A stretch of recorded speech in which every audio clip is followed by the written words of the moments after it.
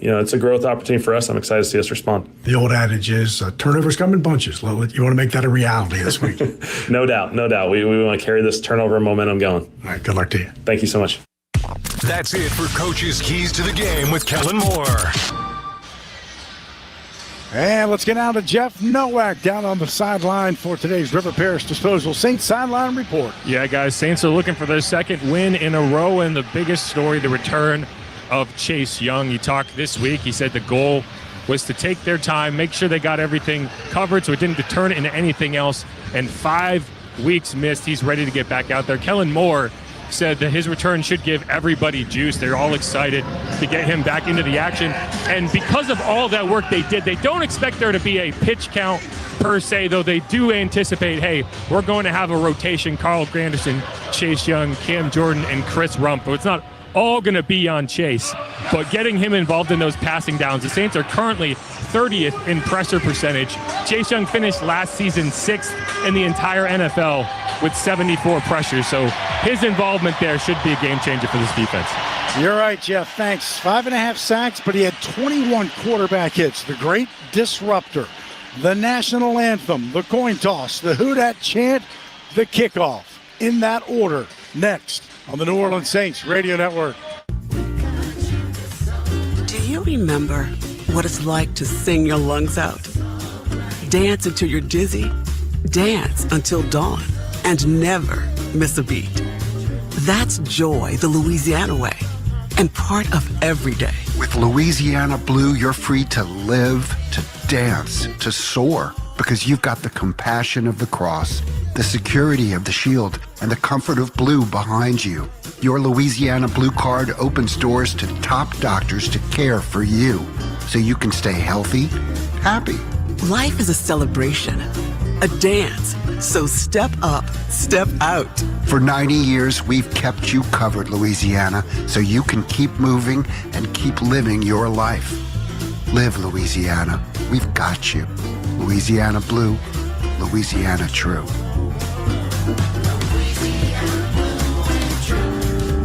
Conecuh Sausage has been around for over 75 years, making their great-tasting hickory smoked sausage. And now, a new proud partner of the New Orleans Saints, Conecuh Sausage is always great on the grill and a fan favorite for tailgate. It's made from the finest cuts of pork, their patented blend of seasoning, and smoked over a pure hickory fire. For that true Southern flavor. Enjoy Conecuh hickory smoked sausage in the Superdome or at home while watching the Saints, and make Conecuh a part of your game day tradition. Conecuh Sausage, a real winner since 1947. Visit ConecuhSausage.com for store locator and recipes. Join the gridiron action in New Orleans with Caesars Sportsbook. Download the app to bet the Saints game or all the game day excitement across the league. Plus, every bet earns with Caesars Rewards, so you can score big at more than 50 destinations. Must be 21, not available in prohibited parishes. Licensed through Horseshoe, Bossier City, and Caesars New Orleans. Gambling problem? Call 1-800-GAMBLER. Caesars Sportsbook is a proud sports betting partner of the New Orleans Saints. It's a good day getting started. Tommy Tucker, weekday mornings 6 to 10 on WWL. Welcome back. The Saints offense just got introduced. The lights are out here at Caesars Superdome. The we can turn it back on, though, right? Yeah, I think we. Oh yeah, just flipping the switch now. All LEDs, baby. You talk about that, and there it goes. There's the energy power guys flipping the lights back on. Talk about the lights going off in the Superdome. You know, some people go back to the Super Bowl. No, we're not going back there. No. You know, it's just a thought. That's right. Singing our national anthem today is going to be John Foster. He was the American Idol season 23 runner-up, which made us all feel just a tad old here. He's from Addis, Louisiana, and looking forward to that. Saints in black today, gold numerals, the American flag on the far side about to be walked out. The Patriots, here's the first of many meaningless stats, are in all white for the first time this season, right? This is their third away game, first time in all white. So the Louisiana State Fire Marshal is our honor guard and getting set for football, baby. Back to back. I don't know if you can always count on 5 turnovers, but do what you got to do. Figure out a way to win. And again, John Foster, Addis, Louisiana, will be our national anthem. Presenting today's colors, we welcome the Louisiana State Fire Marshal Honor Guard.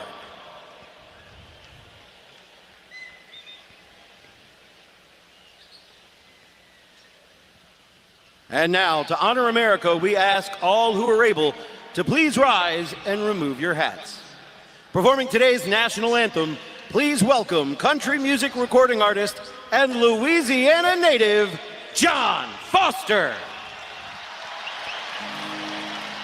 Oh, say, can you see by the dawn's early light what so proudly we hailed at the twilight's last gleaming, whose broad stripes and bright stars through the perilous fight o'er the ramparts we watched were so gallantly streaming, and the rocket's red glare, the bombs bursting in air, gave proof through the night that our flag was still there.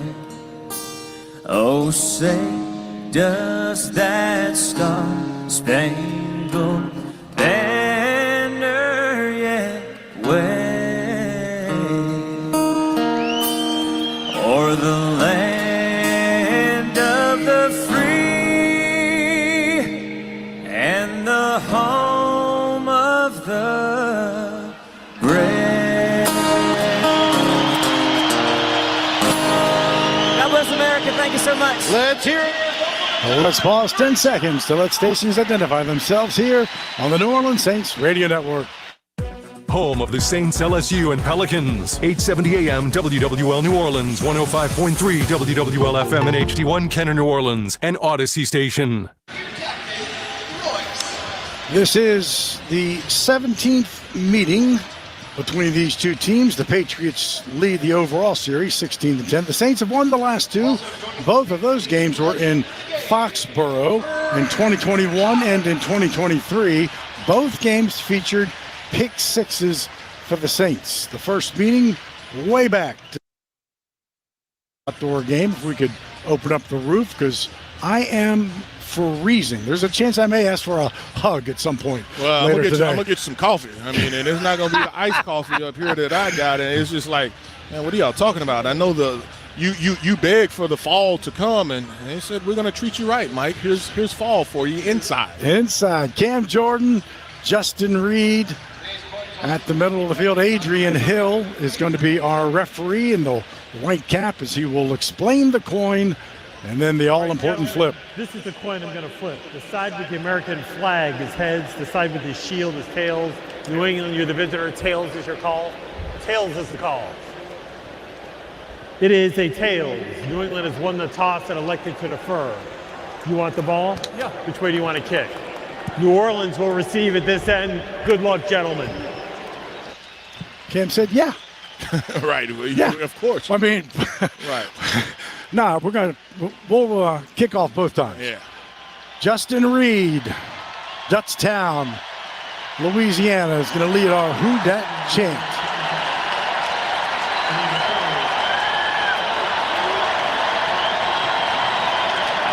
With the orange, yellow flag to help him.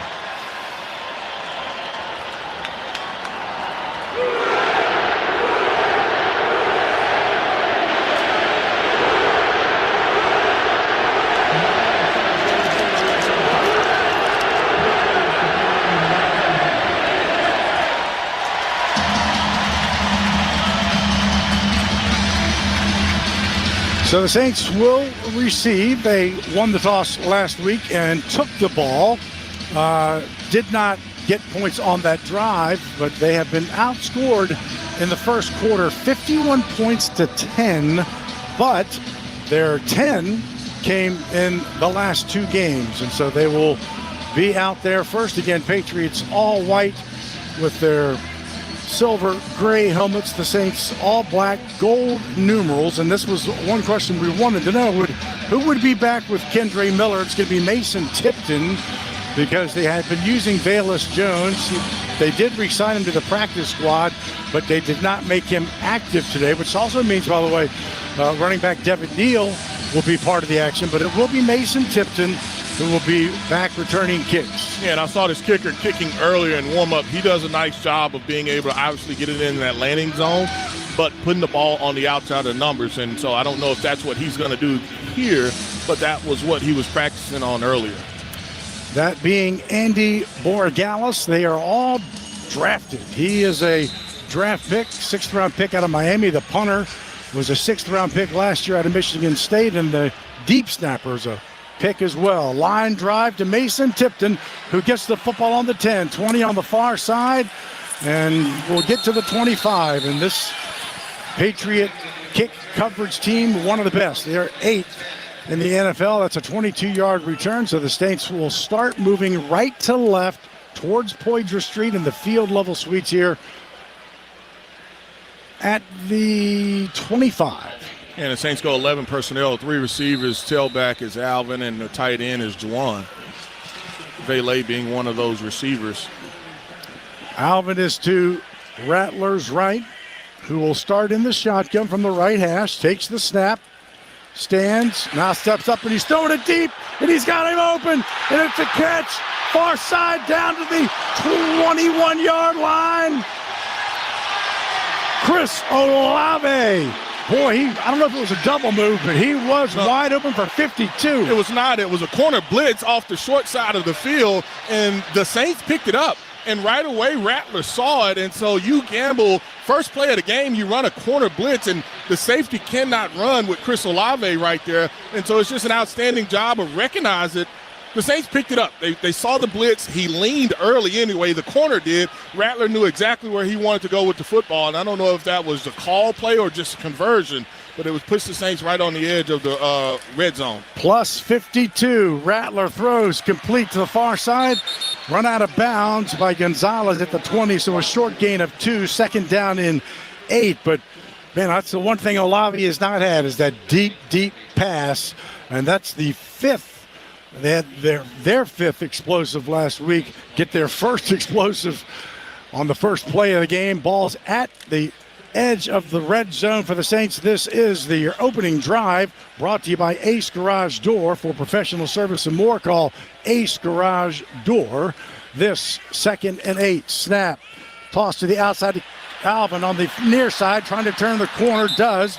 Gets knocked out of bounds at the we'll call it the 16-yard line by Craig Woodson, and the Saints are in the Raising Cane's red zone. Raising Cane's one love, and a big 3rd down coming for them. Yeah, Rouse's Market Gumbotron here just on the replay, kind of string it out, and that being the Patriots. They do a nice job of that, and Alvin, he gets a couple of yards but can't really get it turned upfield, and now you have a critical 3rd down. Showing pressure, I suspect they will bring some pressure. You do have man-to-man on the coverage. 3rd and 4, Rattler back. Here comes pressure. Throws it. Incomplete. Trying to hit Olave. Thought maybe the defender got there a little tad early, but no flags. Trying to hit Olave. Marcus Jones was on the coverage. Olave on a little crosser. But you're right. They sent the pressure. Yeah, that was zero blitz. And so you see Spencer buy a little time. I'm not crazy about the route because it's just an over route. You're running a version of mesh. And so he's just trying to run away from the defender, but the problem there becomes is if it's not a pick, he doesn't have all he has to do is run. He doesn't have any traffic to kind of run through and get through, and so Saints bogged down again in the red zone. Blake Grupe in for a 35-yarder, trying to put the Saints on the board first in this football game. The kick is away, and the kick is good. So Blake Grupe makes his first of the day. With that field goal, Keesler Federal Credit Union will donate $1,000 to the New Orleans Women and Children's Shelter. So the Saints have the lead 3-0 as they score on the opening drive. 12:50 to play in the first quarter. Back after this on the New Orleans Saints Radio Network.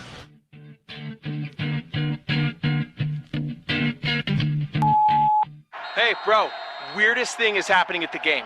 This guy sitting next to me says, "You're our good luck charm. Every time I crack a Bud Light, we score a touchdown.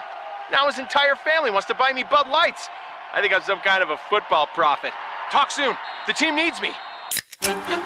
Anything for Bud Light, the official beer sponsor of the NFL.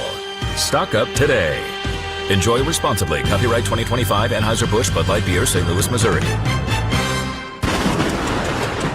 When the storm comes, it shakes more than just your walls.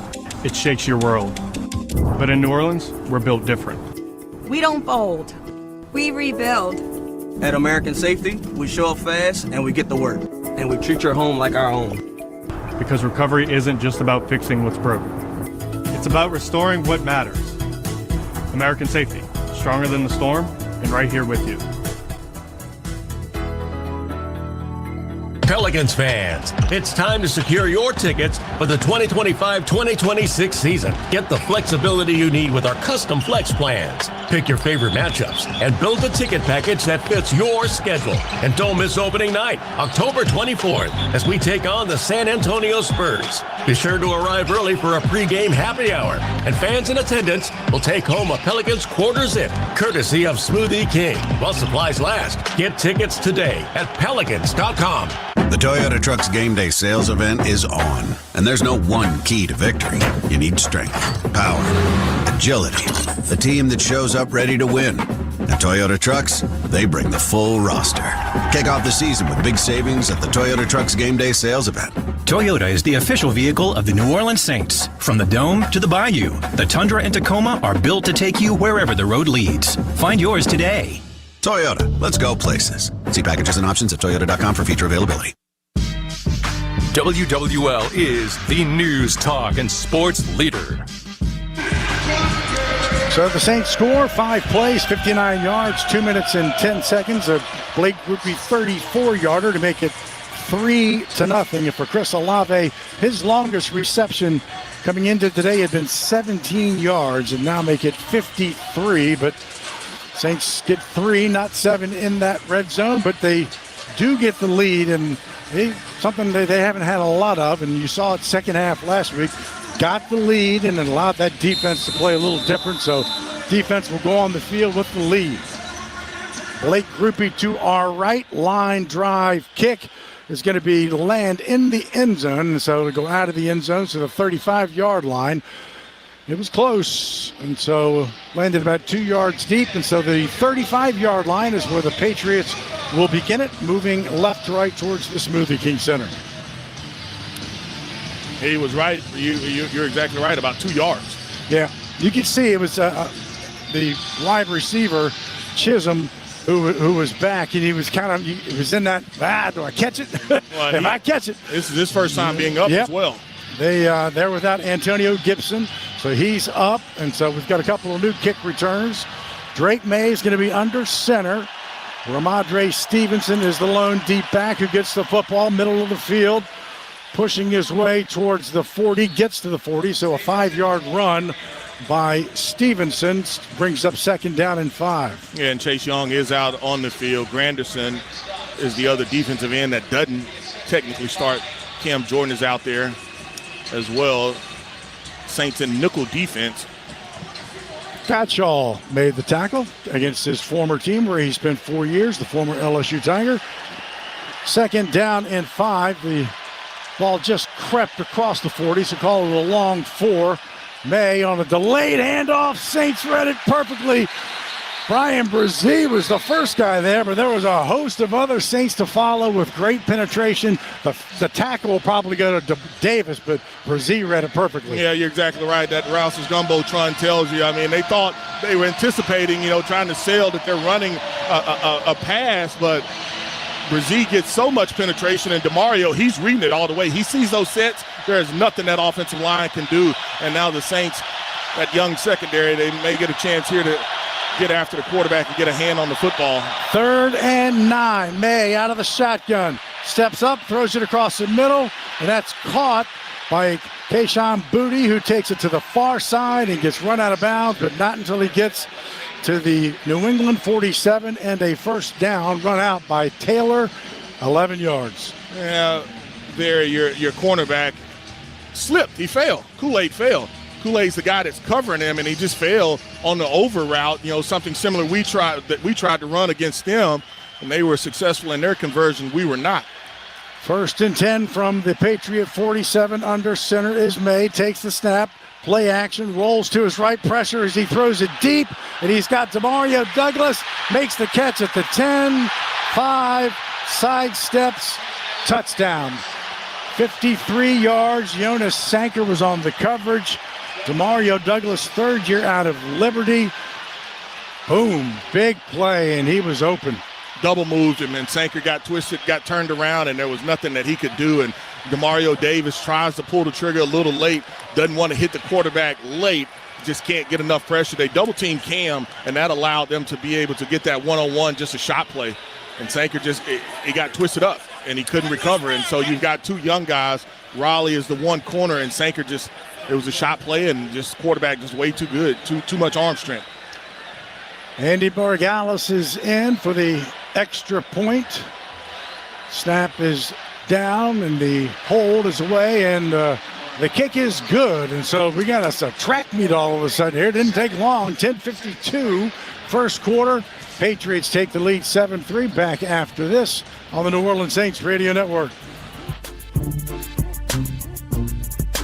Saints fans, let's take a 30-second timeout for a quick mental getaway to Pensacola. Picture sugar white sands, crystal clear waters. Remember, your perfect getaway is just a short drive away. So head east for the ultimate timeout from the hustle and bustle. Fresh seafood, stunning sunsets, and relaxing beaches, all waiting for you in Pensacola. Sundays with the Saints and any day with your toes in the sand, that's the way to beach.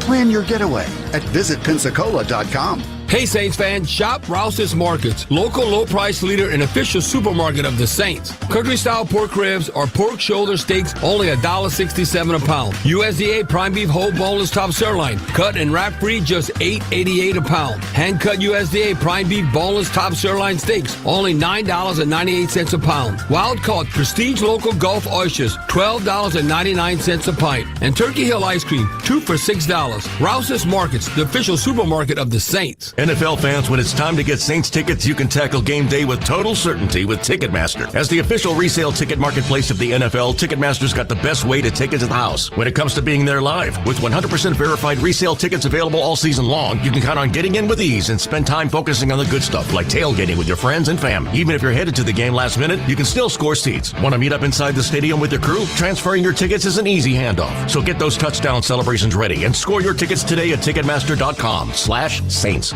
Garage doors from Ace Garage Door Company are built tough, durable, reliable, and ready to handle whatever life throws at them. Just like the best offensive lines in football, our best in industry CHI overhead doors stand strong, keeping your home safe and looking great like a fresh uniform. Don't fumble with weak garage doors for your home or business. Call Ace Garage Door Company today, where strength meets style. Visit AceGarageDoorLLC.com and Google them to read 1,200 five-star reviews. Ace Garage Door. Ace Garage Door. Stream Saints games live on your desktop or laptop at WWL.com. Welcome back, Caesars Superdome. 10:52 to play in the first quarter.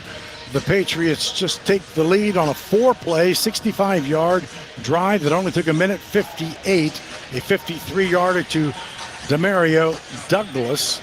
We played 2 series, and each team has a 53-yard reception. The Patriots was for a touchdown, but the Saints will get it back. Explosive plays. What you can't well, give yeah, up. they had 19 coming in, 16 through the air, so that is their 17th explosive play through the air. Yeah, and that looked like quarters that the Saints were playing, and so it was not man-to-man. It looked like quarters. Kickoff will come down again to Mason Tipton inside the 5-yard line.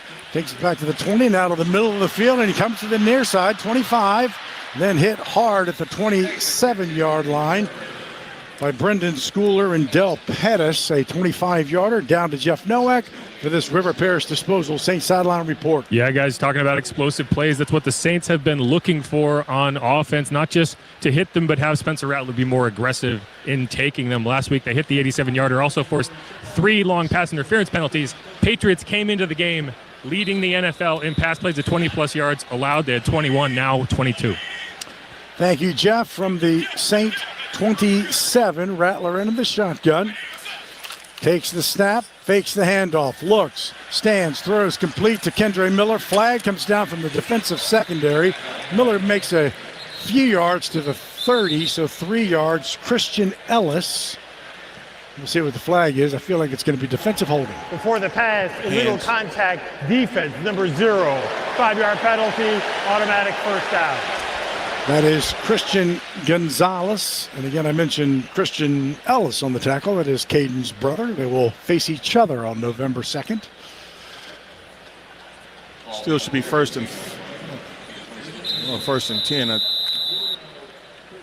Saints get the first down, obviously, and so that play, I want to say doesn't count, but at least the yardage doesn't count.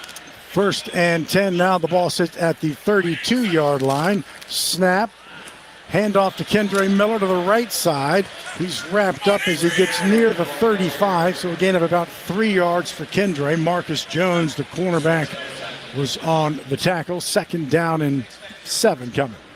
Looking at that Gumbotron, Eric McCoy is the guy that pulls, and you can see him right there at the end kind of blocking the perimeter defender, but does a good job of not getting that holding call. It was close, but you can see him kind of pull his hands back saying, nope, I didn't do it. He's falling down on his own. Miller is the back to Rattler's right, who was in the shotgun again as he takes the snap. Some pressure coming as he steps up. He's going to run at 35-40. Slides down after he picks up the first down. They'll mark him at the 43, but that's enough for 9 yards and a first down. And boy, that pocket was collapsing. Great move by Spencer. Yeah, just to be able to slide up in it. You talked about the pressure that they were bringing, and Spencer does a nice job of just finding the crease in it. Saints are going to go fast here, keep him out on the field, but great job of picking up the first with his legs. Olave goes in motion, fakes the handoff, throws to the outside. Foster Morrow makes his first catch, and he'll get knocked out of bounds inside of Patriot territory, and that is going to be a train hot streak. Those back-to-back plays, a train hot streak brought to you by TrainSouth.com. It is hard to stop a Train air conditioner, but it's never been easier to buy one.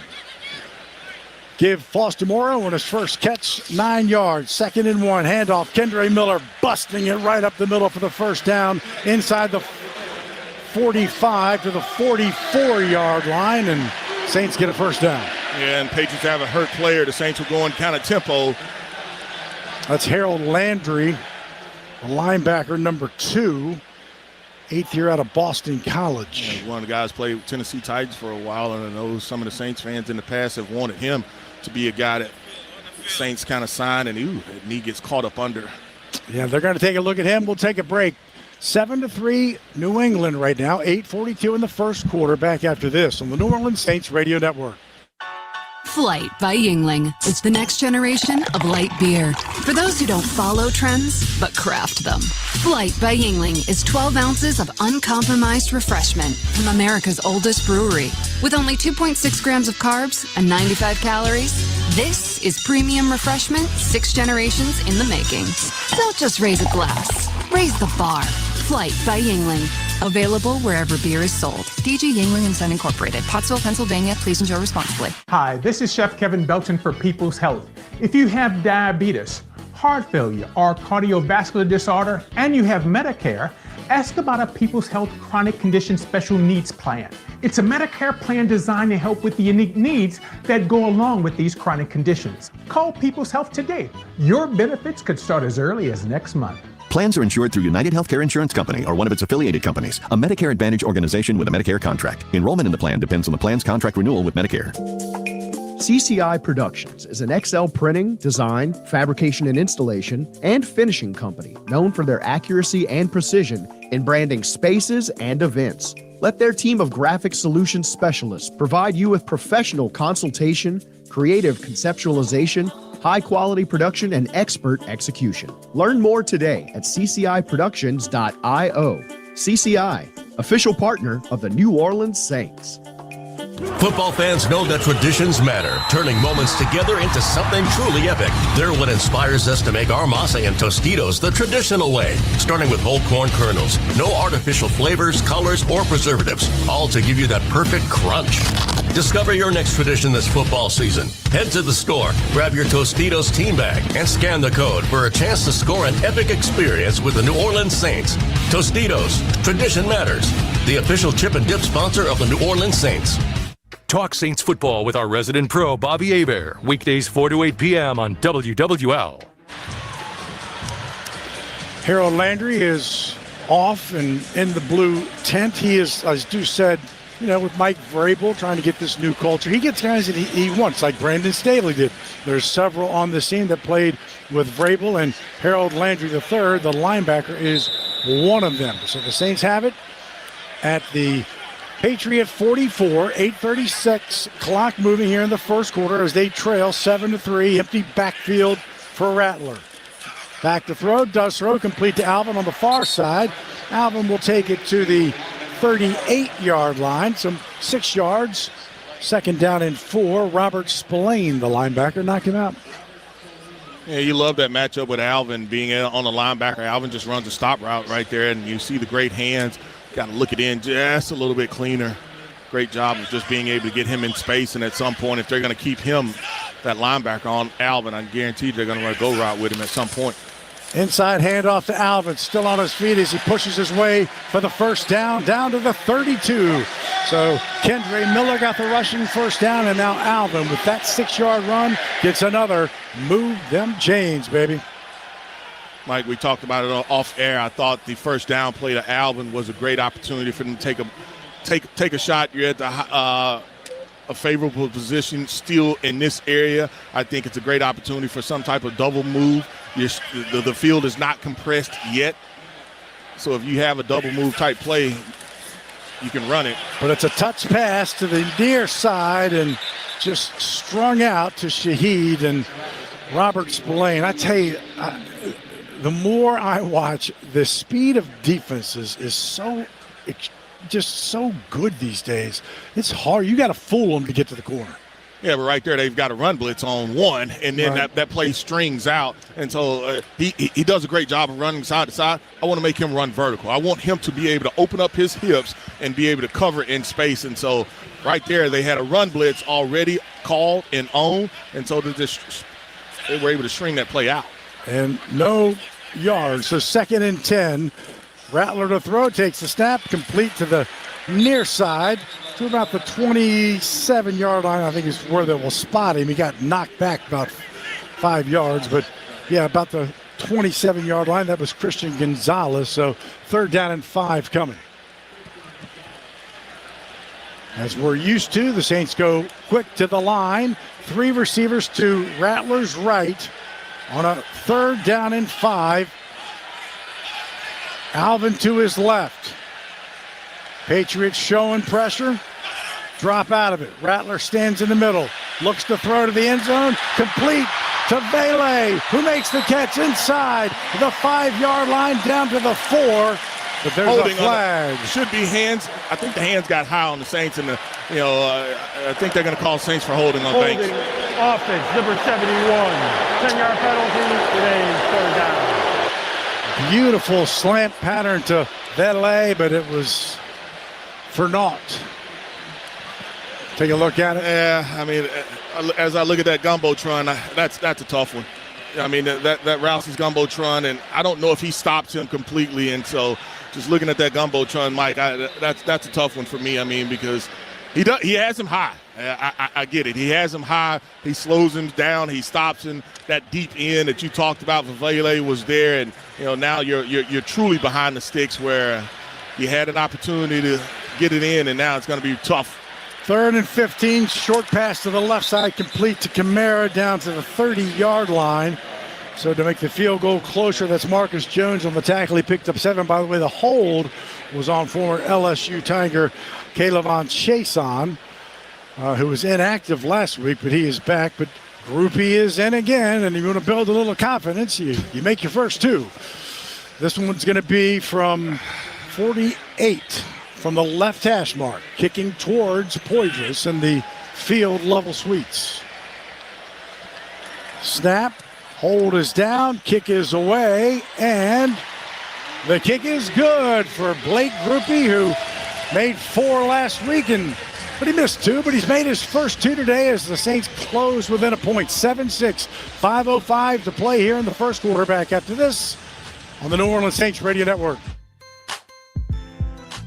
Ball is snapped. The quarterback fakes a throw left, hands off right. Power outages in New Orleans have become as common as wearing black and gold on Sundays. But with Craig's Electrical and Generator Service, you never have to miss a minute of the game due to a power outage. Craig has generators starting at just $149 a month with a 10-year warranty. When the power goes, Craig's comes on, so you never miss a minute of your game. More Monday Night Football after these words from our sponsor. Craig's Electrical and Generator Service. Visit CraigsElectrical.com. At Auctioner Health, our purpose is clear. A strong and healthy Louisiana, serving with more than exceptional care. With education and workforce development initiatives and investments in economic development, we believe in innovation with compassion to give more hope and create more smiles. Because at the core of every community is you. Auctioner Health, long live Louisiana. Long live you. Entergy Louisiana is strengthening our power grid from Lake Charles to Baton Rouge, Metairie to Monroe. Our blueprint covers the state. Nearly 10,000 projects, over 11,000 miles of transmission line. We're reinforcing infrastructure to prepare for stronger storms, reduce outages, and respond quicker when you do need us.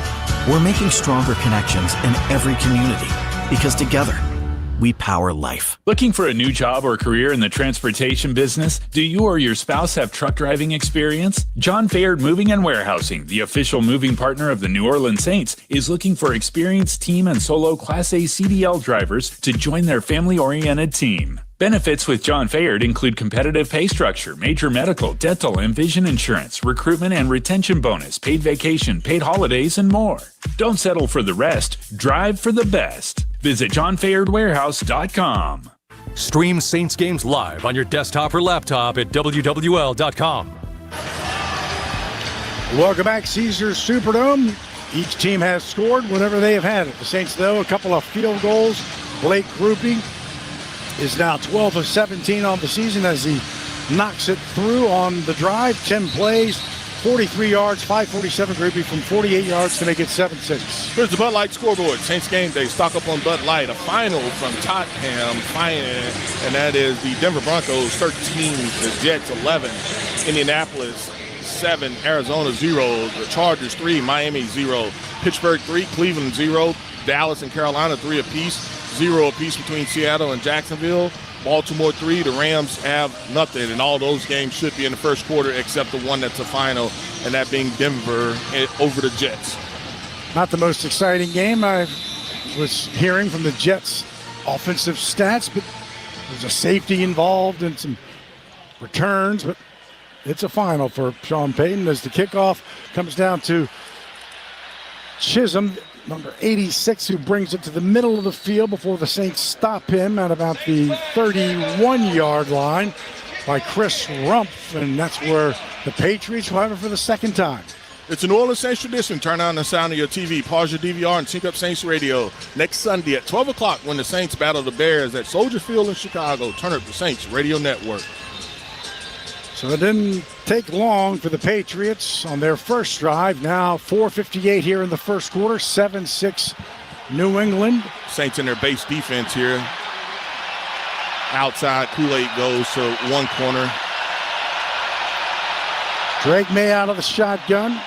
Has Ramondre Stevenson to his left, takes it at the snap, looks to throw, has time, now pressure, throws it complete to Austin Hooper across the middle, makes the catch, brought down quickly by Pete Werner, down to Jeff Nowak with this River Parish disposal. Saints sideline report. Yeah, guys, just something to keep an eye on. The Saints have now allowed opening drive touchdowns in 4 consecutive games.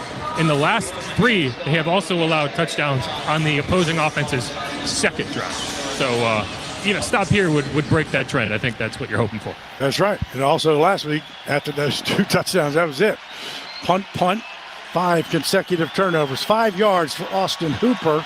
2nd and 5. May again out of the shotgun, takes the snap. Looks and throws and pumps, but now he's going to pull it down. He's going to get popped short of the first down. He'll get stopped about the 39-yard line, so he's going to be 3rd and 2 coming up. Godshaw again, who put pressure on the last play, is the one who brought him down, so called his name a bunch today already. Yeah, and you know he's probably excited to be able to play against his former team. The Saints do go nickel defense with Riley coming to the game. Last couple of plays, it was Paul Granderson, the guy that was in coverage on those tight ends. This time he should be a rusher. 3rd down and 2. The second 3rd down the Patriots have faced. It was a 3rd and 9 that they made. Out of the shotgun, snap. Drake May's in trouble now. He buys some time and throws it to a wide open Demario Douglas at the 25-20.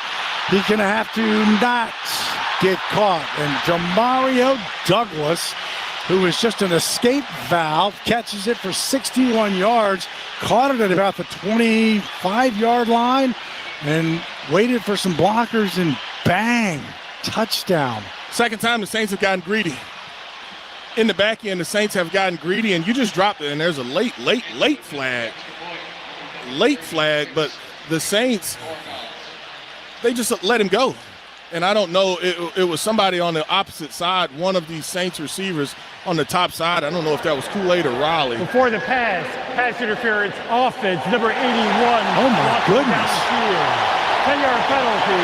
Oh, my goodness. Oh, wow. If that had been flipped, we would be jumping out of this ball. That was so late for an offensive pass interference.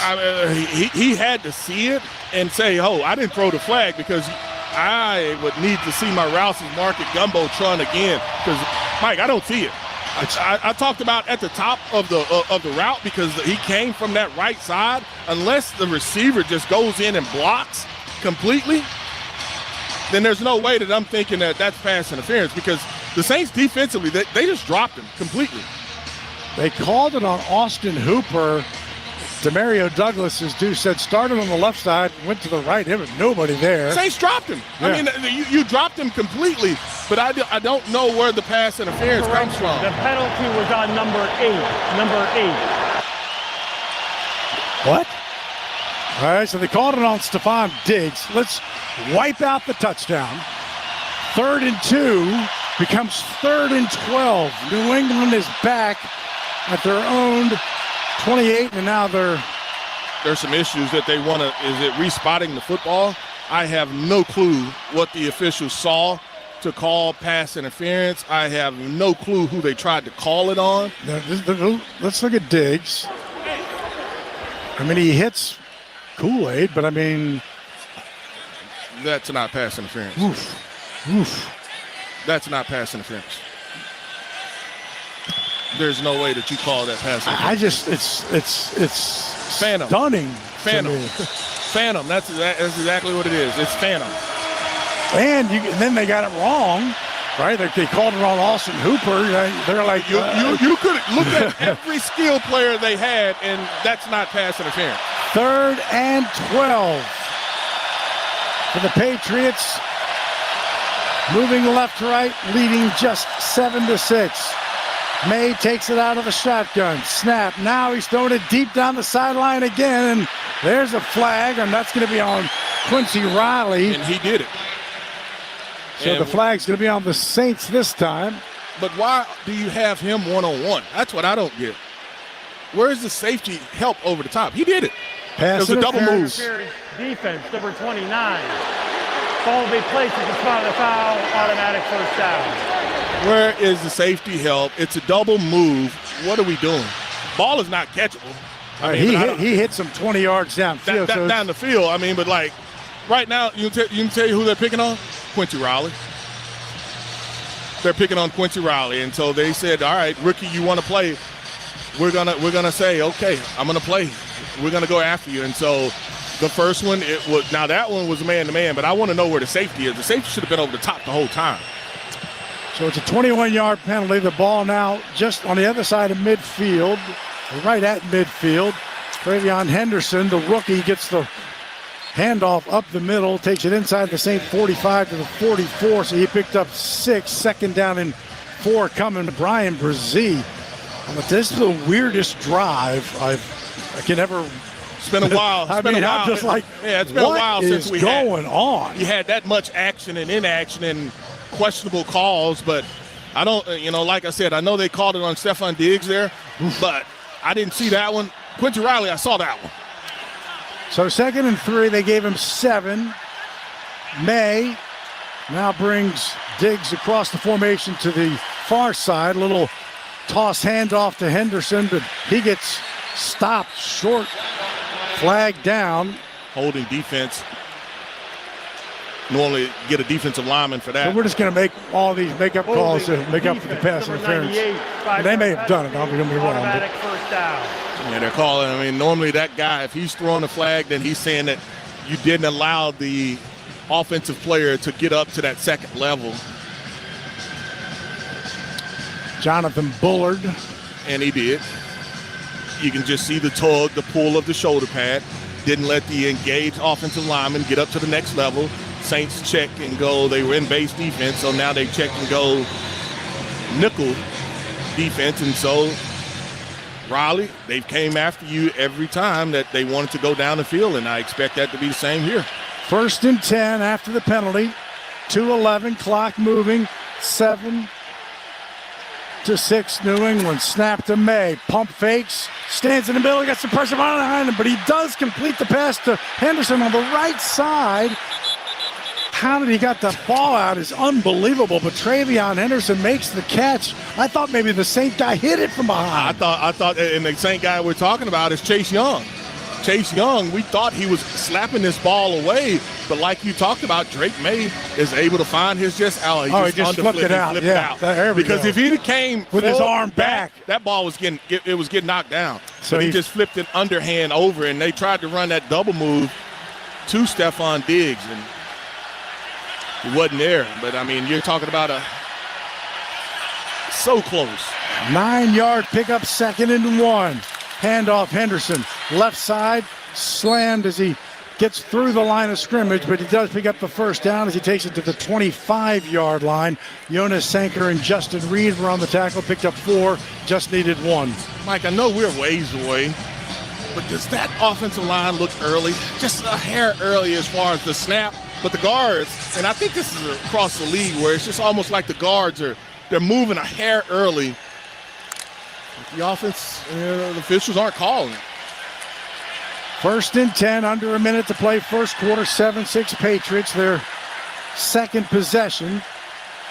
Out of a shotgun is May, takes the snap. Saints bring pressure, but he steps up. Now he throws it towards the end zone, and that is going to be caught for the touchdown to Kayshon Boutte. They are still fighting for the football, but a tie goes to the Kool-Aid comes up with it, but it's a 25-yard touchdown to Boutte, unless somehow they take a look at this. Yeah, they'll take a look at it, but I mean, normally the tie goes to the receiver. Kool-Aid would have to have complete control of this ball, and there's a little slight. That's touchdown. That's touchdown to Boutte. Yeah. And Boutte pushed off just a little bit. Subtle enough, and so Kool-Aid, he just can't get that hand in to separate it to tip it up. But I mean, it is so close. Kool-Aid ends up taking it away on the ground, but you can see Boutte had hit the ground and rolled over with it. So back-to-back touchdowns, as Jeff talked about, as Borregales is in for the extra point. Kick is up, and it is good. And so a drive that took a long time, 33 seconds to play in the first quarter, and it is 14-6 as the Patriots did exactly what the Giants did. They scored on their first 2 drives, 6 plays, 69 yards for Kayshon Boutte, the former LSU Tiger, a 25-yarder from Drake May for Boutte. That's his second touchdown of the year. Well, the Patriots felt like, hey, we should have had a touchdown earlier, in that drive that got kind of called back. So the Saints have a couple things that they have to figure out. Can we get off the field on 3rd and long? Because there was another 3rd and long situation where you did not get off the field. And then the other part of it is you've got to do a better job of communicating on the back end, because we've seen numerous times here now where guys are wide open on the back end, and I don't know if you think that the play is over or what it may be, but too many guys are running free on the back end of that defense. And Drake May's completion percentage is very good, and it's extremely good today. He's 5 for 5, 103 yards, 2 touchdowns. Rattlers 7 of 8, 82 2 yards as the kick is going to be shy of the landing zone. Boom. Saints will get it at the 40-yard line as Borregales got it to about the 22-yard line. And that's the kick he was practicing, but he did get it over. That was the one that he was practicing. He was trying to put it outside the numbers. Now, it's happened twice to Groupie, and I'll be honest, it stuns me. That because if I'm going to do that kick, the line drive, I make sure, like the one thing I do, if it bounces at the 10 instead of the 15, okay. Right. But, man, I see that so often in the NFL. So the Saints have great field position with 33 seconds left in the first quarter, trailing 14-8 at their own 40 in an empty backfield for Rattler. Now brings Kamara to his left and gets the football and a crosser to the near side. Alvin run out of bounds in front of the Saints bench, but takes it to the 47-yard line. So good run by Alvin. Jack Gibbons ran him out. Should be about 7 yards, 2nd and 3 coming. Yeah, Saints, Spencer wants another play. Spencer wants another play before the quarter expires. And they should get it 9 seconds, and Spencer is getting ready to call for the football. 5. Now maybe they won't. Well, I don't think 3. he gave him a play. I think he just let him lined up. Y'all, you had him. Oh, you had they him. had him. You had him. Snap it. I thought he was in the neutral zone. The end of the first quarter. That was Corey Durden who moved, but the Saints didn't do anything. That's the end of a pretty crazy first quarter, 14-6. The Patriots have the lead. Back after this on the New Orleans Saints Radio Network. Timeout. Huddle up. This is Brother Fromine with River Parish Disposal. So you made a bad call and chose the wrong waste company? It ain't too late to get back in the game. Just hand off your garbage to the Gator. River Parish Disposal. We are the largest and oldest family-owned commercial waste disposal company in the New Orleans metro area. River Parish Disposal. Our business stinks, but it's picking up. Call 738-7700 or visit bizstinks.com. Gulf Coast, wake up! Your teams, your voices, your network. The Gulf Coast Sports and Entertainment Network provides wall-to-wall local sports action around the clock every weekday starting at 10 a.m. Tune in to Locked On Saints, Locked On Pelicans, Locked On LSU, and Locked On SEC. Your team every day from the experts who live and breathe them. From the Dome to Death Valley and the Smoothie King Center to the SEC, it's all here. Weekdays at 10 a.m. only on the Gulf Coast Sports and Entertainment Network. Shell is shaping the future of energy in partnership with our communities across the state. From support of local schools to small businesses, our teams are making a difference every day.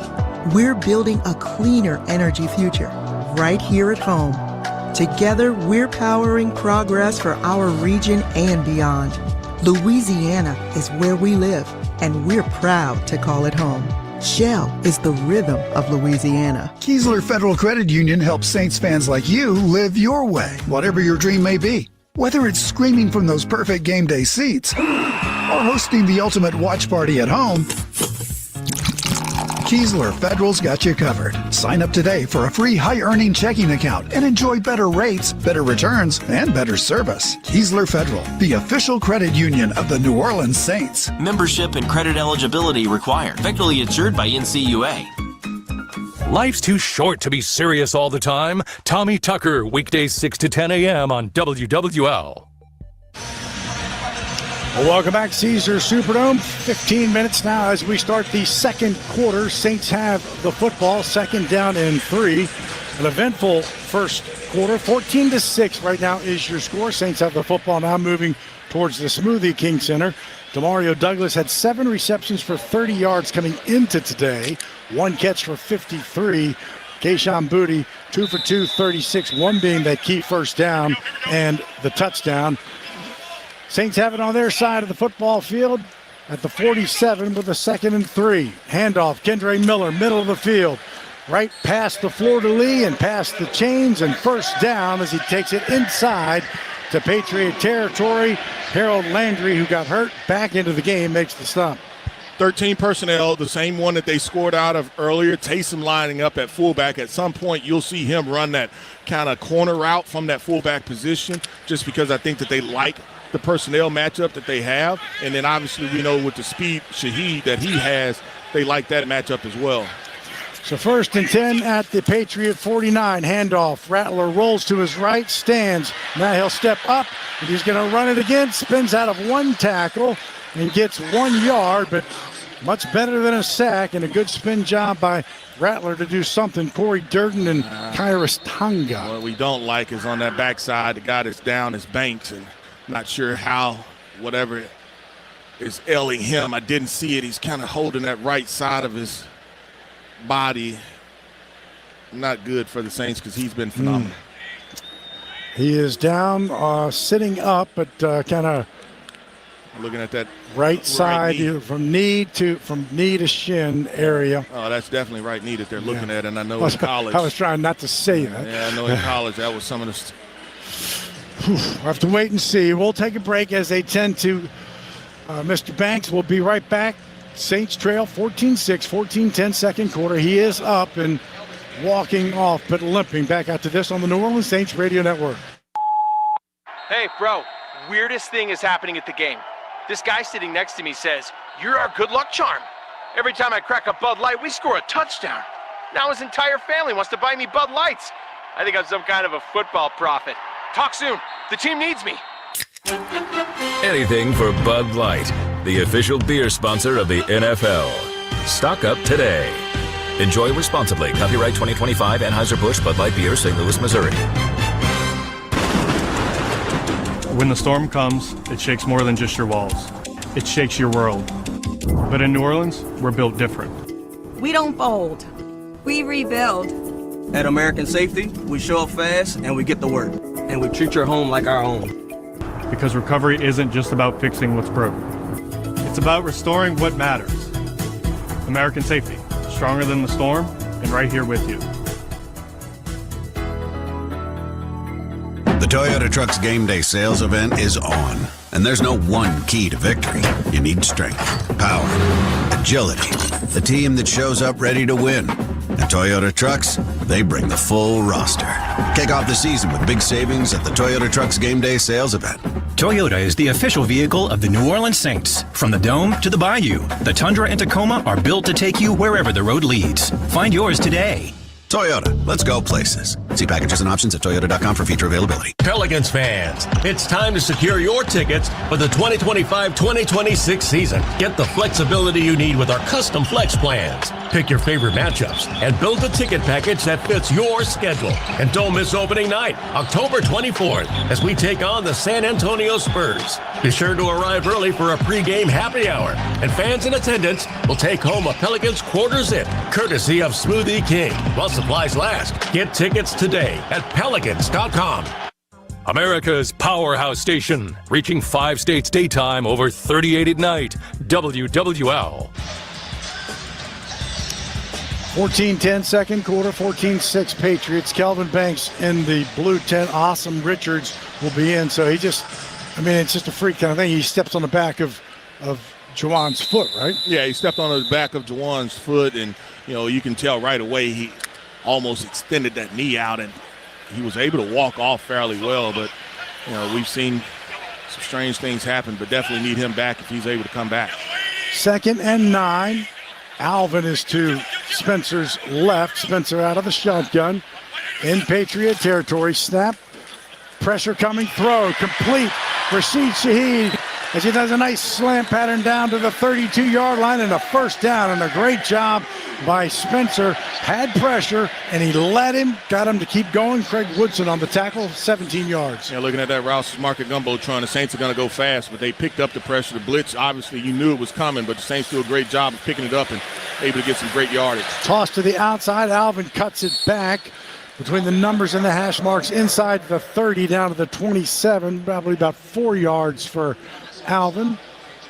And you can see Banks on the sideline. He's already out of the tent taking some sets. Wouldn't be surprised if they put like a brace on it if he needs that. He's over there talking to the doctors and the trainers, but I would be surprised if he's out, completely. I think that they may put a brace on that knee if he has some instability.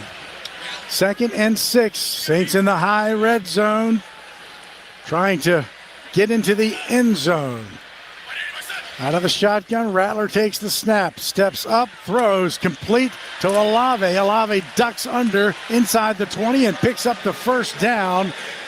Marcus Jones on the tackle, 7 yards. The Saints are in the Raising Cane's red zone. Raising Cane's, one love. And they're going to go quick on the ball. And so the small, speedier receivers, Saints, they have those guys, and they can make some plays for that offense, and you've seen them kind of win at the line of scrimmage a couple times.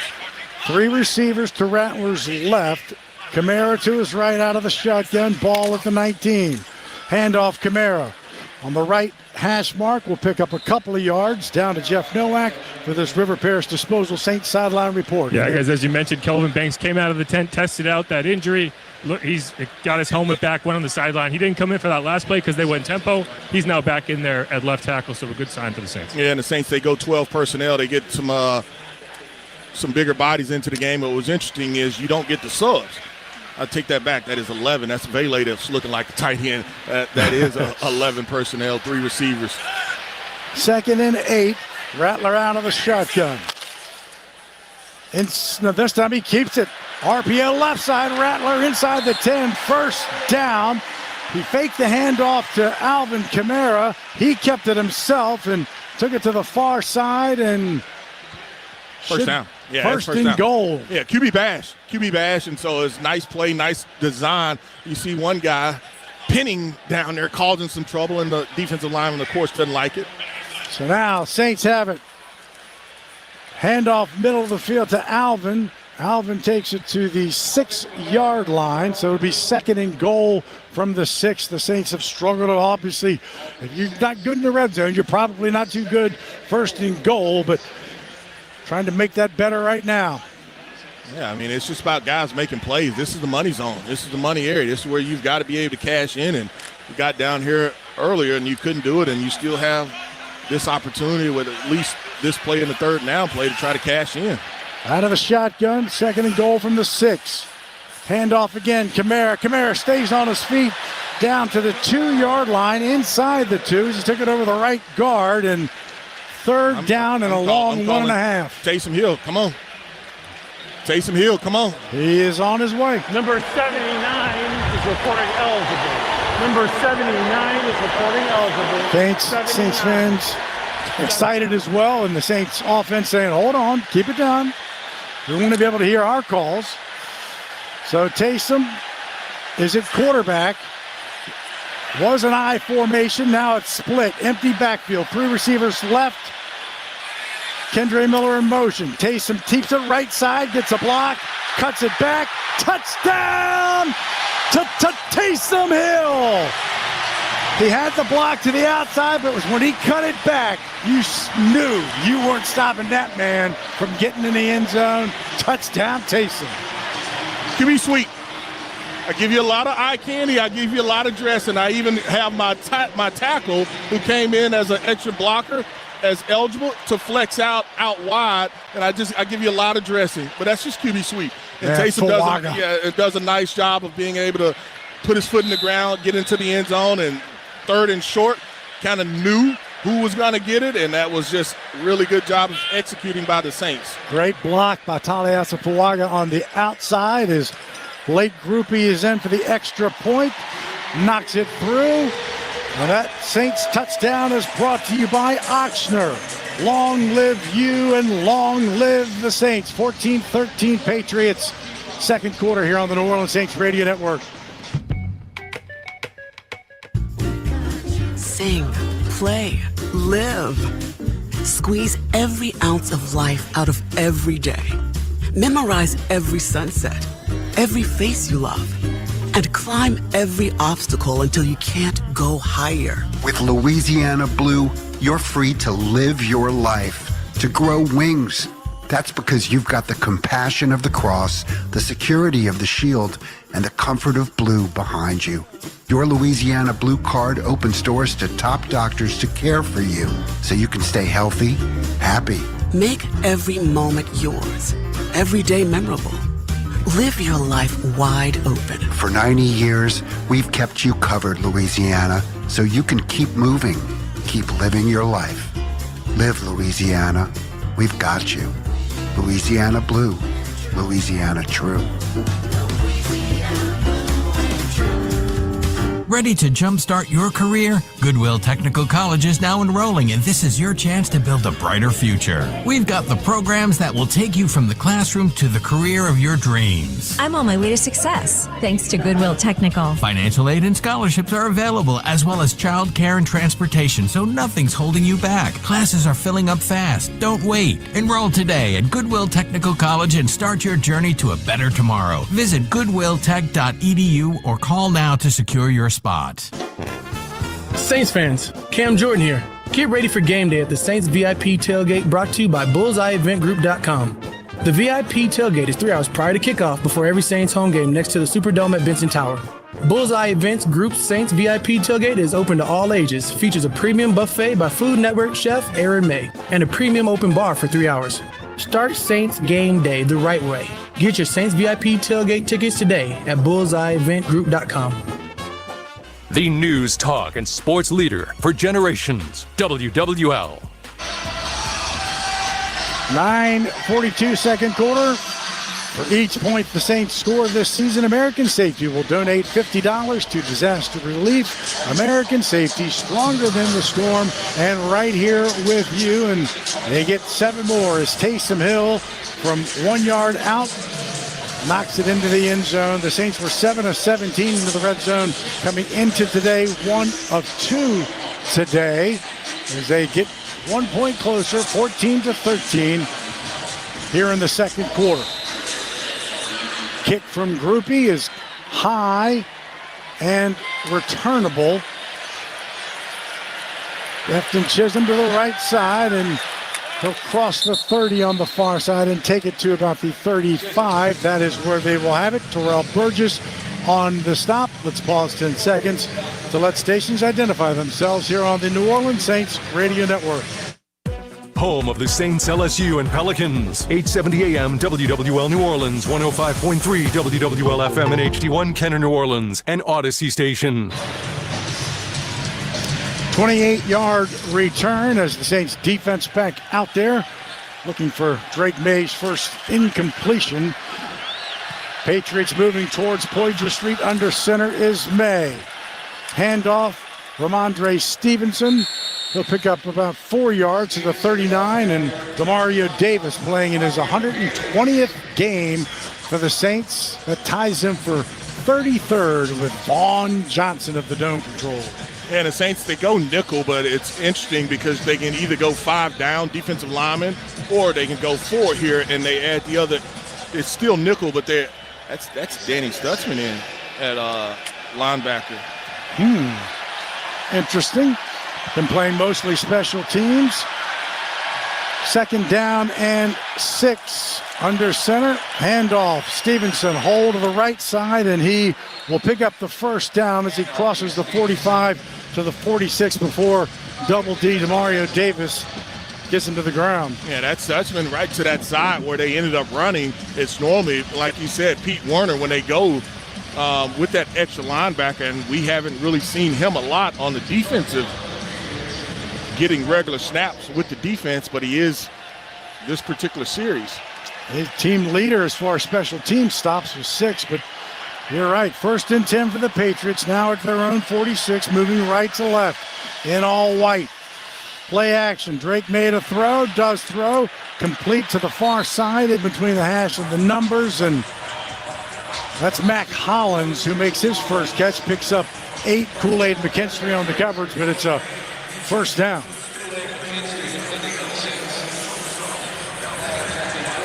And now the Saints do go with their base defense. Raleigh comes out, Cam comes out, so it should be the 5 down defensive lineman look. And Granderson, if they have a slot, he would be that guy, but right now he's lined up over the tight end. 1st and 10 at the Saint 42.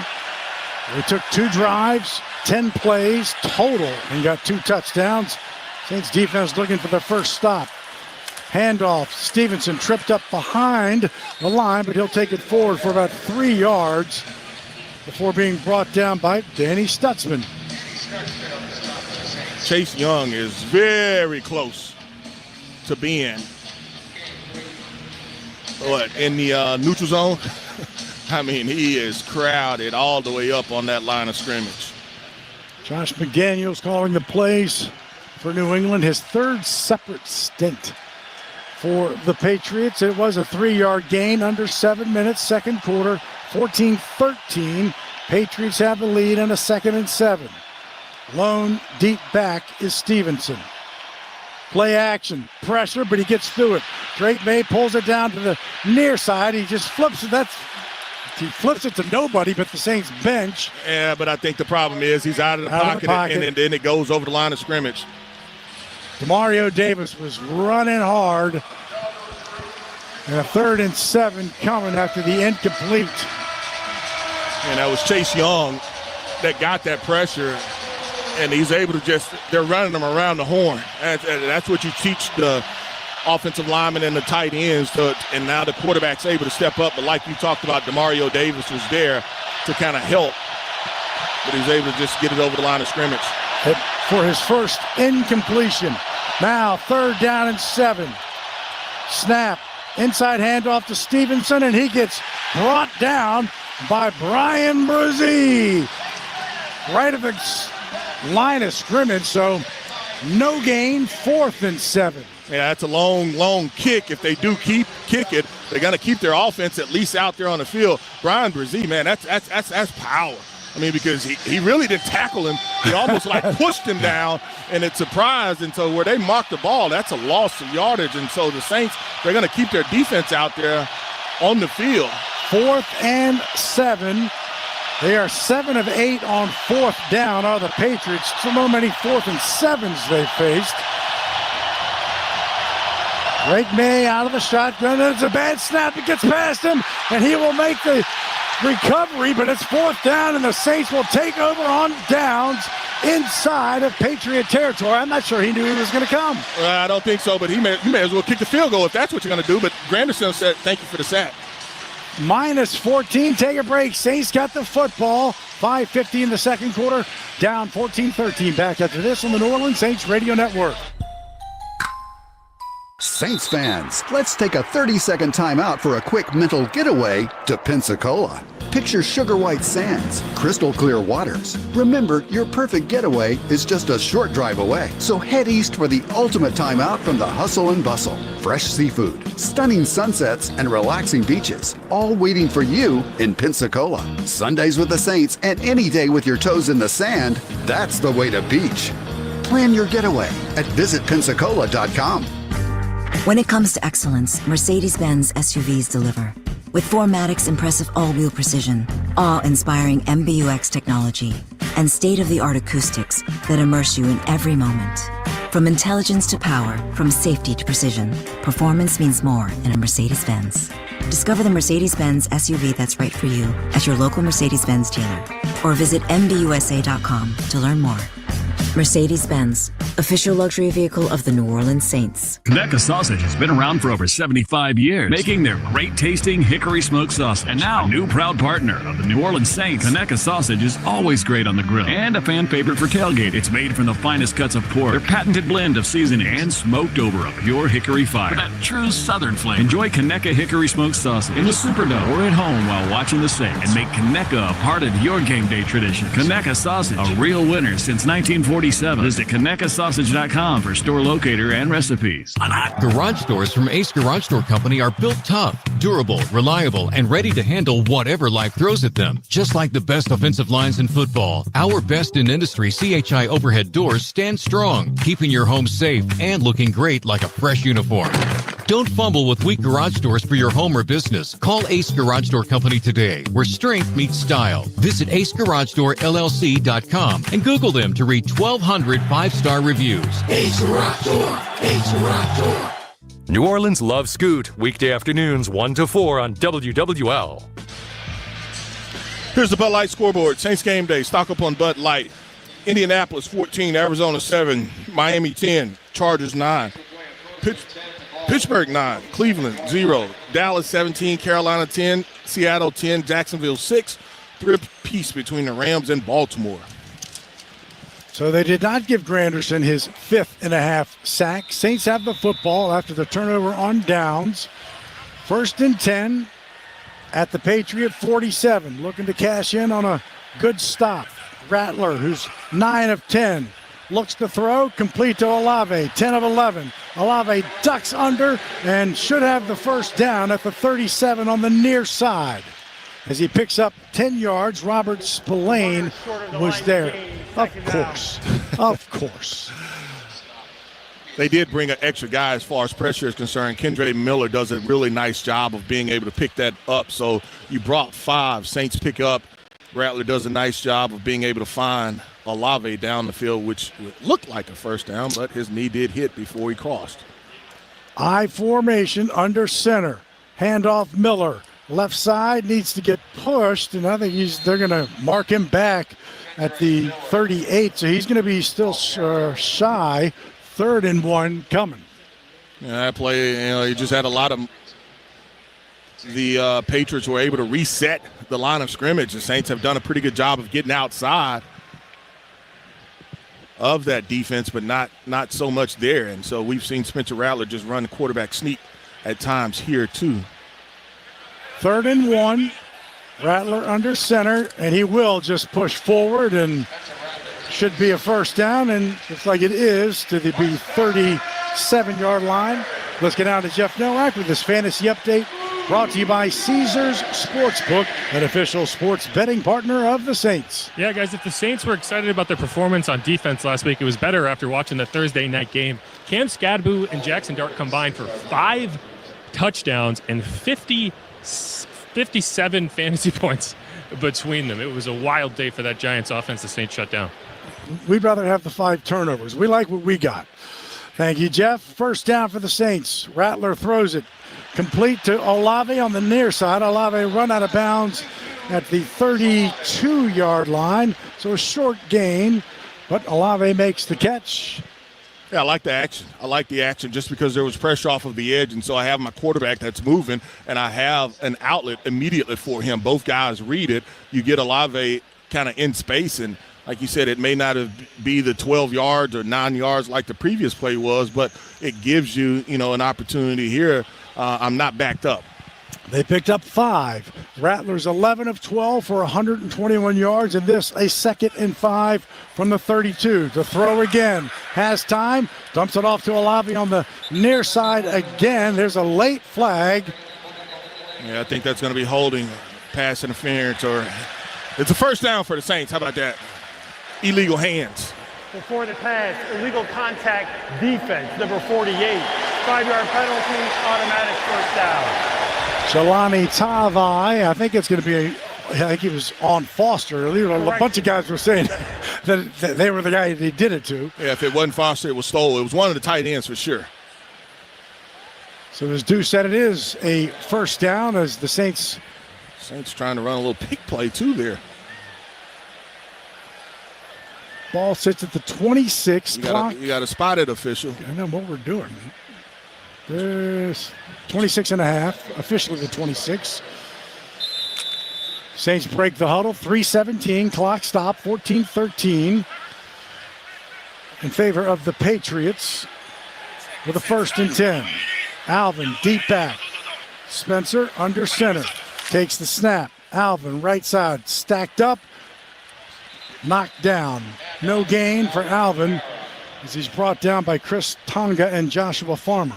It's a New Orleans Saints tradition. Turn on the sound of your TV, pause your DVR, and sync up Saints Radio next Sunday at 12 o'clock when the Saints battle the Bears at Soldier Field in Chicago. Turn up the Saints Radio Network. Mike, I didn't like that line look at all. I thought that they should maybe have changed that play. They were kind of slid over where if you run left, it reduced down enough where you would have been able to have some yardage there. 2nd and 12, actually a 2-yard loss for Alvin.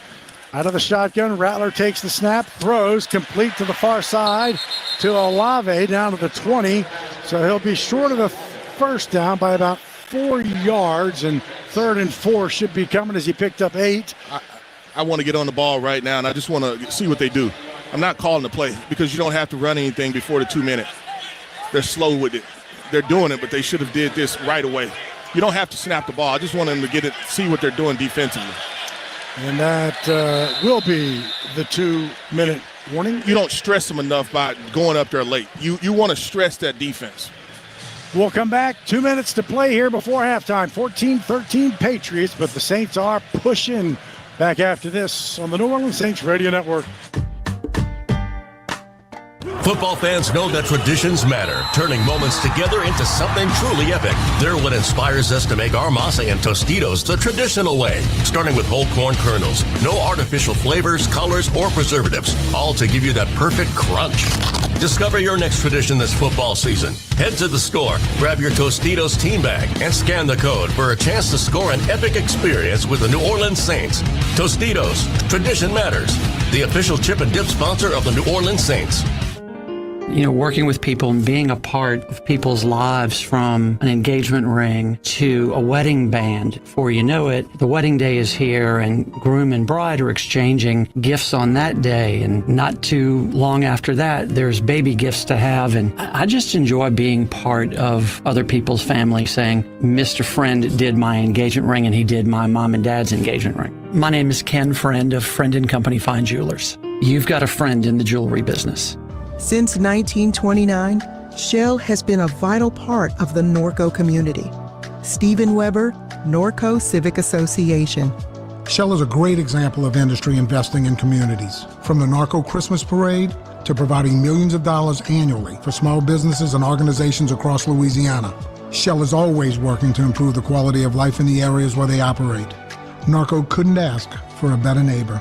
Shell is the rhythm of Louisiana. Hey, Saints fans, it's the Little Caesars Pizza Pregame Challenge. Enjoy your Little Caesars favorites and earn our best game day rewards. Open the app, accept your challenge, complete your challenge, and earn your reward. Accept, complete, earn, repeat. Little Caesars, official pizza of your New Orleans Saints. Pizza. Purchase required for reward eligibility. Must be 18 plus and legal resident of the 50 U.S. states, including D.C., and have an account on the Little Caesars app. Available in the Little Caesars app only and at participating stores. See littlecaesars.com/challenges for details.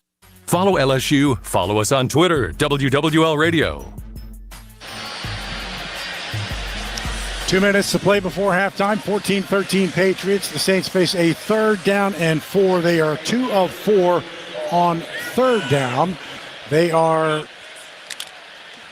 a yard away from the red zone. A first down will put them in it. Was empty for Rattler, but now brings Alvin to his left. 3 receivers to his right. Takes the snap. Now throws to the end zone, looking for Olave. Just can't bring it in. Olave dove for it on the right side. Marcus Jones on the coverage, but that was about as close to a perfectly thrown ball you could get. Looking at that Rouse's Market Gumbotron, I mean, it is inches away, and just cannot connect. We're right outside the red zone, like you spoke, Mike, and it's a switch play. It's a switch route. It's a vertical route, and he's trying to track that football. I mean, that one is. This is going to be a 38-yarder for Groupie, who's already 2 for 2. Olave got both hands on it as he was going to the ground. The kick is away for Groupie towards the Smoothie King Center, and 3 for 3 for the man who made 4 last week and 3 for 3 to start the day today. And the Saints have their first lead, 16-14. 1:51 to play before halftime. Back after this on the New Orleans Saints Radio Network. When the storm comes, it shakes more than just your walls. It shakes your world. But in New Orleans, we're built different. We don't fold. We rebuild. At American Safety, we show up fast and we get to work. And we treat your home like our own. Because recovery isn't just about fixing what's broken. It's about restoring what matters. American Safety, stronger than the storm, and right here with you. The Toyota Trucks Game Day sales event is on, and there's no one key to victory. You need strength, power, agility, a team that shows up ready to win. And Toyota Trucks, they bring the full roster. Kick off the season with big savings at the Toyota Trucks Game Day sales event. Toyota is the official vehicle of the New Orleans Saints. From the Dome to the Bayou, the Tundra and Tacoma are built to take you wherever the road leads. Find yours today. Toyota, let's go places. See packages and options at toyota.com for feature availability. Pelicans fans, it's time to secure your tickets for the 2025-2026 season. Get the flexibility you need with our custom flex plans. Pick your favorite matchups and build the ticket package that fits your schedule. And don't miss opening night, October 24th, as we take on the San Antonio Spurs. Be sure to arrive early for a pregame happy hour, and fans in attendance will take home a Pelicans quarter zip, courtesy of Smoothie King. While supplies last, get tickets today at pelicans.com. Flight by Yingling. It's the next generation of light beer. For those who don't follow trends, but craft them. Flight by Yingling is 12 ounces of uncompromised refreshment from America's oldest brewery. With only 2.6 grams of carbs and 95 calories, this is premium refreshment 6 generations in the making. Don't just raise a glass, raise the bar. Flight by Yingling. Available wherever beer is sold. DG Yingling and Son Incorporated. Pottsville, Pennsylvania. Please enjoy responsibly. Like what you heard on WWL? Check out the podcasts at WWL.com. So after the Saints get it on the turnover of downs inside Patriot territory, they go 8 plays, 27 yards, 3:59, and Blake Grupe's 38-yard field goal gives the Saints the lead again. They led 3-0, and now it's 16-14. Blake Grupe in just a game and not a first half is 7 of 9 in his last game and a first half. Love Blake Grupe, but you're using him too much. I don't think so. That's a lot, and they're not, and not all of them are 50-yarders either, because they're just outside the red zone on that one as the kick comes down to Chisholm on the far side, and he is brought down quickly by Jalen Ford as he crosses the 25. So just a 22-yard return as the Patriots come back on the field, trailing 16-14, and finally got Drake May's first incompletion, and then a bad snap on the 4th down and 7 call, and they've got 1:46 all of their timeouts, as do the Saints. And they get the ball back to start third quarter, so this is a huge series here for the Saints. Quick pass to the near side, caught, and a first down by Demario Douglas, having the game of his life already as he picks up the first down, knocked out of bounds by Quincy Riley and others, 12 yards. And that's way too easy there. They just run a little screen on the edge, and you know, you can fuss about, hey, I was being held, but I mean, that's way too easy. Picked up the first down, stopped the clock. Ball at the 39-yard line with 1:39 to play before half. This time May under center, fakes the screen, and will draw play to Ramondre Stevenson, grabbed by the neck from behind. So short gain of about 3 yards, 2nd and 7. That was Brian Brzee who reached up and grabbed him. Yeah, and Pete Warner is back in at the linebacker position, and Brian Brzee has been all over the field. We've seen him make plays on a few different plays, and trying to see if the Saints defensively, they still do have both of their defensive tackles in the game, and Cam and Granderson at the defensive end positions. 2nd and 7. 3 receivers to Drake May's right, has Stevenson to his left. He's out of the shotgun, lifts his leg, takes the snap. Here comes the pressure, but he fires it to the far side, complete to Demario Douglas, knocked out of bounds shy of the first down at the 48-yard line. They got to get to the 49 for a first by Alontae Taylor. You see Drake May just see it, be able to pick it up and say, hey, look, the Saints are, looks like they go single safety high, late rotation down into the flat. It's a late substitution there by the Patriots. Saints, they don't change defensively what they want to do, and they could have. Yeah, they did. You can see that they didn't want to. 3rd and 1, 53 seconds to play before the half. Fakes the handoff, does May, throws it complete to Hunter Henry as tight end. First down on the far side to the 40-yard line. That's one of his favorite targets. He picked up 12 yards, his first reception today, and a first down. Yeah, and we should have changed personnel. I mean, because we were lost. He was wide open, completely wide open. Well, yeah, I mean, you got too many eyes on the quarterback and not enough guys covering guys out in the flat. Ball at the Saint 40, 47 seconds, 16-14 Saints. May under center. Travion Henderson, the rookie behind, but this is going to be May throwing incomplete as he threw it into the back of Travion. I thought it might have going to be a reverse. Yeah, no, he hit it. Yeah. He saw it. Travion kind of saw it, but that ball probably was a little hot, and it almost bounced up where the Saints were able to get another interception. But, yeah, we talked about that eye candy right there, and they have a lot of it. And, yeah, he was looking at it, but right the offensive lineman was there.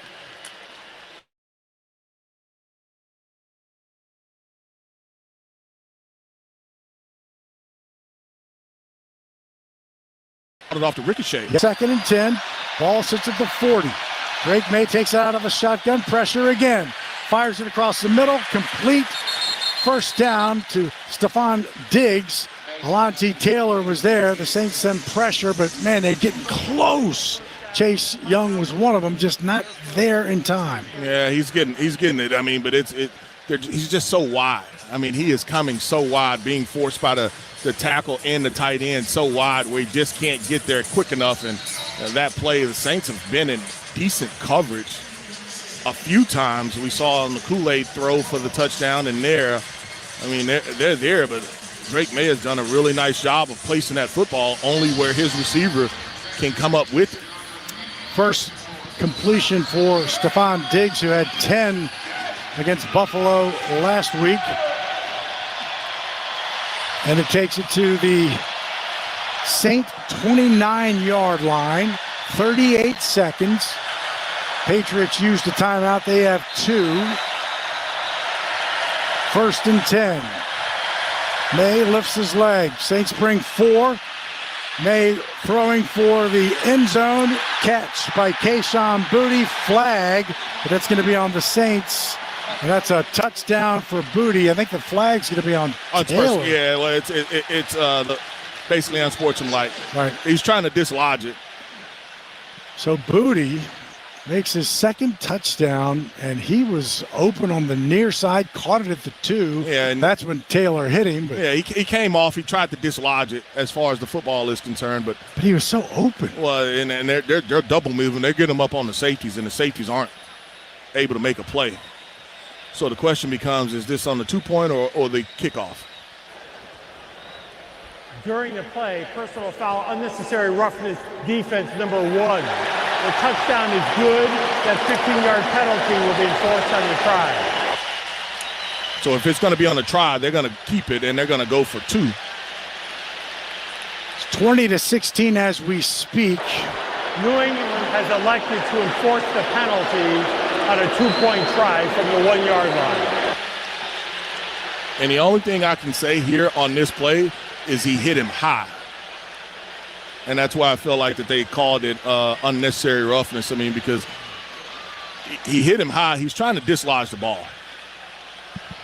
So a 2-point conversion from the 2. And Coach Verbal wants to make sure, he wants to make sure that ball is, it's not on the 2, that's on the 1. Yeah, they had it at the 2. Yeah. And Vrabel went down and, hey, give me my yard. So we're going for it for a reason because of the penalty. And Patriots start to re-huddle, but now they don't. Now they're at the line. One receiver to May's right, 2 to his left, and Devon Godshaw just decided he was going to bowl down the center. And that should be offsides on the Saints, and I believe it is. I agree. Before the snap, encroachment defense, number 92, half the distance to the goal, retry. Now it's a half-yard 2-point try. And both teams run a variety of subs into the game. Number 59 is reporting eligible. Number 59 is reporting eligible. 59. Darian Lowe is the left tackle that is reporting eligible. So 31 seconds, 20-16 right now is the Patriots at the half-yard line. And they go trips as they push. No signal yet. They're pushed Drake May, but I don't think they're going to give it to him, though. I don't want to see the replay. Yeah, I was about to say this will be a replay call. And I feel like on the replay, I mean, digging down now. You still had now. You finally get a call to say not good, but I mean, you still saw no conversion or no type of play. They ran like an I formation, then brought a tight end as well. Here's the replay, and I think his helmet did, but I don't know if the ball. I don't think the ball ever did. How can you tell that miss? But when I initially saw his helmet so soon make it across. His helmet definitely crossed. But no, he does not do it. Yeah. Pete Werner is the final one. That ball's in. That ball is in, Mike. Really? Is that the last one? The one we just saw from the top? Yeah, from the top angle, that ball gets in. But like it's such a mess in there. It is. I mean, they're unpiling this pile. Previous play is under further review. Thank you, Mr. Hill. Yeah, we appreciate it. That's we kind of figured because they're unpiling the pile. Well, I don't care where he is now, and they never made really any kind of. It was late. It was very, very late. But I mean, if the ball is in the right hand, there's enough color that shows it scores. Review, it was determined that the try was successful. Yeah. 2 points for New England. There's enough that shows that it gets in, and it's the view from up top. Right. The first 3 did not. That's exactly right. The first 3 you could not see where that right hand was. Like this, the one they're showing now is not going to be the one. The one up top, as Deuce said. It's the TV copy of it. You don't see it until you get the up top and you see the ball in the right hand. He scores. He gets Here it it in. is.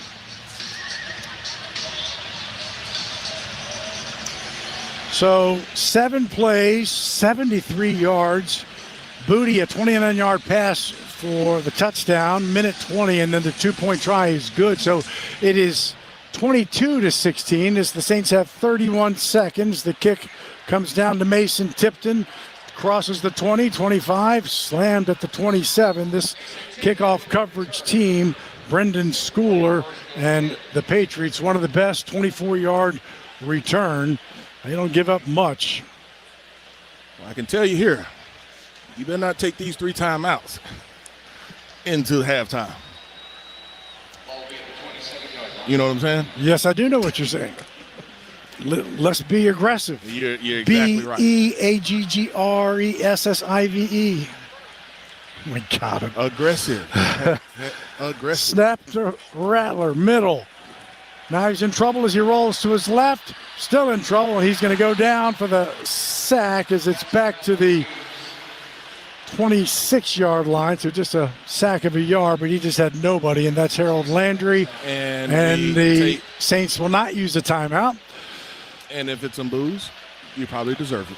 And the clock goes to 0, and my Marsteller Jr. varsity cheer of Be Aggressive is to no avail. The Saints will trail at halftime 22-16, and the Patriots will get it to start the third quarter. We are back after this from Caesars Superdome in New Orleans Saints Radio Network. Let's go, my kiddos. Rise and shine. I am tired of early morning alarms and sitting in carpool lines. I want to relax with a spa day. No more family meetings. I want a family outing.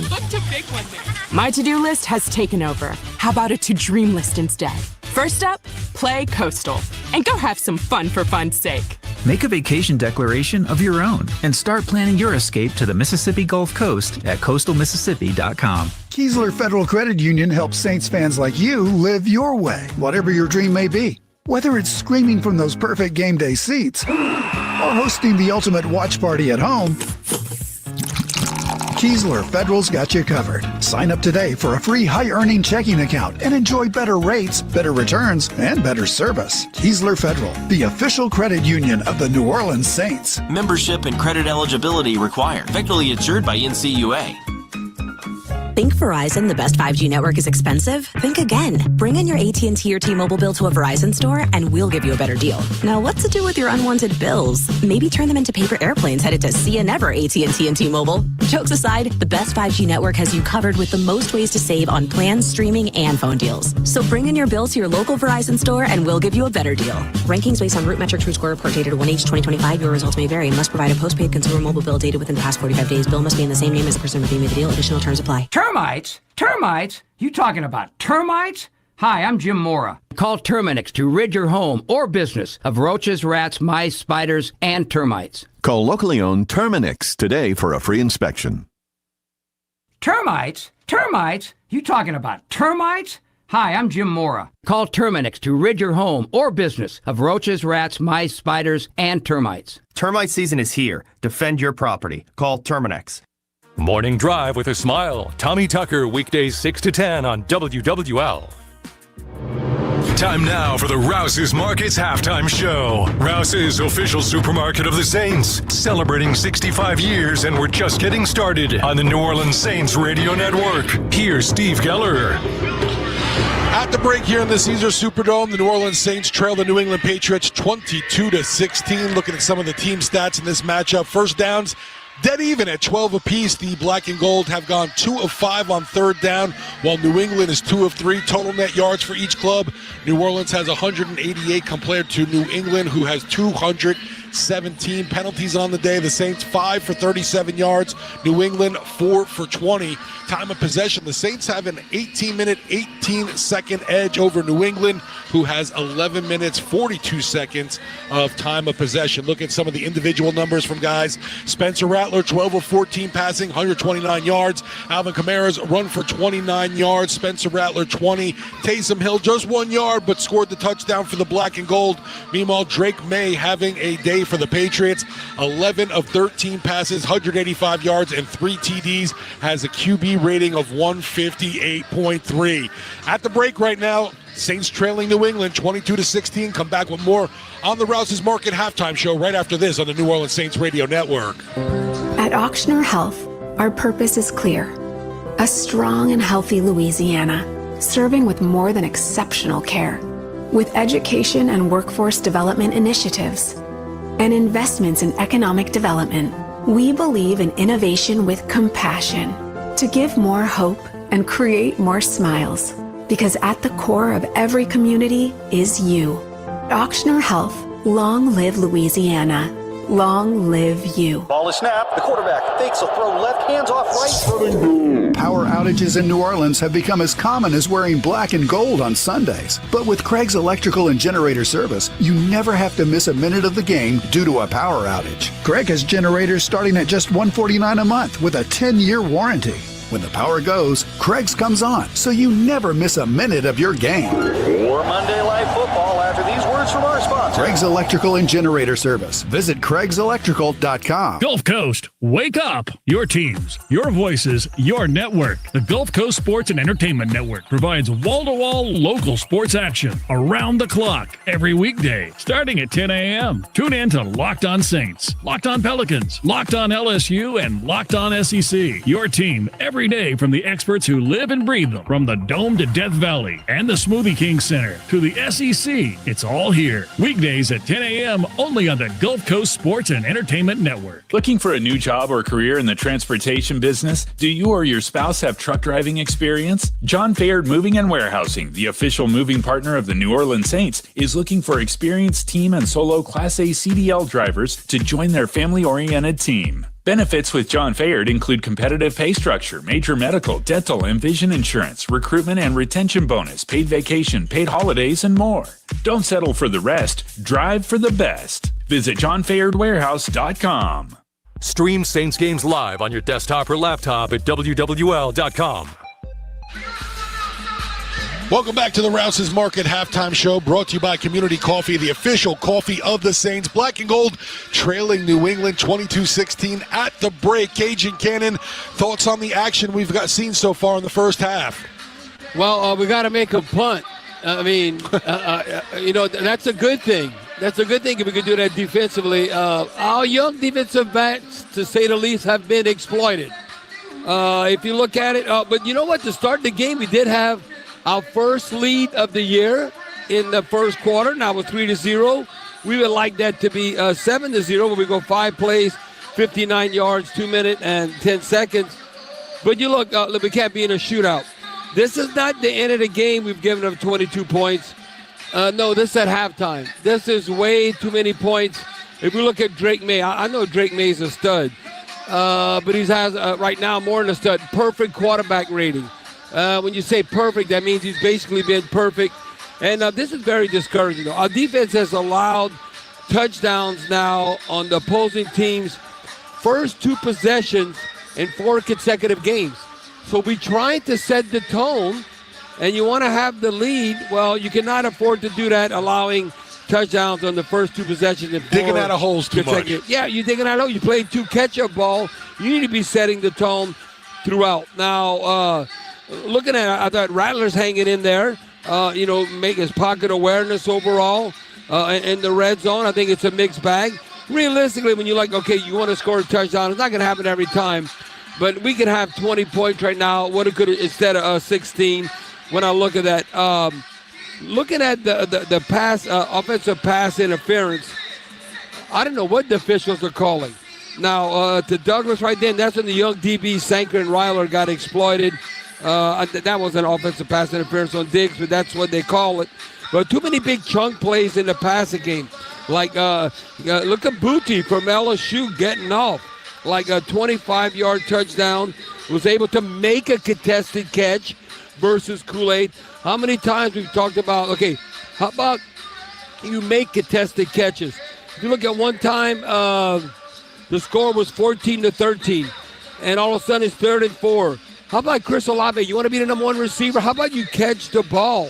It would have been a 20-yard touchdown. We went 8 plays, 27 yards. To make it 16-14, we took the lead. Ironically, that was the halftime score for the Giants in the Giants game last week. But too many points as we could not stop them. They go 7 plays, 73 yards, 1 minute and 20 seconds. Again, Drake made a booty plus 29-yard touchdown. Beat Alante Taylor on that particular play. And now the 2-point play, they over said it was no good. Then they said it was good. Got a quarterback sneak, to make it 22-16. Instead of 20-16. So I don't know. We just got to come out the second half. I didn't think we can win a shootout type game, but it could be one of those type games. But it's been a rough day for our young secondary, to say the least.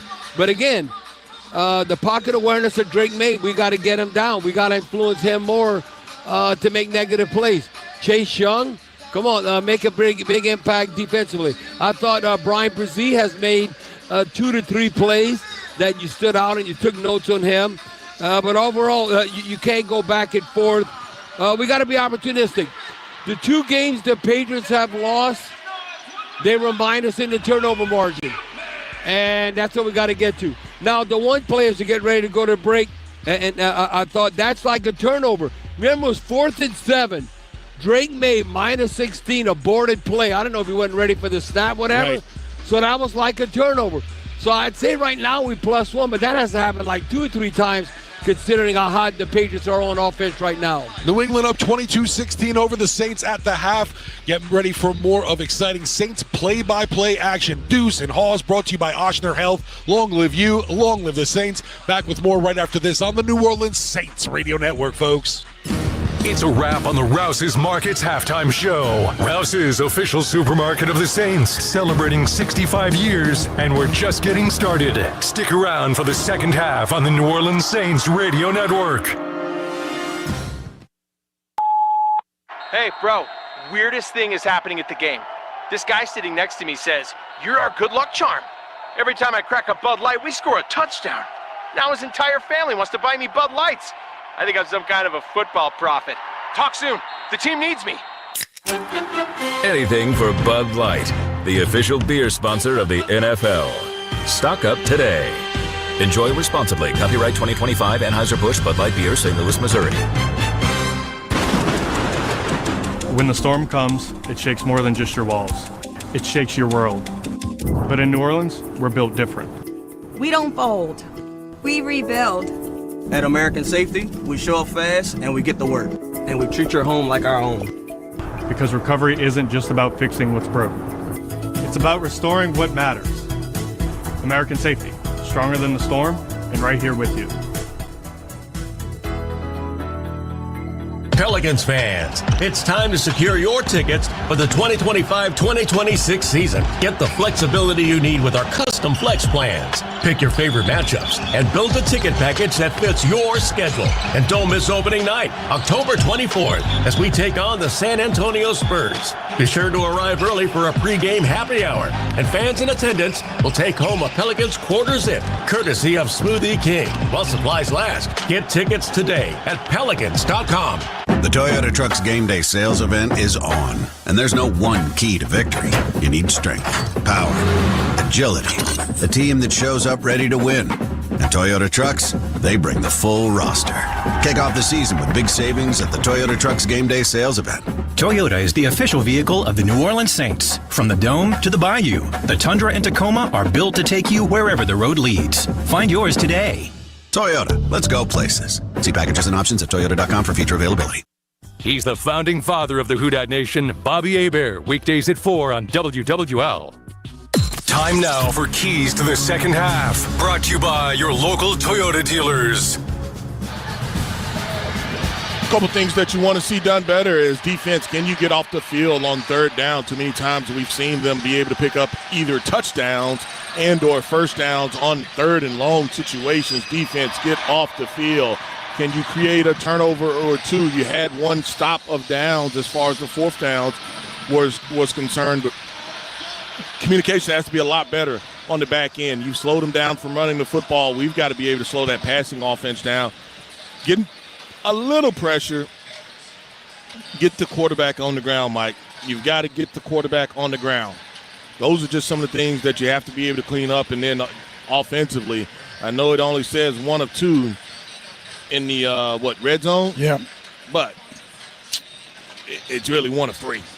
And we've got to score touchdowns when we get down there, whether it's 20, 21, 24. You need 6. Yeah, one team has 3 touchdowns. One team has 3 field goals. I mean, we could talk 15 other stats, but that's where it is right now. I mean, the Patriots came in, they had 15 touchdowns to the Saints 9. And so now it's 18-10. I mean, it's just being able to put it in to the end zone. It becomes a math problem. Yep. So the Saints will boot it away here to start the third quarter. Comes down to Chisholm on the right side, and he gets spun around and finally down, and there's a Saint down, Isaiah Stallbird. Give him 15 more for the face mask. That's what the flag is for as well. When he spun around, it was because we pulled the face mask. An initial guy that looked like he had the tackle, I think it was linebacker Jalen Ford. During the kick, personal foul face mask against the kicking team, number 58, 15-yard penalty. Chris Rumpf, and so that's the Saints. I think they had 5 or 6 penalties. Well, you had the pass interference, you had the holding that they hit us with, and so those two, and just you're not helping yourself. And they get great field position after their 6th penalty for the Saints, and they will start moving right to left, leading 22-16 from the 44. Handoff Stevenson will get a couple of yards up across the 45 to the 47-yard line. Gottschall and Cam Jordan on the stop.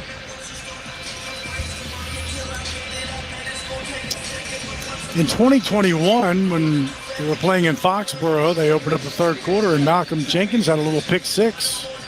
Changed the whole complexion of the game. Positive vibes, positive vibes, positive vibes. I'll take it. 2nd and 7.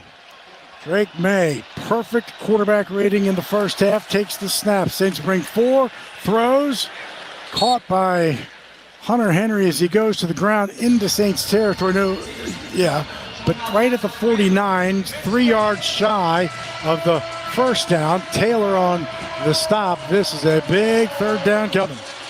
And a guy that we hadn't seen a lot defensively, and another linebacker, Isaiah Stallbird, is in, takes out Pete Werner, and the Saints kind of rotating all those backers so far. 3rd down and 3. Empty backfield for Drake May. 3 receivers to his right.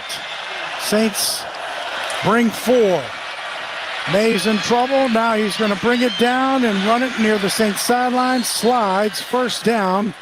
They will mark him at the 43-yard line, but a 1st down for Drake May as he picks up 5. And the defensive end collapses on that side. And once he goes in, nobody replaces. Till as old as time. One guy goes in, the other one has to come out on the other side. They don't do it. The quarterback steps up into the pocket. He's able to pick up the 1st down. They continue to keep the football. At the Saint 42, 1st and 10 under center. Snap. May hands it to Henderson. Henderson breaks the tackle. Davis hits him, but not until he gets down to the 36-yard line, so about 5 or 6 yards, call it 6. Jonathan Bullard finally got him. Pete Werner missed early. And Pete had a shot at him. They run kind of that outside zone look, and the Saints do a great job with their linebackers of being able to undercut it, and that's what Pete tried to do there. Just didn't make the tackle. And 2nd and 6, or 2nd and 4 after the 6-yard pickup. Under center snap. Handoff to Henderson, who sidesteps his way away from one blocker, being Godshaw. And very minimal gain, and you got 3rd down and 4 coming. And that time, Pete Werner, he does make the tackle, and you talked about having to dodge Godshaw on that play, and Isaiah Stallworth is going to go. He was in defensively. He's going to go into the tent here. He got hurt on the kickoff to start the 3rd quarter. 3rd down and 4. 3 receivers to Drake May's left. He's out of the shotgun, takes the snap. Saints bring pressure. Throws. Incomplete. I thought the ball might have gotten tipped at the line, but it's an incomplete pass as he tried to hit Kyle Williams. Alontae Taylor on the coverage. Well, we're going to have to do it again because like they did in the first half, they were kind of in no man's land. They're going to leave that offense out there, and the Saints are going to have to defend again. And so we were able to do it on 4th down, and the Saints that time, it's close. We talked about the pressure that Chase Young gets when, close doesn't count. It may rush the quarterback a little bit, but at some point we got to get the quarterback down. 4th down and 4. Ball at the 36. 22-16. New England on top. May calls for it. Saints bring 5. May throws it. Complete. Slant pattern brought down by Kool-Aid McKinstry, but Diggs. Too easy. I was going to say the same thing. 14 yards. Too easy. And it looked pretty easy. Pitch and catch. Way too easy. And so he sees he has man-to-man. And, I mean, the Saints, they don't have anybody underneath as far as the coverage. And so you're asking Kool-Aid to kind of have to sit and with the threat of the pass over the top. That Burgess, the safety, I mean, he's got to be way tighter. And Kool-Aid has to be jumping on anything underneath. And that's way too easy. Now it's at the Saint 22. Under center, May. Fakes the handoff, and he's in trouble, but he's out of it, and he's running. 20, 15, 10, right side. Knocked out of bounds by Jonas Sanker, but not until he gets to the 3 or 2 yard line. Saints got the pocket to collapse, but he escaped the pocket and picked up 20. And the Saints, they do, you rush the quarterback, and so you have different action, but, if you can't make that tackle, guys are just out of their lanes, and whether that's, DeMario coming in to kind of take out the back, but your defensive tackles and defensive ends, they're not there. And so they've all gotten up the field, and so we saw that earlier on a 3rd down call. Saints got a way to make their first stop on a goal to go. Handoff to Ramondre Stevenson, and he is stopped shy of the goal line, but inside the 1 by Devon Godshaw. Both teams have not stopped anybody on 1st and goal. The Saints have a 2nd and goal coming up. Yeah, it's just way too much movement. Way too much movement. The line of scrimmage being won right there by the New England Patriots, and talk about putting the Saints kind of on their heels defensively. That's kind of where you are right now. Second and goal. 22-16, Patriots moving towards the end zone suites. And I hope this is as close as they get. I formation. Handoff. Stopped in the backfield. Saints read it perfectly. Jonathan Bullard, that's a loss back to the 4 and a 3-yard loss. Looking at that Rouse's market gumbo training. Remember I told you the guard. I thought they moved early that time. This time, Jonathan Bullard, he jumps over the top of an lineman, and it's almost like he's taking the snap. So the guard that ends up pulling, he's able to step right over the guy that's trying to block down on him as far as the offensive lineman. But, I mean, we've seen him kind of jump early, but he's reading it immediately. And the Saints end up with the lost yardage on that play, and now they got to get lined up correctly. And like I said, I've got underneath coverage. Third and goal from just inside the 5. What are we doing? Come on, official. I think Vrabel went down and got the timeout. No, he didn't call it. He didn't call it. He went down there. He was looking at it, but he thought his quarterback saw it to be able to get the snap off. But the official is still late. It was at least 1 or 2 ticks, and the official still hadn't thrown the flag. So Vrabel doesn't do it. May doesn't do it, and a third and goal is now third and goal just inside the 10-yard line. Mike, you talked about it. This ball was on the 1-yard line. Inside the 1 after the run, and so now third and goal. Crowd on their feet. Out of the shotgun is May. Screen pass to Diggs. It gets caught from behind. Tackled at the 5-yard line by Chase Young. Down to Jeff Nowak for this River Parish Disposal Saints sideline report. Yeah, guys, Isaiah Stallbert is in the tent for a little while. One of the concussion specialists was in there with him, but he just emerged, got his helmet back. He's on the sideline now, so it looks like he's been cleared to return.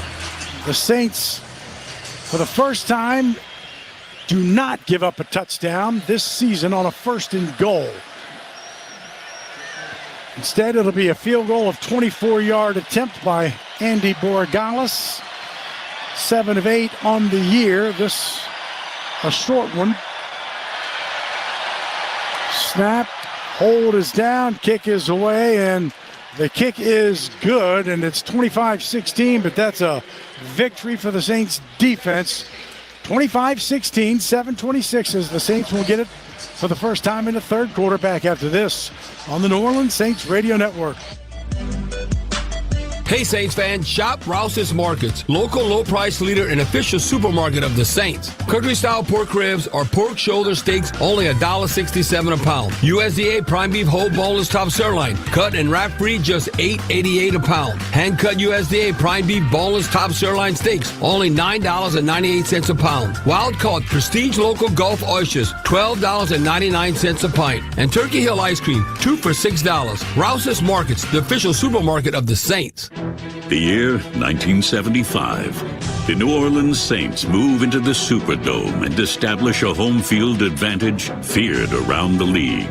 Soon after, Ford F-Series begins its reign as the best-selling truck in America. And Ford trucks have kept that win streak alive for 48 straight years. Ford F-150, an official truck of the New Orleans Saints. See your Southern Quality Ford dealer today. Saints fans, let's take a 30-second time out for a quick mental getaway to Pensacola. Picture sugar white sands, crystal clear waters. Remember, your perfect getaway is just a short drive away. So head east for the ultimate time out from the hustle and bustle. Fresh seafood, stunning sunsets, and relaxing beaches, all waiting for you in Pensacola. Sundays with the Saints and any day with your toes in the sand, that's the way to beach. Plan your getaway at visitpensacola.com. Keesler Federal Credit Union helps Saints fans like you live your way, whatever your dream may be. Whether it's screaming from those perfect game day seats or hosting the ultimate watch party at home, Keesler Federal's got you covered. Sign up today for a free high-earning checking account and enjoy better rates, better returns, and better service. Keesler Federal, the official credit union of the New Orleans Saints. Membership and credit eligibility required. Federally insured by NCUA. Tommy Tucker, great talker, good listener. Weekday morning 6 to 10 on WWL. 25-16 as the Patriots take it 12 plays, 50 yards, 7:50, 34 off the clock. Borregales with a 24-yard field goal, 25-16. Diggs had a big fourth down reception for the first down.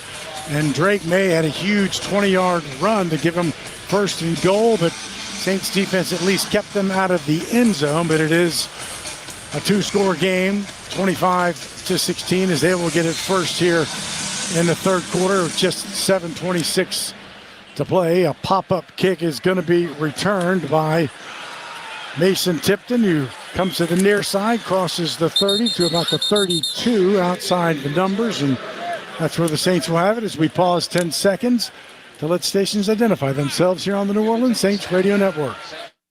Home of the Saints, LSU, and Pelicans. 870 AM WWL New Orleans, 105.3 WWL FM and HD1 Kenner New Orleans, and Odyssey Station. So the Saints have it, 1st and 10. Alvin Kamara in the pistol formation behind Spencer Rattler. Gets the handoff, middle of the field, hit as he got to the line of scrimmage by Christian Barmore. Loss, and Deuce has some scores. Yeah, here's the Bud Light scoreboard. Saints game day stock up on Bud Light in the third quarter. Arizona 17, Indianapolis 14, Chargers 16, Miami 13, Pittsburgh 9, Cleveland 3, Carolina 20, Dallas 17, Seattle 20, Jacksonville 6, Rams 17, Baltimore 3. Mike, I did not like that play. This, the Saints opening drive, powered by Ace Garage Door. For professional service and more, call Ace Garage Door. 2nd and 11. Snap to Rattler. Dumps it off to Alvin on the near side. Caught 30. Hit as he breaks a tackle. Takes it up to the 37.5, called the 38-yard line. They got to get to the 42, so 3rd down and 4 coming as he picked up 7. Yeah, and now you have a hurt player that tried to tackle Alvin there. That's Carlton Davis, the cornerback, that's down. But, I mean, get Alvin in space. Get him in space. We'll take a break as they tend to Carlton Davis, former Tampa Bay Buccaneer. 6:26 to play in the third quarter. 25-16 Patriots. Back after this on the New Orleans Saints Radio Network. People's Health and the New Orleans Saints are proud to honor People's Health champion Gail Jackson. On August 27, 2025, at age 69, Gail Jackson provided her first tea time etiquette class for adults. What started as a way to stay engaged with her granddaughter turned into a successful summer camp for girls, and it keeps expanding. It just kind of snowballed. She started out small, a few campers. Now, parents and other adults are asking for classes. It's beyond just what we're learning in terms of forks and spoons. From knowing when to put away your phone to what your attire says about you, Gail teaches social skills. She builds confidence and better futures. Self-respect is everything. I believe it's the start, and then it grows from there. They're learning that they can be who they are. Who they are is important. Gail Jackson, we're proud to honor you as our People's Health champion. In football, it takes the right team to win. That's why you need a partner like Marsh McLennan Agency. We've provided business insurance, employee health and benefits, and private client insurance solutions to Southeast Louisiana for more than 80 years. Marsh McLennan Agency combines the personalized service model of a local consultant with the global resources of the world's largest insurance firm. At Marsh McLennan Agency, we know more than just insurance. We know New Orleans. Marsh McLennan Agency is a proud partner of the New Orleans Saints. Visit us today at marshmma.com. Saints fans, Cam Jordan here. Get ready for game day at the Saints VIP tailgate, brought to you by bullseyeeventgroup.com. The VIP tailgate is 3 hours prior to kickoff before every Saints home game next to the Superdome at Benson Tower. Bullseye Events Group's Saints VIP tailgate is open to all ages, features a premium buffet by Food Network chef Aaron May, and a premium open bar for 3 hours. Start Saints game day the right way. Get your Saints VIP tailgate tickets today at bullseyeeventgroup.com. Stream Saints games live on your desktop or laptop at WWL.com. So the Saints face a 3rd and 4. They are 2 of 5 on 3rd down. And they trail right now 25-16 with 6:26 to play here in the third quarter. The Saints in all black, gold helmets, gold numerals, moving towards the Smoothie King Center. Patriots in all white. Big 3rd down. 3 receivers go to Rattler's left. Juwan Johnson and Alvin Kamara to his right as it's now an empty backfield. Got zone as well. Takes the snap. In trouble, and he's going to run it. Now he throws it to Alvin wide open. Midfield, 45. Alvin slammed hard from behind. Rattler did a great job looking like he was going to run and then just tossed it to Alvin for the first down and an explosive play and 22 yards, and that's our catch for the Coast. With that catch, Venture Global is donating $10 to every Catch the Saints receiving yard for their Catch for the Coast program. I'll finish it in a second because the Saints are throwing it again, and it's a completion again. Venture Global, innovating to provide low-cost LNG to the world. They wanted to hit a double move, and they got it, but it was late. Chris Olave with the backup corner that was in the game, and I think Chris is trying to see if he's in or out. You have personnel change, but the Saints, just didn't have – Rattler didn't like the throw or the opportunity on the double move. Just took too long. At some point, they're going to go after the cornerback that did replace Carlton Davis. A 3-yard reception after the first down to Alvin. Play action. Rattler, there's a flag as Rattler will just step out of bounds, and it feel like a holding on Mr. Foster is coming. You would be correct. And another opportunity where you try to hit a big play down the field. Number 70, 10-yard penalty, remains second down. I actually called it on Trevor there, but you tried to hit a double move, another one down the field, and I didn't like the distribution of the receivers, and the pitcher just wasn't clean enough for Spencer, and so now you ended up backing up again. He pulled him. Definitely pulled him. 7th penalty for the Saints, 62 yards. 5 penalties for New England, but only 25 yards. That's what you call missed opportunities, Mike. We've seen that. We have that in our vocabulary. 2nd and 17. Rattler takes the snap. Throws it across the middle. Nearly picked off by Christian Ellis trying to hit Rashid Shaheed, but Caden's brother, one of them, there's several, couldn't come up with it, and the Saints are fortunate. Yeah, you can see him just sinking.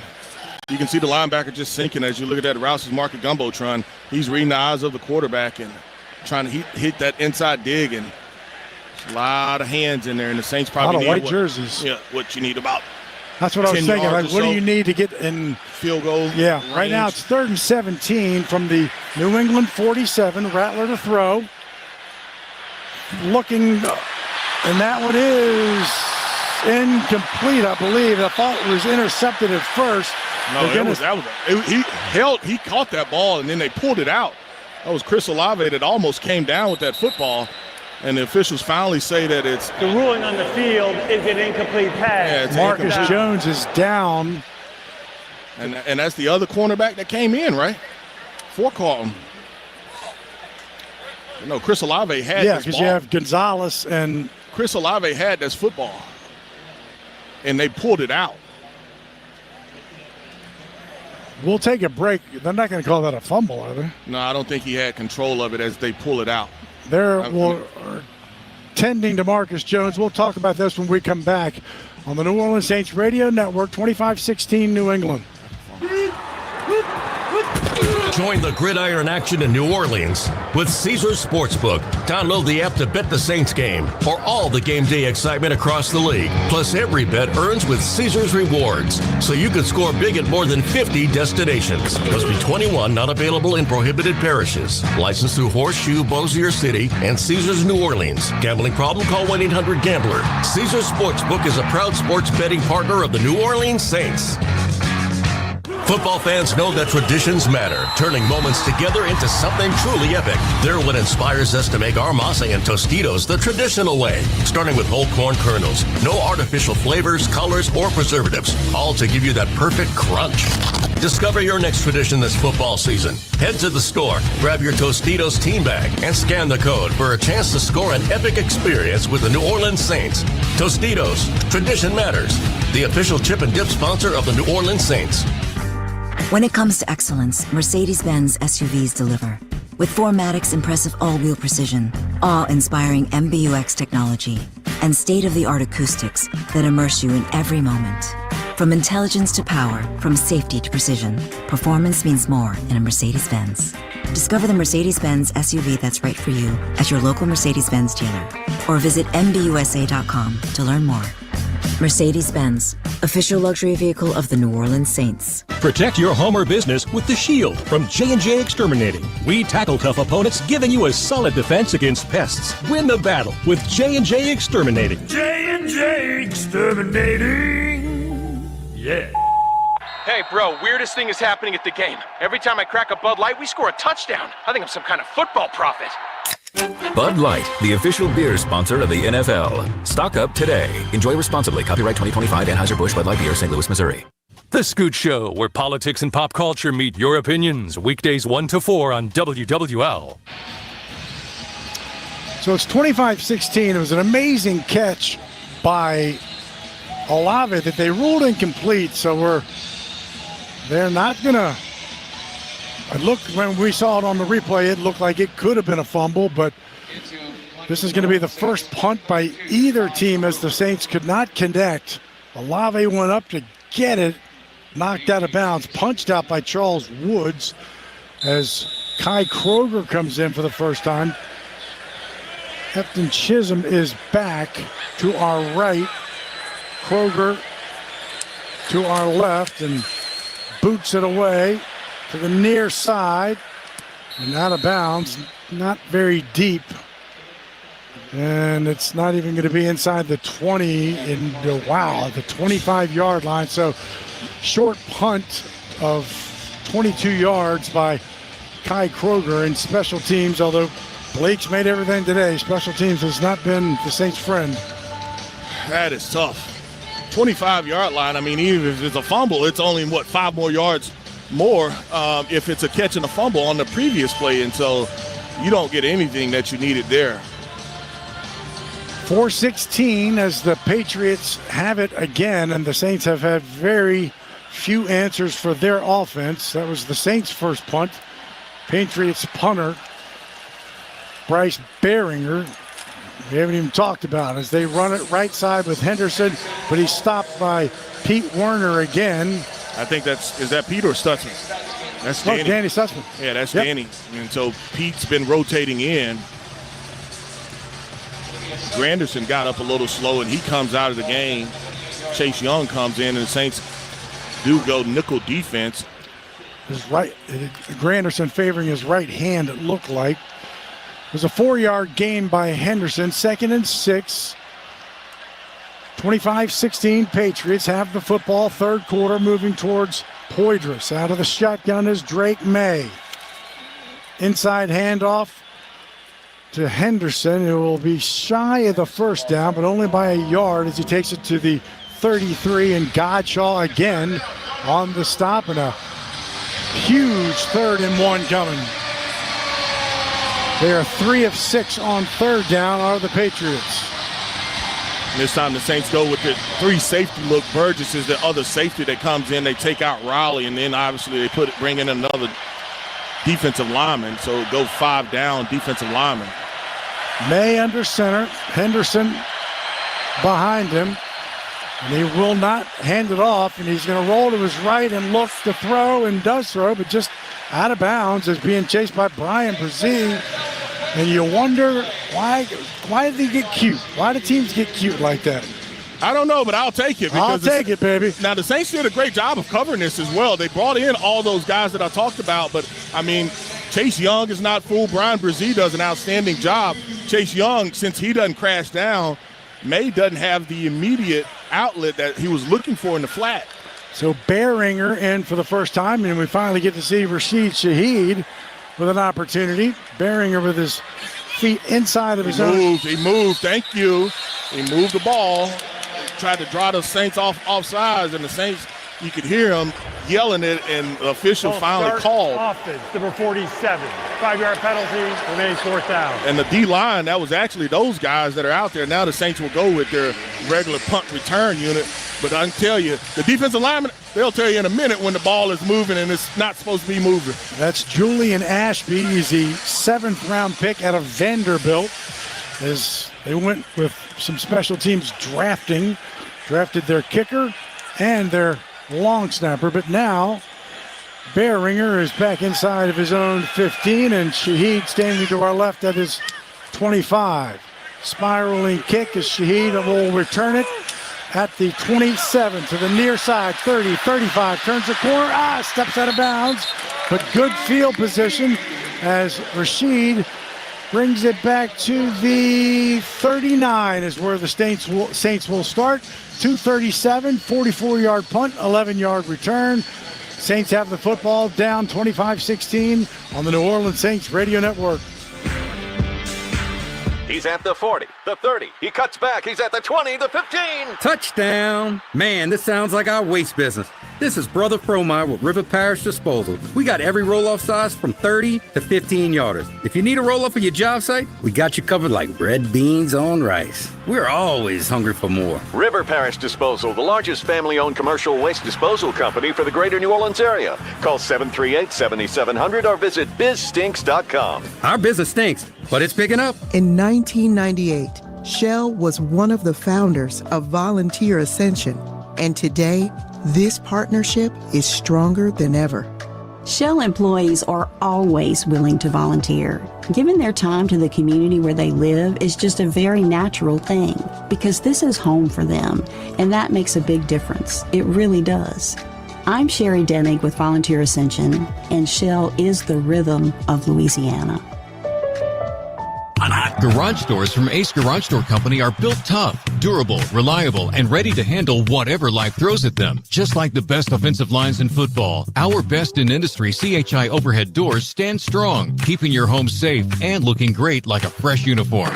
Don't fumble with weak garage doors for your home or business. Call Ace Garage Door Company today, where strength meets style. Visit acegaragedoorllc.com and Google them to read 1,200 five-star reviews. Ace Garage Door, Ace Garage Door. Keesler Federal Credit Union helps Saints fans like you live your way, whatever your dream may be. Whether it's screaming from those perfect game day seats or hosting the ultimate watch party at home, Keesler Federal's got you covered. Sign up today for a free high-earning checking account and enjoy better rates, better returns, and better service. Keesler Federal, the official credit union of the New Orleans Saints. Membership and credit eligibility required. Federally insured by NCUA. Like the Saints? Like us on Facebook. WWL Radio. 25-16, 2:37 to play here in the third quarter. We had no punts. Now we've had back-to-back punts. Saints have good field position. They're at their own 39-yard line, moving towards the Smoothie King Center, but down 2 scores. Break the huddle. Kendre Miller, pistol formation. He also has Taesm Hill to his left. Handoff, Miller trying to bounce to the right side, does, cuts it back, crosses the 40 to about the 41, 42-yard line. Corey Durden stopped him. He had a lot of movement left, but he went right. Counterplay. Yep. And picked up 3, so 2nd and 7. There's a bunch of Patriots come in as the Saints go to the line. Kendre is to Spencer's right. Spencer has Shaheed to the left. Throwing deep down the sideline, looking for Olave overhead, but there's a flag down. Maybe some early contact on Olave. Yes, automatic first down. They're going to call holding, but I see you shaking your head. It's there. Before the pass, holding defense, number 7, 5-yard penalty, automatic first down. Talked about it earlier. Grabbed his jersey. Yeah, well, grabbed his body, the jersey. I mean, but that to locate that football, even after all of that, and so it becomes a 5-yard penalty instead of a 25, 35-yard gain. And this offense just has to be able to hit on some of those plays. You can take them, but your receivers, I would take at least 2 shots a quarter like that, just down the field with my speed. They haven't stopped it. You just haven't been able to bring it in. You hadn't been able to bring it in. 1st and 10. Now it's at the Saint 47 under center. Handoff, Miller has a bit of a crease as he's tackled at the 48-yard line. So a short gain of a couple of yards. Robert Spillane and Christian Ellis. And that time we didn't block off the slot, and so Kendre has to cut back inside, and you just got way too many guys free right now. And this offense doesn't have any rhythm. They had a little bit earlier, but they've got to find some rhythm offensively. Taesm is in to the far right side, and now it's an empty backfield as Alvin comes to the split far right side. Rattler to throw, complete. Slant pattern across the middle. Olave still on his feet. Olave jumped and had a little yak yardage as Olave picked up 15 yards before Joshua Farmer brought him down. I'm not really sure why he jumped, but I think he was going to make a little basketball move there, how he jumped up in the air, but it's almost like he was unsure of what he wanted to do. First down. Under a minute to play, third quarter. Flags. Were the Saints not lined up correct? False start is the call. Come on. 8th penalty. False start, offense on the center. 5-yard penalty, remains first down. 3 steps forward, 7 steps back. Was it just moving the ball? We didn't get a shot of it here. They point just like before. Their D lineman was pointing at the Saints. Pointing at Eric. Yep, at Eric. So 1st and 15, 43 seconds, clock moving towards the end of the third quarter, 25-16. Rattler out of the shotgun. Alvin to his left, takes the snap, inside handoff to Alvin, trying to find some room, pushes himself inside the 40 to the 39, but they got a lot of ground to make up. Kairos Tonga, 5th-year man out of BYU, made the stop, and that looks like be the final play of the third quarter as the clock is at 10. I don't think they'll run another play. They will not. And so that'll be the end of the third quarter, 25-16. Saints trail with 15 minutes to play here on the New Orleans Saints Radio Network. My personal favorite stories are when a young man comes in and you can see they're a little intimidated. This just happened last week. I saw the young man. I said, "Hey, what can I do to give you a hand?" And he said, "Well, I'm here for an engagement ring, but I don't think I'm in the right place." So I got him to my desk, and within an hour, he had purchased an engagement ring, had spent $1,000, and he was treated like he spent a lot more, and I'm sure we have a customer for life. My name is Ken Friend of Friend & Company Fine Jewelers. You've got a friend in the jewelry business. Hey, Southeast Louisiana, got clothes, furniture, or household items you no longer need? Don't toss them. Donate them to Goodwill. When you donate to Goodwill, you're not just clearing out your closet, you're creating opportunities. Your donations help fund job training, education, and community programs that make a real difference right here at home. It feels great to know my stuff is helping someone else. So let's make a change together. Drop off your donations at any Goodwill location and be part of something bigger. Donate today and turn your stuff into success. Visit goodwillno.org for more information. Terminix, the official pest and termite control partner of the New Orleans Saints. Locally owned for 75 years, with humble beginnings on Poitras Street. Terminix has effective solutions that will help eliminate pest problems throughout the year. Protect your home for all 4 quarters of the year. Termites and rodents never stop playing, neither does Terminix. Roaches, rats, ants, and termites, we do it all. Terminix, protect your dome, protect your home. Go Saints! Let's go, my kiddos! Rise and shine! I am tired of early morning alarms and sitting in carpool lines. I want to relax with a spa day. No more family meetings. I want a family outing. What's a big one there? My to-do list has taken over. How about a to-dream list instead? First up, play Coastal and go have some fun for fun's sake. Make a vacation declaration of your own and start planning your escape to the Mississippi Gulf Coast at coastalmississippi.com. The Powerhouse, reaching 5 states daytime, over 38 at night. WWL. 15 minutes to play here at Caesars Superdome. 25-16 Patriots lead. Both teams have 15 first downs. Both teams are 3 of 7 on third down. The Saints trail by 9 points, have the football on a 2nd and 12. Now moving here in the 4th stanza towards the field level suites in Poitras Street. Got to get points here. Got to make it a one-score game no matter what. Execution has to be a little bit better. 2nd and 12. Out of the shotgun, Rattler takes it. Throws it quick. Complete to Shaheed on the near side as he tries to make some moves to get extra yardage, but slips and falls and takes it inside the 35 to the 33. The Saints got to get to the 27, so 3rd and 6. You're looking at that Rouse's Market Gumbotron, you can just see the frustration. Runs a quick out and decides to go inside. He slipped when he initially caught it and then finally slips as he tries to go down. Tries to cut off that inside foot. Saints 3 of 7 on 3rd down. This is a 3rd and 6 from the 33. Rattler out of the shotgun. Here comes some pressure. He's got to get rid of it. He goes down at the sack, and that's Marcus Jones back to the 36-yard line. So it's a loss of 3. So it's Groupie comes in for what's going to be a long field goal, 54 yards from the left hash mark, kicking towards Poydras. Trying to make his 4th of the day and make this a one-score game. Kroger looks, puts it down, the kick is away, and the kick is good. Blake Groupie, 4 for 4 on the day. We got us a one-score game, 25-19. Patriots lead it. We're back after this on the New Orleans Saints Radio Network.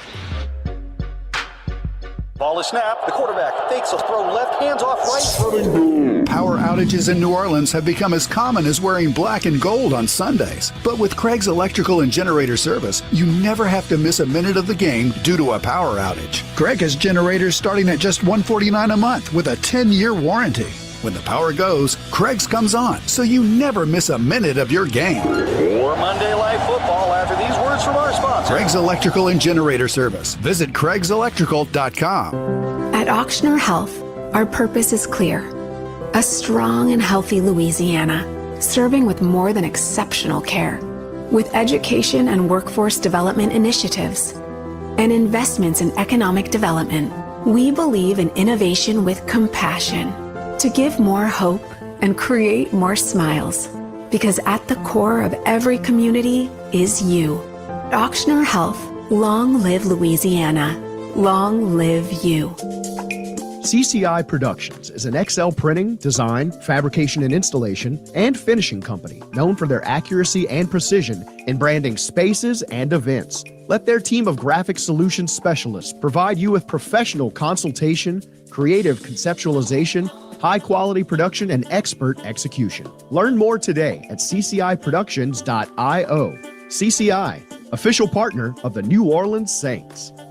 Saints fans and McDonald's customers who are one and the same love to share their golden pride. Saints fans know winning takes teamwork on and off the field. That's why this partnership is a no-brainer. Here's the play. The day after the Saints score, you get free large fries with any purchase in the McDonald's app. When they score, you score. Defense holds the line, offense lights it up. And you cash in with golden crispy fries that never miss. Let's take home the win together, Saints fans. Offer valid through 9/7/25, 1/4/26 at participating McDonald's. About one time per day. Must opt into rewards. Stream Saints games live on your desktop or laptop at WWL.com. 54-yarder by Blake Groupie. The 54-yarder ties his longest of the year. He's now 3 of 5, 50-plus, 4 for 4 on the day.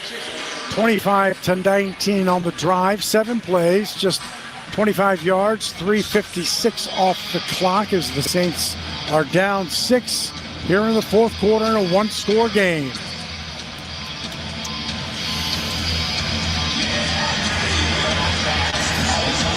Groupie to our right. Boots it away. And it'll be Chisholm again. The wide receiver takes it on the near side. 30. There comes a late flag from deep behind. So probably going to be on the Patriots here from where that came. Yeah, you're correct. Holding on the Patriots, so back them up. And a couple guys had a chance to make that tackle early, but just couldn't get off blocks or bring him down. during the return holding against the receiving team, number 48. 10-yard penalty, first down. Down to Jeff Nowak for this River Parish Disposal St. Sideline report. Yeah, guys, a lot of questions about Blake Grupe over the last few weeks, but Phil Galliano made it clear they're not weighing a change. They're fully behind Blake, and it's in large part because they know how good he can be. Phil even went so far as to pull up some of the tape from the preseason when he knocked through a 56-yarder against the Broncos, and he said you could see the swagger, and he told Blake, this is the guy I need back. Needless to say, 4 for 4 today, just knocked it through from 54. Definitely needed a day like this. As Deuce and I were talking in pregame, there's only one way to get the swagger back when you're a kicker, baby. And that's to make it, and that's what he's done today. So now at the 20, Drake May back to throw. Steps up, throws, and that's incomplete. Trying to hit Ramondre Stevenson. Cam Jordan was right there. Pete Werner as well. So there was good pressure.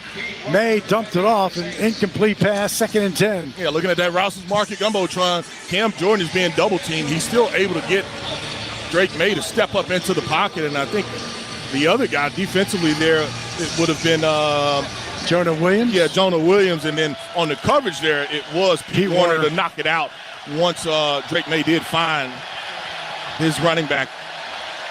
So now it's 2nd and 10 after the rare incompletion. May in the middle of the pocket, looks in trouble again, and now he's going to pull it down to run and still throw, but no, Pete Werner gets him for the loss and the sack. Just ran out of real estate, and enough Saints were there, and Werner brings him down for the sack and a 3rd down coming.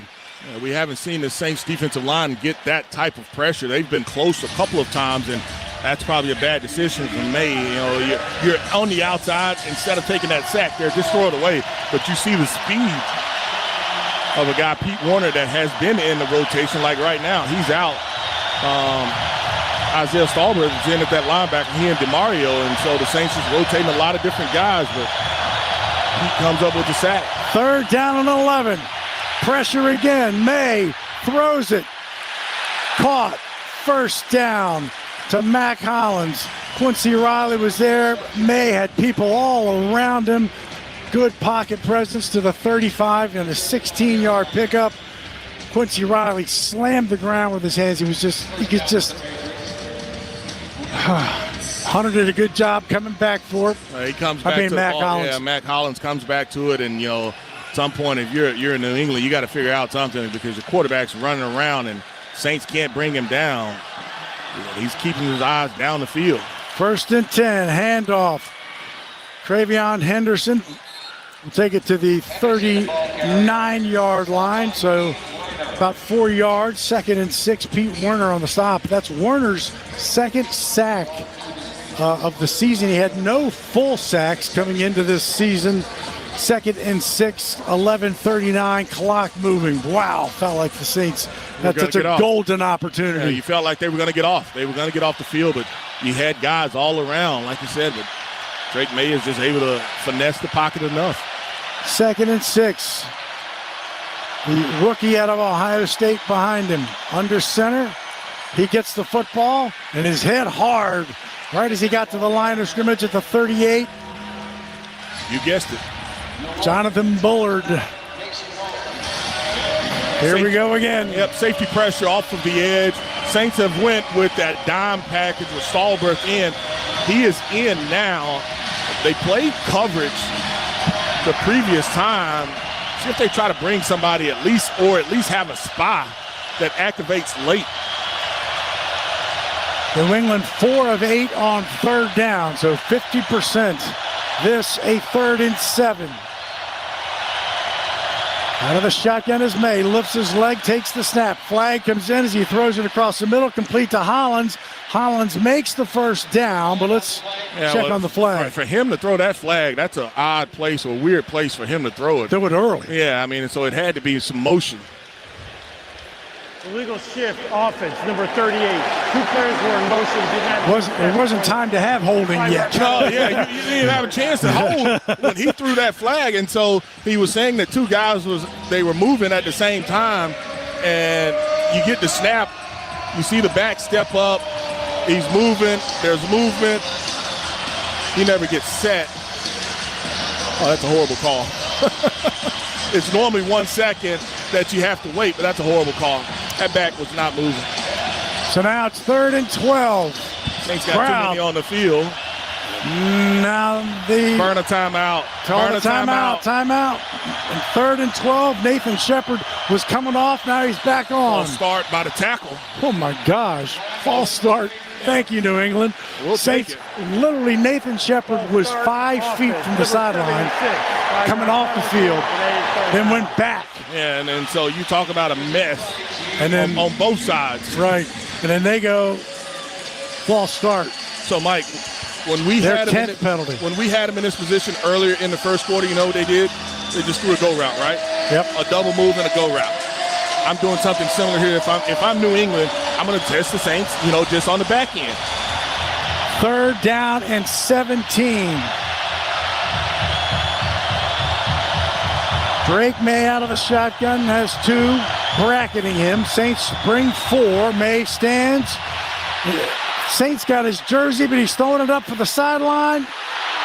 And that's caught. Was that inbounds? There's a flag. I think they're going to call pass interference. Offensive or defensive? Yeah, offensive. Offensive pass interference. Because he pushed off just like he did earlier. This time they call it. Diggs made an amazing catch. Quincy Riley. Offense, number 8. Would have been a 52-yard reception. I didn't think that he caught it in bounds. I didn't think he caught it in bounds either, but he definitely pushed off. He got the separation. Yeah, but if he didn't catch it in bounds, then you could decline the penalty. That's something for the official to be able to say, and he's got the hand completely on it. And he catches the penalty anyway. So the knee and the shin come down. All right. But then I just tell you, I would throw it deep. Yep. So if I'm the Saints here, I'm bringing an extra guy, and I'm having my defenders, my safety and my corners to play off. But I am speeding up the clock. I am not allowing the quarterback to just sit back there and throw it long. Because it is like right now, there's no reason for your corner to be up and bump. 3rd and 31. Drake May just lofts it down the sideline. Incomplete pass in front of the Saints bench. He had Mac Hollins, who got a hand on it, and it would have been a first down. There's no reason, Riley, for you to even be up and press, even if you're bailing. It's 3rd and Metairie. Why are you even up there? I mean, because all he's going to do is just it's a shot play. Exactly what he did. Just throwing it up, and you're lucky. Nathan Shepard with the pressure, so now Bearinger will be punting from inside of his 10. Shaheed right now is standing at his own 35 to our right. Snap, kick is away, and it's a good one. Shaheed drifting way back. Catches it over his shoulder inside of his 20. And he's cutting it back middle of the field, 25. Wow. Talk about flipping the field. Shaheed caught it over his shoulder. It's a 62-yard punt, 5-yard return, 9:27 to play in the football game. Saints have the football down 6, 25-19. God, but he had to make the catch, or that thing they'd be inside the 10.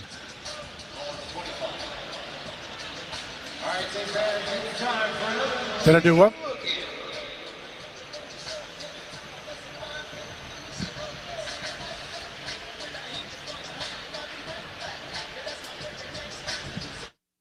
Conecuh Sausage has been around for over 75 years, making their great-tasting hickory smoked sausage. And now, a new proud partner of the New Orleans Saints, Conecuh Sausage is always great on the grill and a fan favorite for tailgate. It's made from the finest cuts of pork, their patented blend of seasoning, and smoked over a pure hickory fire for that true Southern flavor. Enjoy Conecuh hickory smoked sausage in the Superdome or at home while watching the Saints, and make Conecuh a part of your game day tradition. Conecuh Sausage, a real winner since 1947. Visit ConecuhSausage.com for store locator and recipes.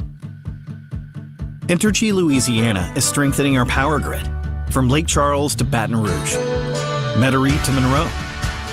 Our blueprint covers the state. Nearly 10,000 projects, over 11,000 miles of transmission line. We're reinforcing infrastructure to prepare for stronger storms, reduce outages, and respond quicker when you do need us. We're making stronger connections in every community because together, we power life. Looking for a new job or career in the transportation business? Do you or your spouse have truck driving experience? John Fayard Moving and Warehousing, the official moving partner of the New Orleans Saints, is looking for experienced team and solo Class A CDL drivers to join their family-oriented team. Benefits with John Fayard include competitive pay structure, major medical, dental, and vision insurance, recruitment and retention bonus, paid vacation, paid holidays, and more. Don't settle for the rest. Drive for the best. Visit johnfayardwarehouse.com. I'm Clint Romig with Marsh McLennan Agency. We provide business insurance, employee health and benefits, and private client solutions to businesses and individuals. We provide the personalized service model of a local consultant with the global resources of the world's largest insurance broker, Marsh McLennan. Here in New Orleans, we have deep roots throughout South Louisiana that go back over 80 years. At Marsh McLennan Agency, we know more than just insurance. We know New Orleans. Marsh McLennan Agency is a proud partner of the New Orleans Saints. Visit us today at marshmma.com. Newell Norman speaks truth to power weekdays 10 a.m. to 1 p.m. on WWL. So after what is now a 69-yard punt and a 5-yard return, Saints have it at their own 25. Rattler to throw. Dumps it off Kendre Miller. Miller makes the catch. Crosses the 35 to the 36. First down. Also had Taesm Hill in the pass route. 11 yards. First down. Jelani Tavai on the tackle. Kendre Miller catches this off the second bounce. Kind of one-hands it and able to bring it in. And Spencer wanted to go outside with that football. Didn't like the look. Decided to check it down, and you still pick up 10. Under 9 minutes to play. Saints trail 25-19. Rattler out of the shotgun. Play action. Again, pass across the middle. Caught. This time it's Juwan Johnson. Ball's down. Was down. He went down. The ball popped out, but right in the middle of the fleur-de-lis, 14 yards. Robert Spillane is there as the Saints go quick. I would too. Don't even take a chance. And there is the challenge. Head down unless the ball was moving. I don't think the ball, I'd have to see right here, is going to tell us. He's controlling it. That is down. He's controlling. The ball does start to move, but once ball moves, once he's down, his head hits. They punched it. They punch at it. But he has control of it. Ruling on the field that the player lost possession of the ball before the catch and that the defense recovered. They've done a good job of punching at the football. We saw it earlier on the Chris Olave play where they're punching at it. So they've done a good job of punching it. That's who is the head coach? He's a defensive guy. Yep. Vrabel. And so right there, have a little extracurricular. Boy, I've never seen a challenge flag come out that fast on a play. Well, because the Saints were going to go quick on the ball. Yeah. He's got control of this ball. Right. I mean, you can see the ball kind of move at the punch, but he's got control of that ball, and his head and knee hit the ground. Again, this is the part where I go, there's not enough to overrule it. Had you called it a fumble. Right. You know who controls this? And it ain't us. This is coming out of New York. This is, if he's quick with it. Yep. And here is Adrian Hill. Vrabel 50% on challenge so far this year. Adrian, where are you going? He looked at it. And I don't think that screen was working. And he comes all the way back down. He's coming to a new screen on this side. Adrian Hill just did a pretty good, 60 yards? So we're going to take that. Now my quickness on that's right. how he viewed it. That's right. It changes completely because he's starting over. Yeah. He's got it high and tight. Should have two on the hand. The first punch, it's not coming out. He still hits got the ground, head hits the ground, ball comes out. He still had control of it. He never lost it. You see movement by the ball, but we'll see. So Adrian Hill is now on what would be the Poydras side street, looking at the monitor. It's all about movement of the football. I mean, because he controls it, head and knee hits the ground. Now, the longer he stays in here, Mike, the more I dislike it. Because it's not a question of it. We're not questioning whether the ball is moving. The ball was moving, but he still maintained possession, enough possession. Here comes Adrian Hill as he discusses one other thing with an official before he makes the official comment here, and there's changing it. They're going to change it. They changed it. After review, it was determined that it was a catch, a fumble with a clear recovery by New England. First down, New England. New England will not be charged with the timeout. Decisive decision from your quarterback. That ball moves, but he controls it. But they're saying that it moved enough that he ended up, of course, losing it. You know, your head and knee hits the ground, and Moore wants an explanation, and he's not going to get it from the official. Wow. Juwan Johnson had the first down, had everything. Yeah, you had picked up. You know, now they're trying to find it out, to figure out the spot of it. Well, I think they know the spot. I think the question becomes, they have the spot, but it was, I mean, that's devastating for a Saints offense because you had picked up 2 first downs, and now kind of short field, you're defending not only the field goal, but you want obviously the ball back as well. I mean, but that is a tough call. Juwan, I mean, I've got 2. I squeeze it, but you can see when he punched it, the ball moved. But it was not enough where it started to move where he completely lost it. He doesn't lose that ball until his head and knee hit the ground. 1st and 10 for the Patriots. Now moving at their own 49. Handoff to Stevenson, caught in the backfield by Devon Gottschall. What a game he is having against his former team. That's a loss of a yard. So 2nd and 11, 8:31, 25-19. The Saints cannot afford any more points defensively. And Riley, if you're coming on the field like he is now, they have gone after you numerous times. Rook, you got to step up. And Diggs and Booty come to his side. 2nd and 11. Drake May out of the shotgun, takes the snap, looks to his tight end, has his tight end.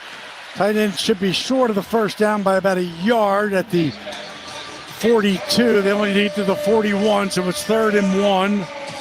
Gottschall, 6 tackles, leads the Saints. Mike, we thought they got cute last time in this situation, right? Yep. I don't think that you're going to get cute from them this time. No, 4 out of 9 on 3rd down because you can, you run it twice if you're going to be in 2 down. And it looks like I formation may keep this one and get pushed from behind. He does. QB sneak gets the first down by about a half a yard to the 40-yard line. I'd love to see this play again because I think the ball come out. I don't think it came out. But yeah, it did. Yeah, it did come out, but he got it. Yeah, it landed right back. I mean, so you talk about a fortunate bounce. Ball bounced right back underneath them. But it's a first down for New England. And now it's the clock. Everything's against you. You can't give up points. There you go. 6:55, clock moving, 25-19. It's a 6-point game right now. Under center is May. Handoff Stevenson, slammed by Jonas Sanker, and that's a loss. Back to the 43-yard line. Loss of 3, and again, every yard is crucial because you can't give up a field goal. Well, we hadn't seen them kick a long field goal anyway, and so they've went for it, twice on long field goals? But right there, Sanker, I don't know if he was a run blitz there, but, I mean, he met him immediately, and there was nothing the receiver could do blocking-wise. Wow, 6:14 to play in the game. 2nd and 13, empty backfield for Drake May. Stands, now he throws it. That ball was hit at the line, incomplete pass. Went way left of his receiver, stops the clock, and 3rd and 13 coming. Nice pressure. Saints try to run a stunt, twist inside, but they can't get there. Drake May is off target with that pass. It's a New Orleans Saints tradition. Turn down the sound of your TV, pause your DVR, and send up Saints Radio next Sunday at 12 o'clock when the Saints battle the Bears at Soldier Field in Chicago. Turn up the Saints Radio Network. 5 of 10 on 3rd down. 6:03, 3rd and 13. Crowd comes to their feet. Caesars Superdome. Drake May. Shotgun, 2 receivers to his left. 2 to his right. Lifts his leg. Takes the snap. Throws. Incomplete pass. No flags. Alontae Taylor was guarding Demario Douglas. He's a little behind him. So completely behind him. And if Alontae gets his head around, that's interception. And he was looking for the pass interference, but that ball was so far inside. Alante just does a nice job of being able to recover it and jumped it, but he doesn't get his head around. If Alante gets his head around, he picks this ball off. That's almost back-to-back throws by Drake May, who's been almost perfect off the mark. Instead, Bearinger comes in to punt it away. Shaheed is going to call a fair catch as he drifts to the right side at the 10-yard line and makes it. So that's where the Saints will have the football under 6 minutes, 5:51. Here's the 33-yard punt. I'm sorry about that. Here's the Bud Light scoreboard. Saints game day. Stock up on Bud Light. Fourth quarter, Arizona 27, Indianapolis 24, Chargers 26, Miami 20, Pittsburgh 23, Cleveland 6, 27 apiece between Dallas and Carolina. Seattle 20, Jacksonville 12, Rams 17, Baltimore 3. Atlanta and Buffalo are tomorrow night. Tampa Bay and San Francisco are at 3:25. The Saints' next opponent, Chicago, also tomorrow night. Saints handoff, middle of the field. Kendre Miller will take it to about the 14-yard line, so he'll pick up 4 yards. 2nd and 6 coming for this Saints offense. And yeah, at some point you got to open it up. I mean, you can run the football, but at some point you got to open it up, and you see mass kind of substitution. You go from 13 personnel to, I think this is 11 personnel for the Saints. And the previous drive, you were able to get underneath stuff. At some point, I know that you may want to take a shot down the field, but there are some holes in that defense. Rattler out of the shotgun. Back to throw. Throws it across the middle. Looking for Brandon Cooks, who went to the ground and makes the catch for the first down up at the 35-yard line. It's another deep end. Brandon Cooks is able to hit it. And if I'm the Saints, I'm going right now again on the ball. That's right. I don't want to see it again. 21 yards. He dug it out. That's a catch. That is a catch. And the reason they're slowing it down, Alvin came on the field briefly, even though he didn't come in as a sub. 1st and 10 of the 35. Handoff to Kendre Miller, who gets wrapped up from behind and hauled down at the 37-yard line. So a short gain of 2 by Christian Ellis. Here's where I'm working Alvin. I'm getting him in space right now. I don't know if you want to run an option, halfback option with him. I don't know if you want to run an angle route with him, but I am making them allocate some resources as far as 2 guys on him. 3 yards for Miller, 2nd and 7, 4:13. Saints trail by 6, but have the football moving towards Poydras. Snap. Rattler back to throw. Steps up, does throw, complete to Chris. Oh, no, he dropped, came out. He went up, made the catch, but when he came down to the ground, when he came down, it looked like the ball hit the ground. The ball hit the ground. I don't know. I don't think he had to jump, though. Look at this Rouse's Market Gumbotron. He didn't have to jump. Tried to catch it twice. Double catch it. 3rd down and 10 with 4 minutes to play. I think they wanted Chris in. 3rd and 7. The Saints are 3rd and 10 on 3rd down. Yeah, I think they wanted Chris Olave in for this play. Well, he is in. I think it's Brandon Cooks that comes out. 3rd and 7. Empty backfield for Rattler. Stands in the middle. Looks. Now fires it across the middle. Incomplete. Trying to hit Rashid Shaheed at the 43-yard line. And just overthrown. Well, there's no separation. There is 0 separation right there for the Saints. They do a pretty good job. There's a pocket. There's late added pressure, but there is 0 separation there. And talked about the route distribution earlier on the play, and I know you didn't want to go for it there, but man, this is tricky. It is tough because you got to wonder if you're going to get it back as Kai Kroger comes in. Terrell Jennings of practice squad elevation is to our left. The kick is away. It's high, and Jennings catches it at the 15 and will run it back. 20, hit hard by Isaiah Stahlberg. So at the 21-yard line, they'll have it. And now for our second half fantasy update, brought to you by Blue Plate Mayo, the official mayo of the Saints. 47-yard punt. You know, who's winning their fantasy matchup this week is whoever was smart enough to pick up Rico Dowdle a few weeks ago. Another massive game in a revenge game against the Cowboys. Panthers running back 161 rushing yards. Also has 4 catches for 56 yards and a touchdown. That's good for 31.7 fantasy points in standard leagues. Thank you, Jeff. 3:43. 3 timeouts for both teams. Saints trail 25-16. They've got to come up with another stop. Under center is Drake May. Ramondre Stevenson is the deep back. Gets the football. Stopped at the line. Now still on his feet and still pushing. And he'll take it to the 24-yard line. So a gain of about 4. Cam Jordan on the stop. Stevenson has had some fumble issues, but they've not coughed it up today yet. Man, I don't think anybody had a shot at him clean. And one thing that we don't do is we don't wrap up until the end, and that was Cam Jordan that was able to kind of officially get him down. But Saints used their first timeout. Yeah, guys get so worried about, like we talked about, worried about punching it out. Nobody comes in and makes the tackle. So instead of probably being about a 2nd and 9, it's a 2nd and 7 as Stevenson kept those big legs moving. 5th year out of Oklahoma, 6', 227. 2nd and 7. Ball sits at the New England 24. May under center. Stevenson again, the deep back. But May goes to throw quick.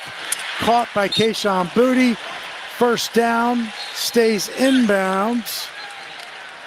Yeah, I mean, that's just a quick out route, and the Saints are preparing for the run, and they just run a out. Taylor is playing off coverage, so that's just an easy route. And then he does the right thing by not going out of bounds, so the clock continues to move and makes it very, very tough. He is 4 for 4 on the afternoon as the former LSU Tiger. 72 yards, 2 touchdowns, 2 explosives. Drake May, 17 of 25. Spencer's 20 of 26 for 227, but no touchdowns. And the Saints got to figure out a way now, which is 1 timeout and the 2-minute warning to get it back. First down, I formation, offset. May under center from their own 31. Now Westover comes back into the traditional I formation. Travian Henderson gets it, but wow, Justin Reed busts through for the penetration. That's going to be a loss of 2 or 3 as the Saints take their final timeout.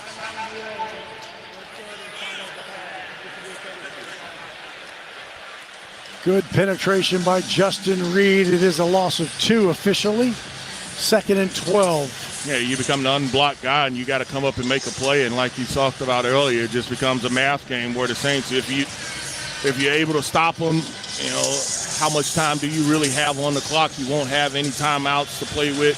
Clock will stop at least once more because of the 2-minute warning.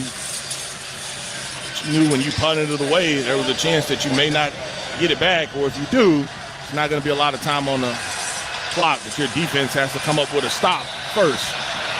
2nd and 12. Ball at the 29.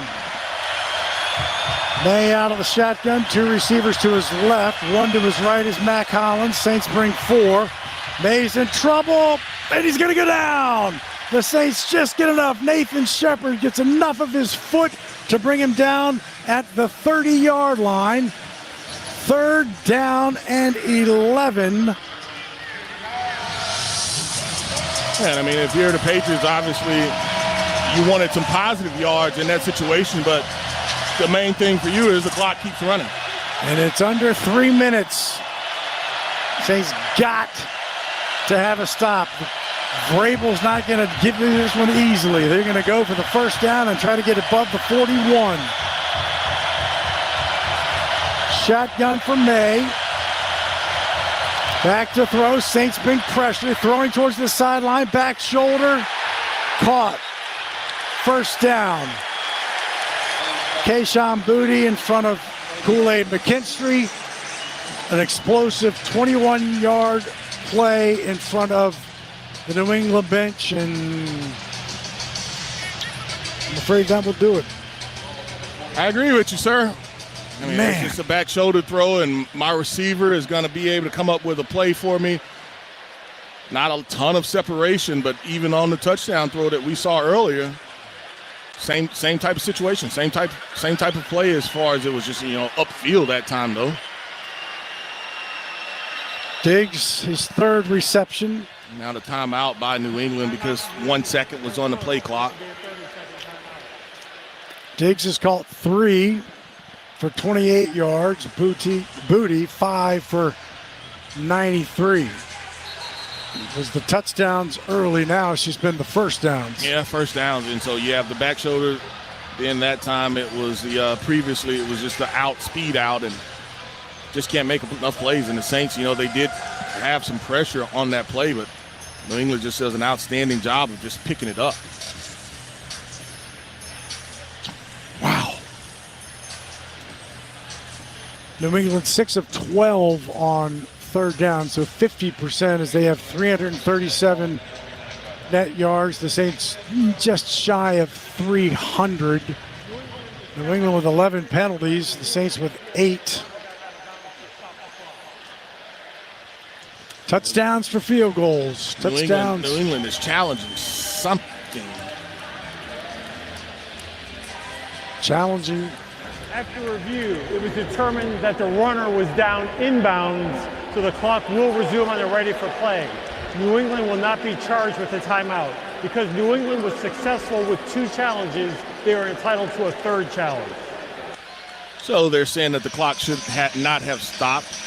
The clock will resume, and that's probably worth another, 10 seconds, 15 seconds. And I don't know if he was actually down in bounds. That's what they're trying to say.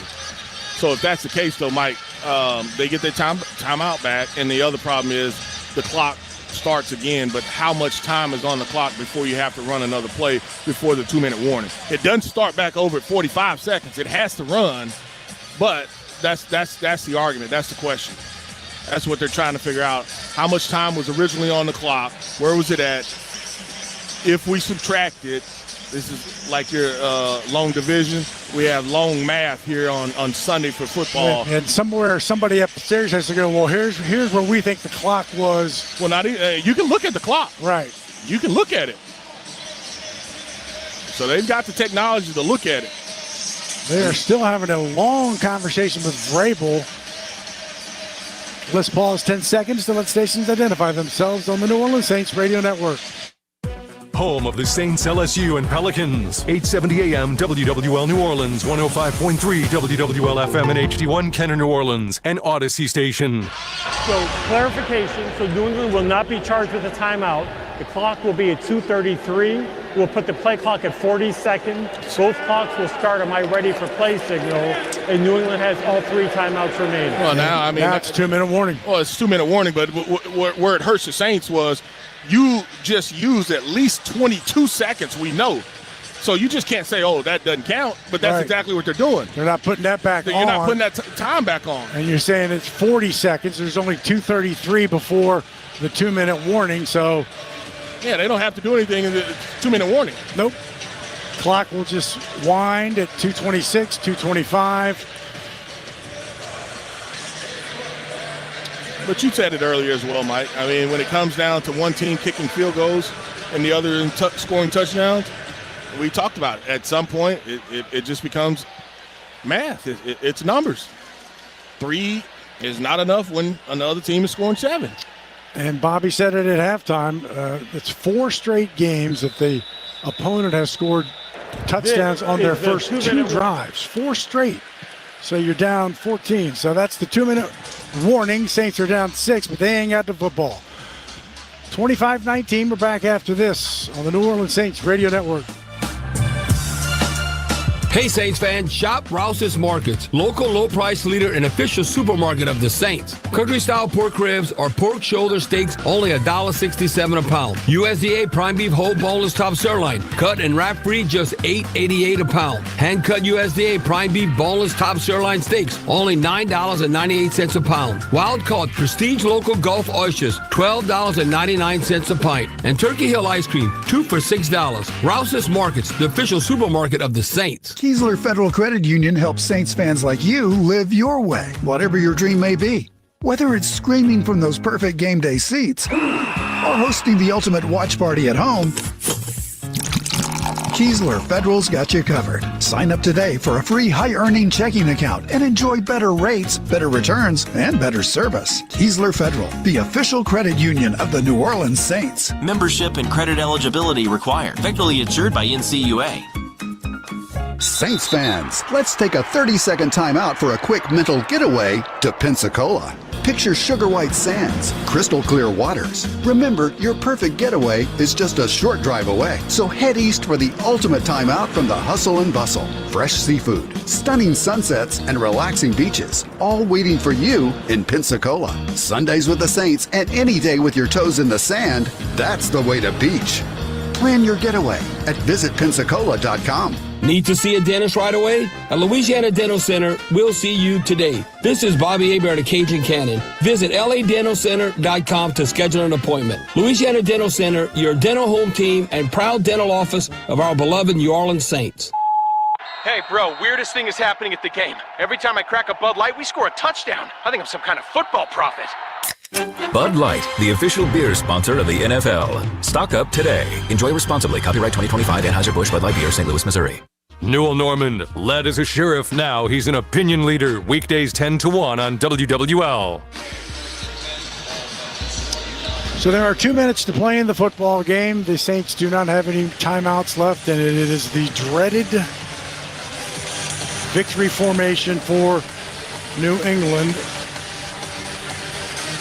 who just, I mean, they played a good game offensively. When they needed the plays, whether it was Booty, whether it was Demario Douglas, whether it was Hunter Henry, Stephon Diggs, when they needed it, they got it. And the young DBs got a bit of a lesson today. Yeah, well, we struggled with communication early in the game. I mean, and even late in the game, it was just basically like, hey, we're going to take shots at your young safety. We're going to take shots at your young corner.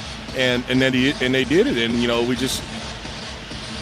it's a learning experience. I mean, that's basically what it is. And so, like you said, from the victory standpoint, you run it all the way down and you snap it, and they get to do it 2 more times, and we never get the ball back. So the Saints officially had the sack from Pete Werner, which was just the 1 yard as he didn't get back to the line, but I don't want to say they didn't get pressure on. They made him move. They made him move in the pocket, but they never. They didn't impact him near enough. No. I mean, one time he flipped it out, underhanded, and made the completion. So it's tough. This team does a lot of things good, right? Solid, but not real good. Right? I mean, you know what I mean? They're not running it very well. What is this, week 6? Yes. If you can't score touchdowns, it's hard to win in the NFL. Yep. We can paint any other picture you want to paint. But if you can't score touchdowns, it's hard to win in the NFL. So they will meet at midfield. The clock's still 23 seconds. So the Saints drop another one at home, a tough one, as they were looking for back-to-back and make it 3 straight victories for New England. The final score, 26-25 tonight. I can't even read that. 25-19 in favor of the New England Patriots. We will take a break, come back and talk about it some more, but Saints fall at home, 25-19 here on the New Orleans Saints Radio Network. Football fans know that traditions matter, turning moments together into something truly epic. They're what inspires us to make our masa and Tostitos the traditional way, starting with whole corn kernels. No artificial flavors, colors, or preservatives, all to give you that perfect crunch. Discover your next tradition this football season. Head to the store, grab your Tostitos team bag, and scan the code for a chance to score an epic experience with the New Orleans Saints. Tostitos, tradition matters. The official chip and dip sponsor of the New Orleans Saints. Garage doors from Ace Garage Door Company are built tough, Durable, reliable, and ready to handle whatever life throws at them. Just like the best offensive lines in football, our best in industry CHI overhead doors stand strong, keeping your home safe and looking great like a fresh uniform. Don't fumble with weak garage doors for your home or business. Call Ace Garage Door Company today, where strength meets style. Visit acegaragedoorllc.com and Google them to read 1,200 5-star reviews. Ace Garage Door. Ace Garage Door. Was an I formation. Now it's split. Empty backfield. 3 receivers left. Kendre Miller in motion. Taesm keeps it right side. Gets a block. Cuts it back. Touchdown to Taesm Hill. He had the block to the outside, but it was when he cut it back, you knew you weren't stopping that man from getting in the end zone. Touchdown, Taesm. That's the energy power play. Energy. We power life. All right, Mr. McAllister. I mean, you can't just, Blake Grupe kicked the 34, 38, 48, 54, which means the line of scrimmage was the 16, the 20, the 30, and the 36. So you're doing some things right, but then you just can't capitalize, and you're dropping passes, and you're 1-5, and you seem to, you're fighting uphill with the same problems, right? You're fighting uphill with the same problems, and until you solve those problems, this is what it's going to be from a weekly or almost daily basis for you. And so the 3 games that you lost here at home, whether it was Arizona, whether it was San Fran, and whether it was this one today, I bet you we can go back and we can look in the red zone and see if you were 70%, 80%, or probably today, 1 of 5, 2 of 5, whatever it was. Yeah. Well, one of them they won't count again. One won't count because count. It was at the 21. Right. It was at the 21 instead of inside the 20. But that's the problem. That is the problem. Your defense, yes, they can't give up 14 points. Because they're spotting teams. Right. 14. 4 straight games. Yeah, and so you're spotting teams 14, and then you go back and you look at it. What you give up 11 the rest of the game, and so you're figuring that part out, but you're putting yourself behind, and offensively you're getting down there either in the red zone or fringe red zone, but you can't punch it in enough. And so, like we talked about, just adding 1, 2, 3, that's 6, 7, it's a 4-point difference, 4-point difference, 4-point difference. You end up losing 6. Yep. And all those games that we talked about, those first 2 games as well, you had the football literally with a chance to win or take the lead. And all 3 of those games, Arizona, San Francisco. And even in a sense, this one. Yes, this one you ended up punting and you never got the ball back, but you had a chance to go down and make a play, and you're just not making the play. And we can talk about missed opportunities on the switch route, to Olave, where that ball is very, very close, or the fumble right there to Juwan at the middle of the field. Yeah. There's a lot of things you can go back and talk about as a team, but it's just, the difference between winning and losing in the NFL, sometimes it's literally a yard or 2. And that is what we have seen. My thanks to all those who helped make today's broadcast possible. Charlie Long, Chris Coleman back at the station, Luke Augusta with this morning, Bobby Hebert, Steve Geller, Jordan Fiegel, my spotter to my left, and Nick Galliano, statistician, Jeff Nowak on the sidelines, along with Tyler Miller, Robert Carroll, engineer du jour, and Deuce McAllister, the best analyst in football. The final score from Caesars Superdome, 25-19, brought to you by Hoteling Law, together defending New Orleans on and off the field. 1-5, off to Chicago. Goodbye, and we will see you next week right here on the New Orleans Saints Radio Network. That's a wrap on New Orleans Saints football. Brought to you by Caesars Sportsbook, an official sports betting partner of the New Orleans Saints. Rouse's official supermarket of the Saints, celebrating 65 years, and we're just getting started. And in part by River Parish Disposal. Our business stinks, but it's picking up. Now, time for the 5th quarter. Stick around for the Flight by Yingling Locker Room Show on your New Orleans Saints radio.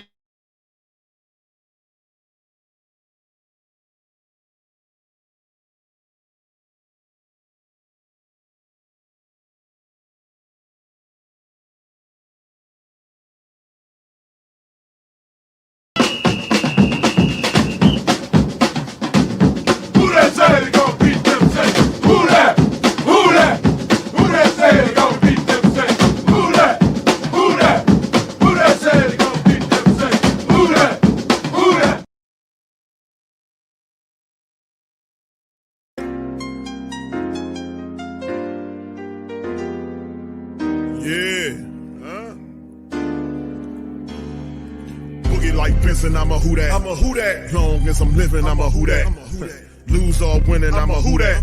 Sports Coma, yeah, this is where we do that. Where we do that, where we do that, where we do that, where we do that, where we do that. Boogie like Benson, I'm a who that. I'm a who that. Sports Coma, this is where we do that. Where we do that. Welcome, welcome, welcome. Somebody please better help.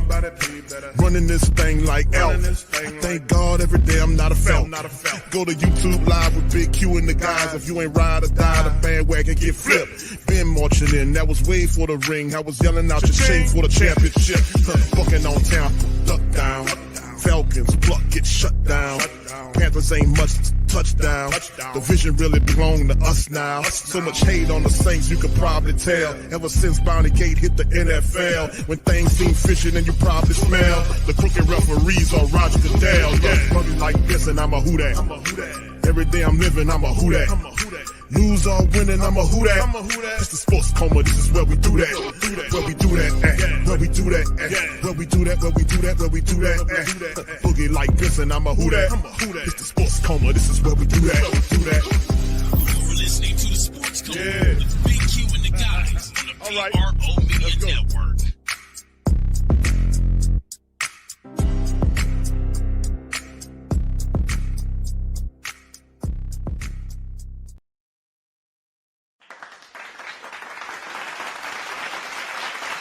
All right, much love to y'all, man. Appreciate y'all for being in the live.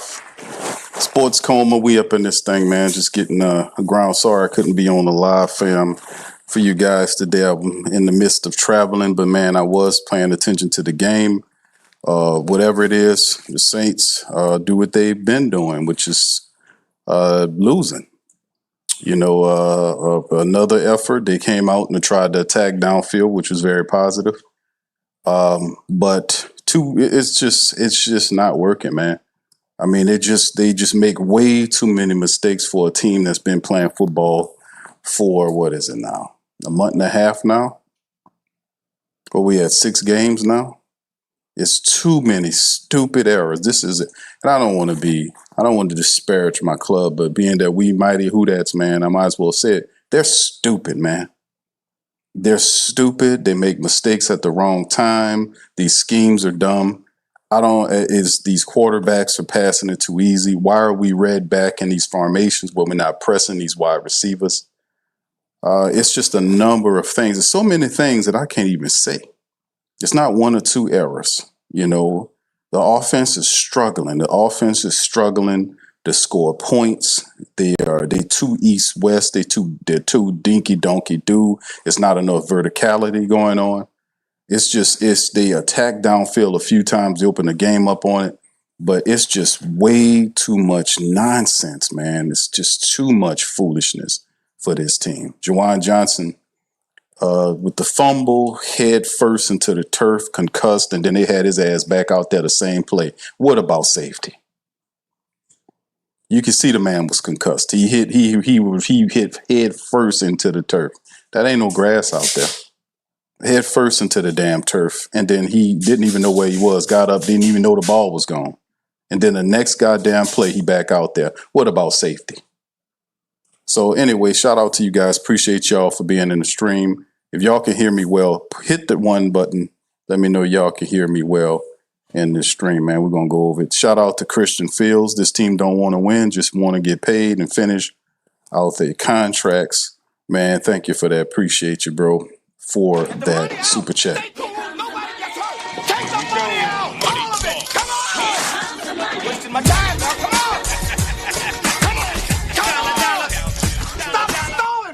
Shout out to the fam, man. Appreciate y'all for being in this thing, man. Yeah, Kool-Aid McKinstry, Revert. Thank y'all, man. Appreciate it. I see all the ones. Much love to all y'all. Y'all do me a service.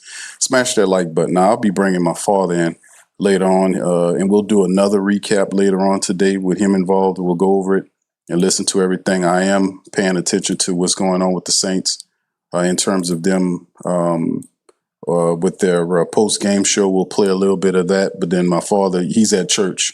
So when he gets back, we'll do another recap later on today. So just to let y'all games know that. Hold on just a second. There we go.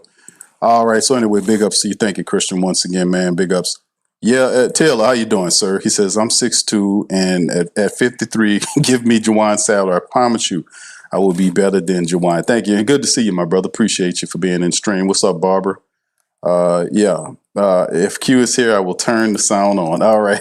All right. Thank you, Barbara. Much love to the diehards, man. I appreciate you guys so much for being here.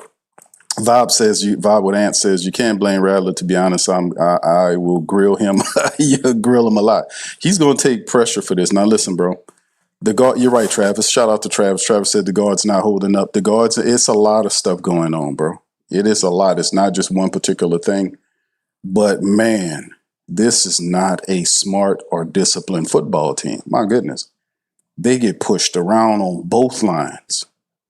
I mean, they're not, fam, they're not strong on any line. Do y'all see what I see? They're not strong nowhere. You cannot be a football team that has a weak offensive line and a weak defensive line where you get pushed around like these people do. I mean, they get pushed around a lot. A lot. We did the breakdown and the keys to the game in the preview yesterday, which was pretty spot on. It was spot on what they need to do. But what do? At home, no less. These people can't do the basic things right. And they keep stopping at 18 and 19 points a game. They can't put no point. You're not going to beat anybody doing that. If they scored a touchdown, family, beat the Patriots. Why can't these people score touchdowns? Why can't they push the ball downfield? And then, to be honest with you, the referees were helping them here. The referees had several very agreeable calls that helped the Saints. And the Patriots, man, let's give credit to the Patriots. Shout out to the Patriots. The Patriots was attacking that Saints secondary. They just were throwing at them continually. Did you see that? They were just throwing at them with safeties back. They were rearing back and throwing at their asses. And if he didn't get a completion, he got a pass interference. They were just rear back throwing at him. And this is the thing. This is my criticism. It's just a lot. It's not one person, bro. KT Sans Q, you can't, this is ridiculous. You can't blame it on Rattler. I don't think I said anything about Rattler just yet. That's it. KT jumping out ahead of it. Say, hold on now, Q, before you. Now listen, bro. This is the one, critique or criticism, whatever you want to call it, that I have of Rattler. He's too effing conservative, man. He's too conservative, bro. He's too conservative. Like on the blitz, man, listen.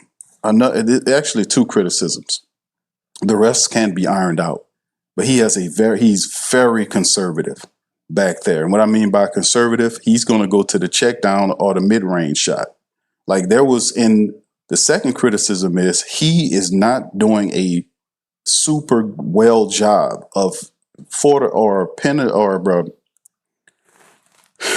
he's not doing a good job of finding out where the blitzes. He's not locating where these blitzers are coming from, fam. The first drive of the game, in particular, Spencer Rattler had a safety that came up on the left side. He was over the left tackle, creeping up on the left tackle. A man just motioned the wide receiver from right to left. The safety dropped down to just outside of the defensive end. The left, I guess you would be considered facing out would be his left side, which would be that left tackle. That defensive end that's facing our left tackle just outside of his right shoulder. That safety level there. There was a pass where you had a guy going to the left out to the flat, and you had a Juwan Johnson that was cutting across on not a slant route, but more of a curb route across the mid-range area going up toward the goal line, going up toward that area. Now, if he had placed that ball in that region, that would have been a first down, because to check it down to the guy out in the flat, which was Chris Olave, to throw that ball there, they had a guy right up on him. He wouldn't have been able to, well, you never know what might have happened, but the guy was on Chris Olave. He threw it, it ended up being an incompletion. But the thing is, he has to stop that. And what's going to end up happening is they're going to pull him out of the game. They're going to pull him out of the game because even though he's not making a lot of mistakes, like he's the mistake. See, this is the double-edged sword. Is what I'm saying. Whether he throw the ball down the field or not, they're gonna pull his ass out of the game because the Saints are losing games. They won in 5 now. They won in 5 and they're averaging 18, 19 points a game. That's not gonna cut it. They have to get downfield. I shared a stat last night about the Saints being on shots that they've thrown down the field. It's like 5 deep shots that the Saints have thrown down the field, which is like one of the lowest in the league, which means they're not taking any shots prior to this game. They're not throwing them. They're east, west, and you can put that on that stupid ass Nussmeier and Kellen Moore, who looks clueless. But at the same time, they're just too conservative. And then the wide receivers, outside of that's one of the critiques I have, he has to read the blitzers better. He's not reading those blitzers. When he got sacked, man, come on, you can't tell me you don't see them people cropping up to that line. That's your job, man. You got to read that. And then out of the read, you have to react and you have to get the ball. If they're overloading the line, they got somebody open and maybe 2 people open. If they're doing that, you have to get the football out. You can't stay there like that and take sacks and all this kind of bullshit. You got to get rid of the ball. That's a part of the game that he has to work on. But if he don't push the ball, they're going to yank his ass out of there, man, because if you're not competing, because this needed to be a win. But if you're 1-5, they're less inclined to keep you there. Now they can roll Shuck out anytime now. We 1-5. Shit, we can roll Shuck. What we keeping Rattler for? We can roll Shuck out there now. The Saints ain't in no contention for anything now. We can put Shuck out there now. And whether you see, that's the do if you don't shit. So don't go out there and play conservative and dinky donkey do bullshit. Throw that damn ball out there. That's why I was saying in the on the tape, and wait till I watch this tape for my Patreon family members. I'm going to show y'all some sports because I've seen several plays that I was like, there are plays. There's a guy open right here. There's a guy open right here. His eyes are not going down there because the stupid garbage line can't hold up. Guys are coming in there, knocking them around. They flushing them out of the pocket. So he's not comfortable back there. So there's a number of things that's going on that he has to adapt to, and he doesn't have a comfortable home to stand and do his thing. But regardless of not, a lot of people are not going to allow you to use that excuse. You have to produce. We cannot score 18 points a game and expect to beat anybody. You score a touchdown a day, you beat this Patriot team. You beat them. It's a lot of stuff going on. But listen, don't take that as a snipe because most people are going to look at the quarterback. When you're losing games, they're going to look at the damn quarterback. It's just a fact of life. It's a fact of life.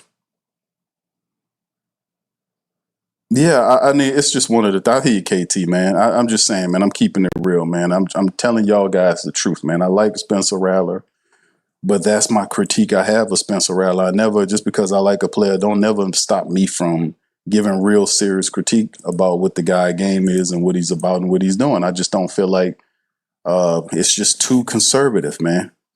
They're not throwing that ball downfield. Now, they tried it today, and they just stopped. They went right back to what they know. This is in their DNA. They're an east-west ass team. They're not trying to look for pushing the ball up the field. Jawan Johnson fumbles the ball in the crucial time and all this kind of bullshit.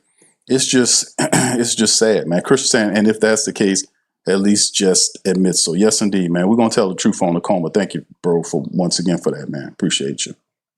All right, shout out to you, Brent. Appreciate you. Brent says, our secondary. Come on, man.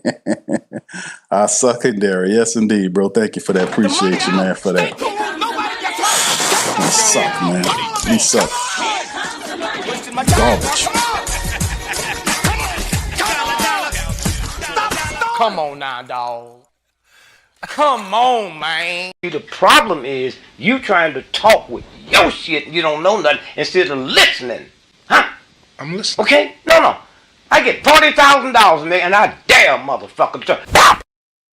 All right, big ups to y'all, man. Thank you, Brent. Shout out to you, man. You can always count on Brother Gregory to get the laugh, man. Yes, indeed, fam. We're gonna jump in. We're gonna have Kellen Moore. He'll pop up here momentarily to kind of give his game about what happened with the Saints. As a matter of fact, he's up. Let's go to Kellen Moore right now. Here we go, fam. that were presented to us, and every game's going to have those opportunities, and you got to take advantage of them. And so, they won the turnover ratio, they won some of the situational stuff, and that's how this game was decided. And we didn't make enough plays, and got to find a way for myself to coach better, to put ourselves in better situations, to be more successful as a football team, because there's too much good and not enough, in those little margins. And so, medically, I think we're okay. Nothing really drastic came out of the game, and so we just got to get better and keep moving.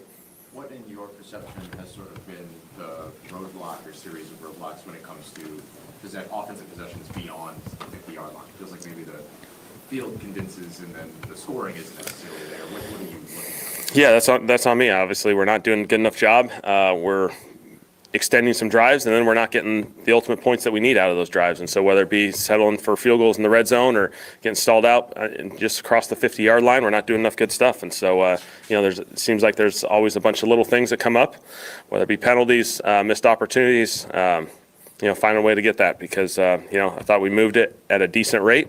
We just didn't take advantage of the opportunities when they're presented. What was the issue with the defense being able to guard Taesm Hill, or even the deep passes in general? Yeah, New England made plays. They had one-on-one opportunities and they made plays. And, those are contested. Those are challenging situations. But, we got to find a way to come up with more of those on our end. And so, that's what this game's all about. It's one-on-one opportunities throughout these games, and we got to find a way to get it done. This is the fourth consecutive game that the opponent scored touchdowns in the first two drives. Is that a start? It's obviously, we're not starting fast enough from a defense perspective, and we got to play better. We got to have a sense of urgency to get out there and get ready to roll. That's a couple weeks in a row in that scenario, and so that's not the formula we want, to be feeling like we're playing behind for a little while. And so, again, we got to take advantage of opportunities, and they come in all four quarters, and every moment is the same value from the first quarter all the way through the fourth quarter. Kellen, how frustrating is this? 4 to the 5 losses, 3, 4, 5 plays, you could be having a better record. Yeah, that's what this game is. It's the NFL. The margins are really, really small. They're really tight. They got good players. We got good players. And it's a matter of taking advantage of the opportunities that are presented. And so, we're not getting it done. We're not getting it done in those situations, and we have opportunities. And so, for myself, I got to figure out a way to get us there, because we're close. We're knocking on the door, but we're not opening it. And so, I got to find a way to do better. Well, they had a few notable drops. Just what did you kind of make of those? And were they drops like usually if they were drops? Yeah. Obviously, we'll look at the film to evaluate all the detail of it. But we had some opportunities in the pass game, and so we didn't get it done. Those are challenging plays. I get it. And so we just got to find a way, collectively as a group, to come up with more successful opportunities. What did you make of Spencer? Thought Spencer had some good football out there. He used his legs again. Thought he got his completions, put ourselves in some situations. We got to finish a couple drives in the red zone. We have some third down ops we don't quite get. And then he had probably one turnover-worthy play, in the middle. Fortunately for us, it wasn't a turnover, and so we all have to keep getting better, because obviously we haven't met the standard yet. We're not there yet as a group. Specifically to your question, as an offense, we got to get better, and so we just got to put our head down and go. How much the alteration, or what appeared to be an alteration, in terms of the big screen and the direction when Blake was kicking, in terms of going to that kind of blank? Yeah. There's just some. Yeah, I think it was just something that has occurred in the NFL, a number of other places, just to simplify the background. What was your thought process at the last possession at the end of the first half with 30 seconds in your timeouts? Were y'all thinking that you wanted to run some plays? Yeah. Obviously, if we can get some positives out of there, we'd love to. We got 3 timeouts. We can play that thing through a 4 or 5 play sequence. Got sacked and put us behind the chains there, and just let it bleed out at that point. When a sack like that occurs, you still have your timeouts, but is it a situation where you just feel like it's only, it'd be 15 seconds at that point? It was obviously low. Yeah, you're down, with that sack and the extension of the play, we lost 1 extra down, so now we're kind of down a couple downs there. How challenging was it playing Drake May? How good was he on the other side? He did some really good things. I thought he extended plays. He used his feet in some really timely manners. He sits in there. I thought he played well. We weren't able to get to him. We weren't able to get to him, create the sacks, and create the the rush opportunities on him. We weren't able to impact him enough in the pocket. Is this a game where having a young secondary really kind of highlights were there any miscommunications or anything? We'll look at the film. There'll be, obviously, I think, some great opportunities to grow from. They were able to make some explosive plays in the pass game, and so, we just got to get better. What went into Stetson kind of subbing in for? Yeah, we just put him in there for a little bit just to get him going. Obviously, he's a good player. He's done some good football, and I think it's important that he has some exposure to the league. Just as far as if you ever have to put him in there, he's played some football. Similarly with Stallbird, was he a specific kind of third down focus? Like, was that kind of his emphasis? Stallbird. Yeah. He's obviously one of those guys. He's kind of had a package in various games the last few weeks, and so he's a good player, and he's earned those opportunities. Mornings are better when you know what to expect. That's why we're here.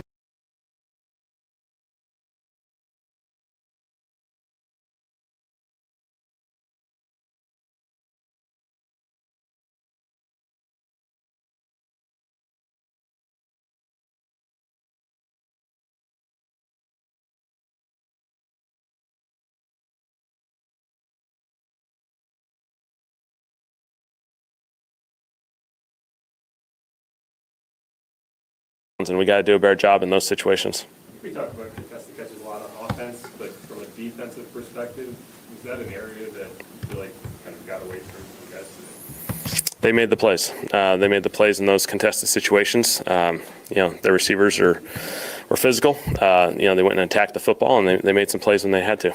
When you talk about the margins, like some of the fourth down decisions, like the models out there say go on some of them, do you have to start being more aggressive to capitalize on those margins? Is that Potentially, yeah. We got to calculate it in every possible way. We got to understand, there's the numbers, which we certainly are very cautious of, and then there's the element of making sure we got what we need to have an opportunity at the end of the game. And so, obviously, I'll look into every little margin and see if I got to do better from being more aggressive or calling some more fourth downs. How would you describe the mood in the locker room after this? Yeah, just frustration.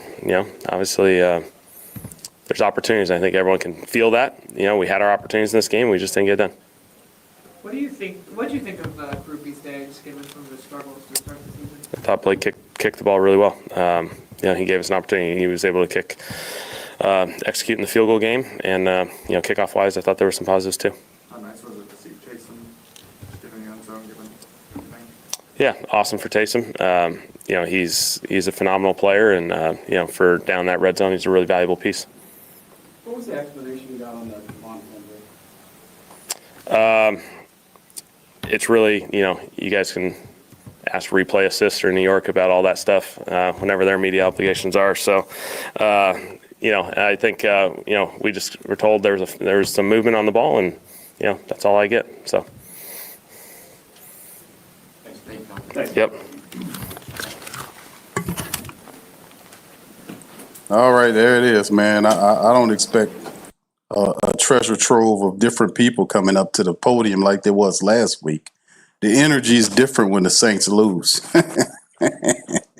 Spencer Rattler will make an appearance up here, man, though, because he is accountable. I give you that, man. Matter of fact, that's Spencer right there. Here we go, man. Okay, so just point off that one, just what's kind of your evaluation, just starting with the offense in terms of what worked, maybe what didn't in today's game? Yeah, I mean, again, a game I thought we moved the ball really well, especially in the first half. Had some big plays, had some great plays. Could have been a little better on third down. I think we're in third and long on a couple of those, but could have finished in the red zone a little more. A few plays here and there. It didn't feel like we played poorly. That's the thing. But few plays away. So we just got to figure a way to make those plays. Spencer, how frustrating is this?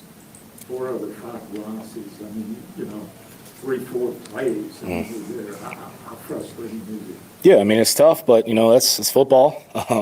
Especially at this level, it's you change a few plays and you win the game. But got to take advantage of opportunities and just got to make more plays than them. They had more plays than us. We gotta figure a way to make more than them.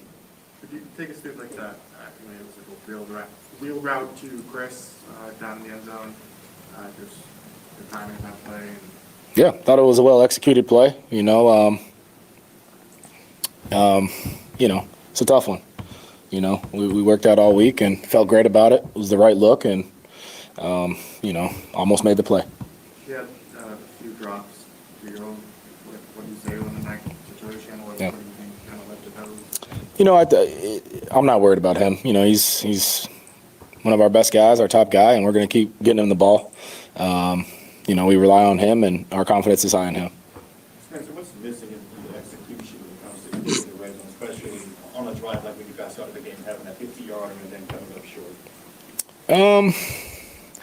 I believe we got down there, ran a keeper, then we're in second and 6, then we ran the ball. Didn't really get many yards. I think it was 3rd and 4. Had man coverage on 3rd and 4. Had the look. They brought safety pressure. That was hot. Had to get the ball out. They covered it well. And then we got a field goal, So it's just little plays like that, man. You just got to find a way to make them. And it's a collective thing for sure. And we know that. Spencer, how would you describe the mood in the locker room right now? Similar to these other games, we came up short in. It's like we're right there playing against good teams, really good teams, and we're right there. So we're not happy about a loss. But, we know we're a better team than our record says. Does it get more frustrating when, it's the 3rd or 4th time that you had a shot in the 4th quarter? Yeah, it does, for sure. Got to figure out a way to finish. Jesse, Emmett, is this fantasy? It's There have been opening touchdowns on back-to-back drives in the opposing offense. What kind of goes through your mind when that happens? Like, you feel like, all right, like we need to respond here. Like, what just kind of take us? Yeah, if it has to be a shootout, it has to be that way. Defense is going out there playing hard. They're going to make plays. They had 2 good drives to start. Credit to their offense. They schemed up some good stuff. But we just got to respond. It's a tight game in that first half. I don't know what the score was coming out, but it was close. And going throughout the game, it was close. So got to figure out a way to score 6 instead of 3 and just keep it rolling from there. Hey, Spencer, this is y'all's 3rd game, losing by 7 points or less. How frustrating is that just going out? Yeah, like I said earlier, we know we're a better team than our record says. But we have to find a way to win these games that are one-score games. We have opportunities, and it's a collective thing, and we just got to work on it and execute it in game. The opening pass, 50-plus to Chris Olave, coming out of the gate with that kind of play, just what are your thoughts on that? Trying to kind of have that big player up. Yeah, we knew we were going to call that play the last few days, and they actually brought an unscouted look, blitzed the corner, and had the safety on Chris, and just created a little time and put it out there for him. After that play, we were like, damn, we're going to roll now. Let's roll. And you hate to end up with 3 on that drive. That should for sure be a touchdown. So, got to figure out a way, no matter what it is, to get 7 points on the board, especially after a big play like that. Did you have a chance at all to watch Drake May when I don't know if you're looking at what you're going to do next or seeing what they do. What were your impressions of his day? He's a good quarterback. He has a great feel for the pocket, can use his legs, can see the field well. Has some nice plays designed today, had some open stuff, and he hit it. Simple as that. They executed. Executed more than us. So he had a good day. Shearers made some great plays, and they, had a good game plan, and they just made more plays than us. To be part of the same draft class as him and to have it go down the line, feel like you're proving anything here to people about your game, your performance? Sure. I want to put my best foot forward every game, every chance I can. I don't want to go out there and, look bad. I want to go out there and be sharp, play clean, make some plays, keep us in the game, and ultimately win the game. So, again, it's a team thing. But, we got a lot of playmakers on this team. We got a lot of great players, and like I said earlier, we're better than what our record's saying right now, and we got to figure out a way to finish these games out. You set a new career high again this week for yards per attempt for the ball. Okay. What has worked over the course of the past couple of weeks and just allow y'all to kind of open things up and maybe take some more shots? I think just the confidence in our group. We got playmakers, seeing the field well right now. we're getting in, I feel like, good calls. And, they didn't do much to stop us early on. We were moving the ball really well, throwing the ball. I thought we could have ran the ball better today. But, however the game's got to be won, that's however it's got to happen. So we got to figure out a way to execute. If we're throwing it, if we're running it, third down, red zone, you name it. So, again, it's a group thing, and we got to clean it up. Thank you, guys. Thanks, Spencer. All right, there goes Spencer, man. I don't know who else they got coming up there, but they probably sent Demario Davis out there to kind of give us the word and settle us down. But hey, man, listen, man, I put all y'all comments on the screen because, I'm just giving the Who Dat Nation an opportunity to kind of decompress. This is very pathetic, man. 1-5, and the reporter mentioned it, talked about a certain amount of wins. I think he said several wins in which the Saints lose by a touchdown or less or something similar to that. And that just shows that when you're losing in that fashion, that just shows you're not a clutch team. Because clutch teams get that stuff done. Oh, no, here go Justin Reed. Why they put him up there? Okay, here we go. Justin, what do you think kind of led to the slow start the last 2 weeks with drive touchdowns back-to-back? Yeah, I mean, it's been 4 weeks in a row that it's happened. At this point, it's become unacceptable. I don't think that it's scheme. I think it's execution of the scheme. And I think that in the first two series of the games, the past couple weeks, there's just been too many mental mistakes. You know what I mean? It hasn't been a scheme thing, an execution thing. It's just been mental mistakes, and they're getting exposed out there on the field, and it's taking us 2 drives before we settle down and then start executing. And then once we execute, the product's a lot better. But we can't keep starting every game giving up 14 points before the first quarter's over with. Speaking of that, what happened on that first touchdown along with the Mario Douglas came all the way across the field? Just a failure in communication. Things that we can just get better at, and things that we will have to get better at.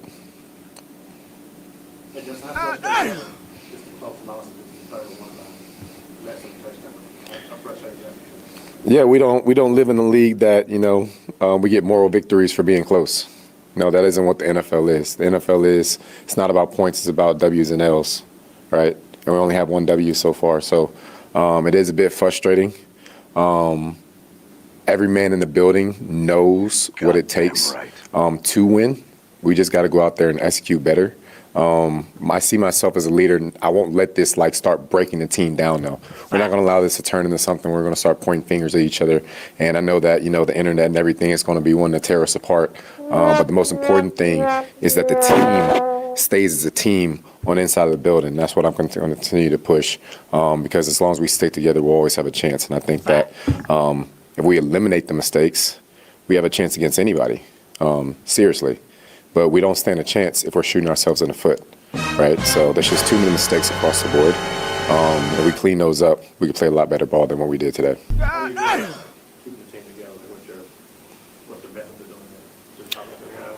Yeah. First of all, every play that was a quote-unquote bad play is all 11 guys' fault. Every one of them. It's not pointing the finger at one guy here or one guy there because there isn't any one of us that played a perfect game today, right? So it's just about cleaning it up, and it's like, hey, as long as we look out for each other, we have each other's back, we communicate better, we slow the game down faster, right? We don't take 2 drives to slow the game down and start executing. We start executing from the jump. We're going to have a better shot. More do you want from me? Drake is he's a consistent guy. I mean, Coach Vrabel over there does a great job. You could tell that they're well coached. It's a fundamental game plan. They didn't do a whole lot. It's about fundamentals, eye control, and disciplining gap integrity. And I think that he managed the game well. They just had some long drives there, ate up a lot of clock, and then a couple of times in the game he made plays with his feet when he needed to. But for the most part, he stayed calm and collected. So I think he did a good job. Keeping the teams together, it's been a big story this week about Alvin doubling down on his desire to be here. Just for a roster with so many young guys, how important is that when you have the better guys to certainly earn the respect they had out of the situation for them to still want to be here? Yeah, your veterans set the culture of the team, right? And that's one thing that I do think that we have right. Our veterans here set the culture of the team the right way. We just got to execute better. So Alvin, the way that he carries himself as a leader, especially through his play, I think that Spence has been doing more than enough. There's things that we can all do to get better, but I thought our offense played well and kept us in the game, especially in the first half. They did a lot to help us out defensively. But as long as your leaders stick together and your leaders remain tight and it doesn't turn toxic or the locker room starts falling apart, right? Because we've all seen those teams. I've been on teams like that before in my career. So you don't let it get to that point. There's always time to turn it around. We haven't played a single divisional game yet, right? So everything that we want going to the playoffs and beyond, everything that we want is still in front of us, right? So we're going to continue to attack that and execute it. Justin, what was it about the matchup against Kayshawn that was troublesome today? I think that he's just a talented kid. We knew coming into the game that he wins a lot of 50-50 balls. That's how they view him. It's like, hey, if we want to take a 50-50 shot, the ball's going to go to number 9. And, you know, he won a couple of them. And, yeah, that's what happened. Cool. All right. Thank you. Appreciate you guys.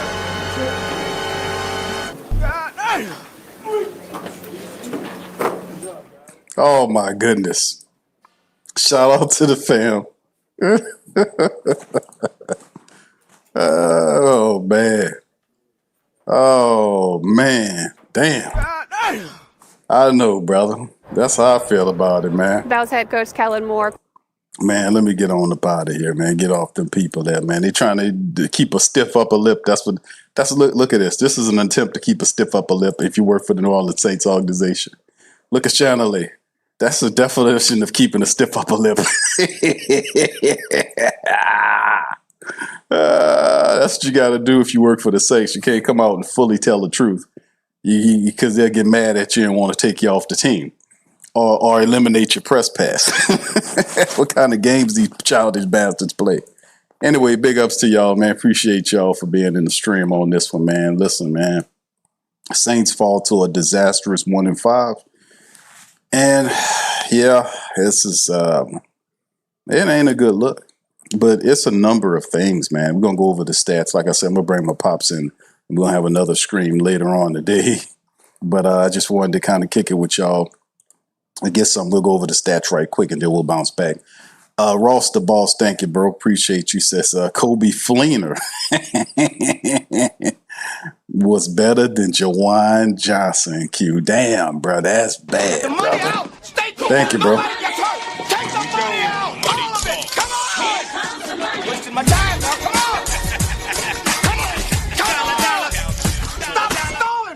Man, that's a rough one, bro. Thank you, bro. Appreciate that super chat, man.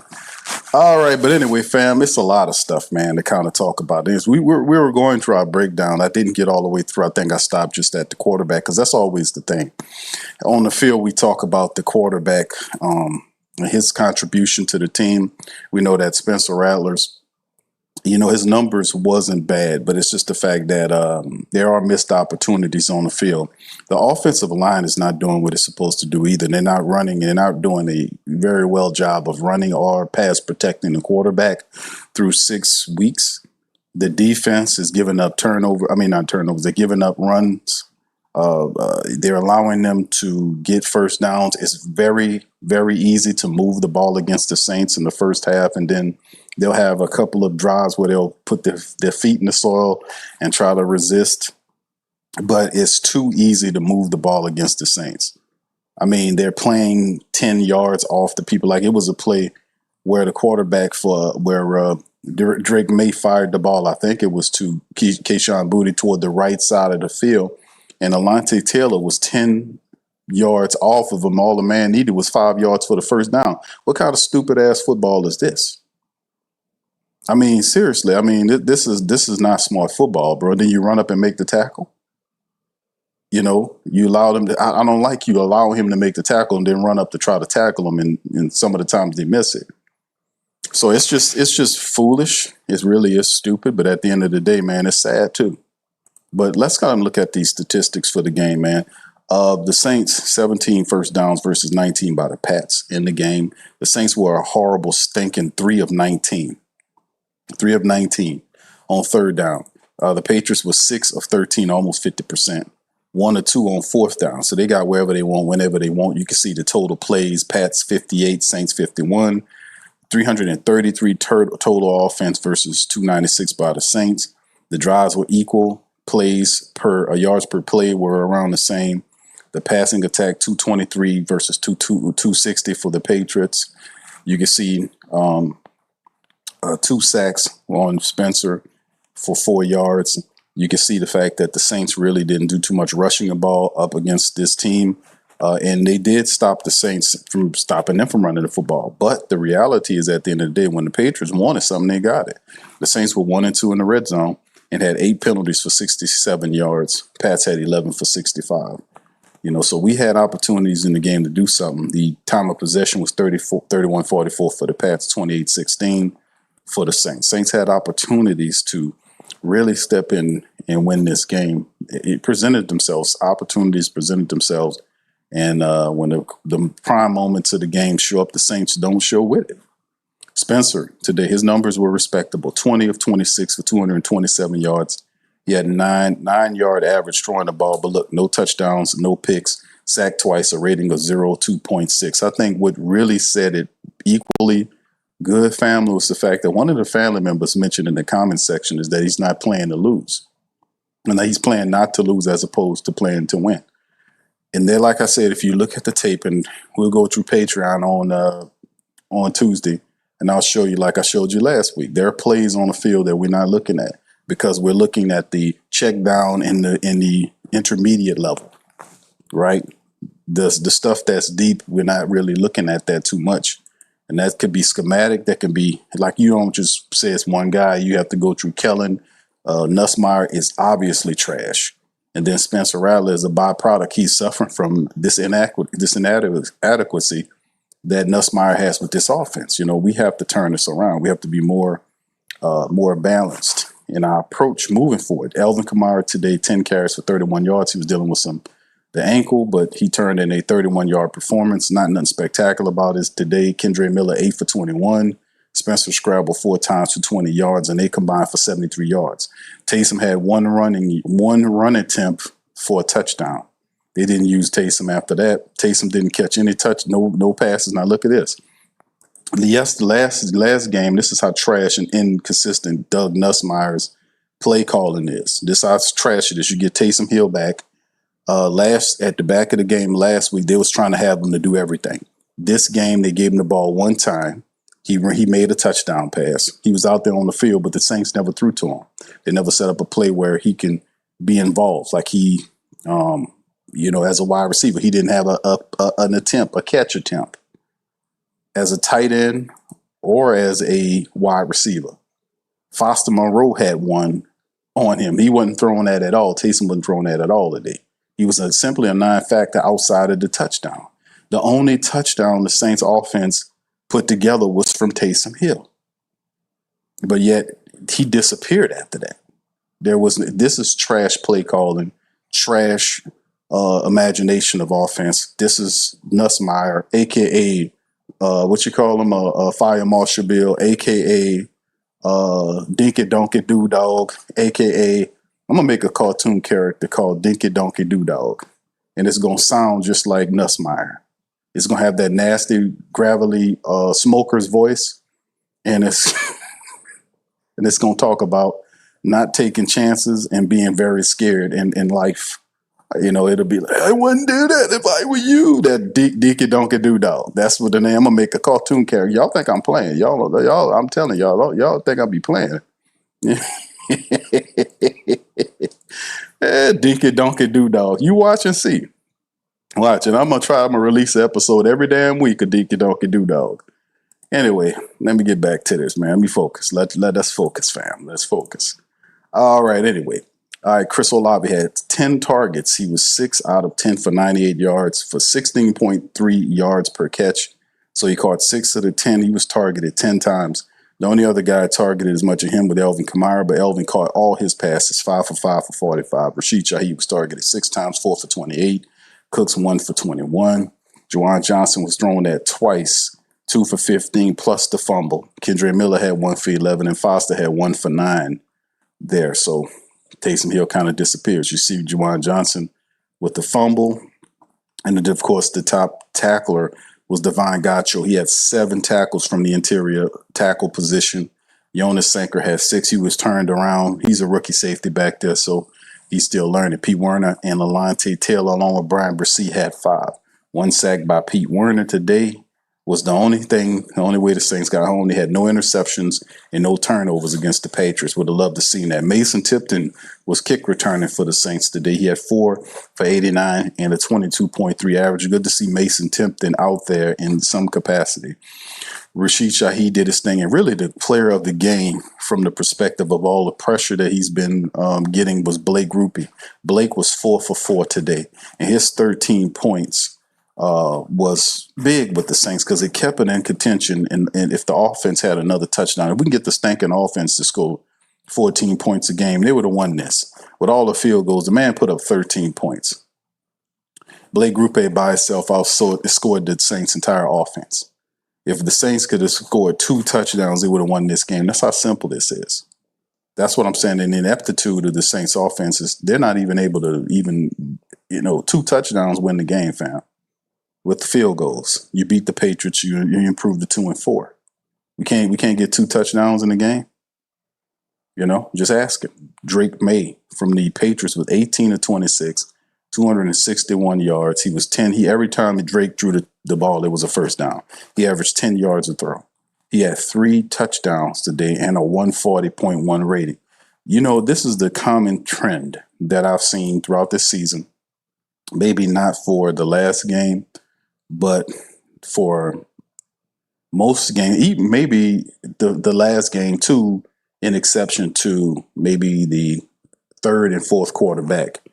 But quarterbacks look spectacular against Staley's defense.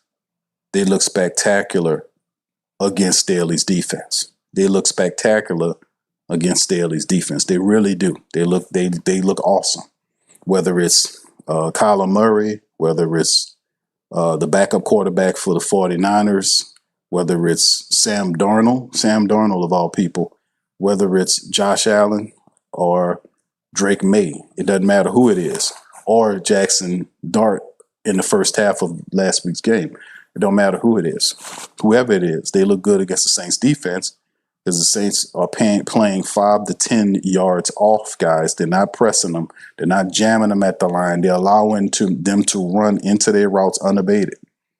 If you watch some of the plays today from Kool-Aid McKinstry, they wasn't jamming it at all. Dude ran right past Kool-Aid McKinstry. That's how he caught that ball. Keyshawn Boutte was cooking him all damn day. He's back now, Crystal Light McKinstry. He's back Crystal Light McKinstry. Until you can steadily do that type of stuff every week, you have now lost your moniker again. You're now Kool-Aid. You're not Kool-Aid McKinstry. You're now Crystal Light McKinstry once again. You can't have guys cook you like that. And that's what Keyshawn Boutte, who, shout out to LSU, my guys, they represented. Keyshawn handled his business today. He was thrown at 5 times. 5 times, fam. He caught all 5 of them, had 93 yards and 2 touchdowns. He cooked the Saints. 18.6. Drake May was just the man. He also was their top rusher, 9 scrambles for 28 yards, and I told y'all that in the preview. In the preview game or the preview breakdown last night, I told you guys about all this. I told you about what Drake May was going to do. I told you what we couldn't allow to be doing. I told people who to look out for. Now, the Saints, give them credit, the defense did hold down Stephon Diggs to 3 catches for 28 yards, but they let Keyshawn, who's the other wide receiver, cook him. He cooked him. Even Demario Douglas, who's the 4th wideout, got some burn. He was 3 for 71 with a touchdown. So Keyshawn cooked the Saints.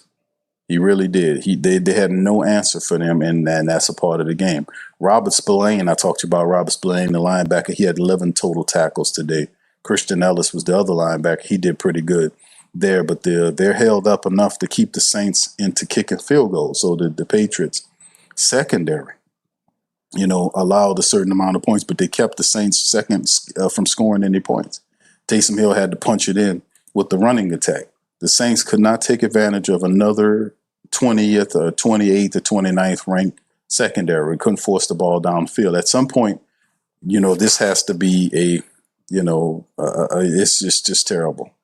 It's just terrible. You can't fumble the ball. You can't drop the ball. You can't not complete routes. You cannot miss tackles. You can't do any of these things if you expect to win. And also, you got to win on third down. You got to win on the line of scrimmage. We got to handle the business. And when they're third and short, we can't allow them to convert. We got to put our foot in the soil and grow. But at the same token, you're now 1-5. You're officially in the hole. Like 0-3 is one thing. 0-4 is one thing. You win one, and if you win today, you go 2-4, and you can at least see you putting your step in the right direction. Stacking wins at 1-5, that's a different field than 2-4 or 0-3 or whatever. That's a different level. You're four losses in the hole, and you're officially in the hole. So it's a lot of stuff going on, man, like the secondary. And I don't know what Justin Reed, I don't even know why the Saints rolled Justin Reed out there. I guess somebody went in there, one of the media people went in there and said, hey, anybody want to go talk to the people? Spence, the quarterback and the starting quarterback and the head coach got to talk to you at the end of every game. They can't elect not to go. But anybody else like Chris Olave, Alvin Kamara, DeMario, Cam, Kool-Aid, anybody want to talk to you? Now we going to do an interview from the locker room. They don't want to come after the game. It's just saying, keep the energy, man. If you can't, after a loss, you can't show your face. Don't come popping your ass up here after a win, smiling and profiling when you can't do it after a loss. It's your character when you can stand up in front of people after a loss. So, but Justin Reed, man, he ain't playing well enough. And I don't know if people see Justin Reed as a leader or not. I really don't see him as a leader. He's a veteran. But in the end, man, they tired of the fall short bullshit, Yeah, and KT, I seen what you said about Garrett Nussmeier. Garrett Nussmeier is struggling. He was horrible in the game last night, even though LSU is now 5-1. They now are number 10th in the nation. But the offense is sporadic at best. His decision making is awful. To be a guy that been in college for that long, that been playing in that system, that's ridiculous. And I often said that I didn't see him in the same vein as I seen Joe Burrow or Jaden Daniels. I didn't see Nussmeier in that. That's why I was saying before, I don't see him as a first-round quarterback. When people were saying all that, it was different. Now you see all these quarterbacks and they looking pretty bad. Then they say, oh, well, I guess such and such. I knew that then. A lot of these guys are not who you think they are. Nussmeier is he's getting caught up in that energy along with Joe and Jaden, but he's none of that. He ain't none of that. He ain't none of that, bro. All right. So anyway, let me get a couple of questions from you guys. Went over the stats right here in the breakdown. And let me do this, fam. Also, let me go through the game, the scoring breakdown for the game so y'all can know how this went. And I know most of y'all seen it, but some of y'all might have been see the scoring plays or the scoring breakdown. So let's kind of cover that as well. And then any questions y'all got, throw them in the chat. And then after that, we'll get ready to end the stream, man. So anyway, let's get it right into it. Once again, shout out to y'all. Please do me a service and hit that like button and the sub button. If you're listening to me via X, please do me a service and give me a retweet on X. Retweet this for me. First quarter, Saints got a field goal, of course. 12:50 on the first quarter clock. Blake Group A from 34 out. Saints 5 plays, 59 yards, 2:10 on the clock to get there. They started off with a field goal. It should have been a touchdown.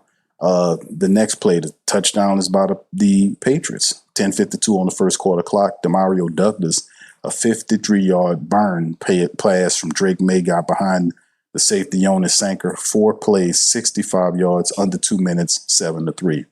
The next play in the same quarter was a field goal. Saints return the favor. Blake Group from 48 yards out with 5:05 remaining in the first. It was 10 plays. Saints went 10 plays, 43 yards with 5:47 to kick a 48-yard field goal. Blake nails it, makes the score 7-6. Saints feeling close. Next play, the Patriots go back to business. With 33 seconds remaining on the first quarter clock, Keyshawn Boutte, 25-yard pass from Drake May, with 6 plays, 69 yards, 4:32 on the clock. They make it 14-6. Here come the second quarter. The Saints answer with the first and only touchdown of the game from the black and gold, and they take the lead for a little bit, matter of fact. It's Taesm Hill. They go 9:42 on the second quarter clock. They march 11 plays, 60 yards, almost 6 minutes, and Taesm Hill punches it in on a 1-yard goal line run to get the Saints to lead 14-13. Then the Saints even begin to kick another field goal later on at $1:51 in the second. Blake Group A then comes back with a 38-yard field goal, 8 plays, 27 yards for 4 minutes. The Saints go up 16-14, and they'll never see the lead again after that. The Patriots then respond with 31 seconds remaining in the second quarter. Kayshawn Boutte once again, 29-yard pass from Drake May to make it 22-16. It was 7 plays, 73 yards, 1:20. So they go 22-16 into halftime. Saints having an opportunity to respond in kind.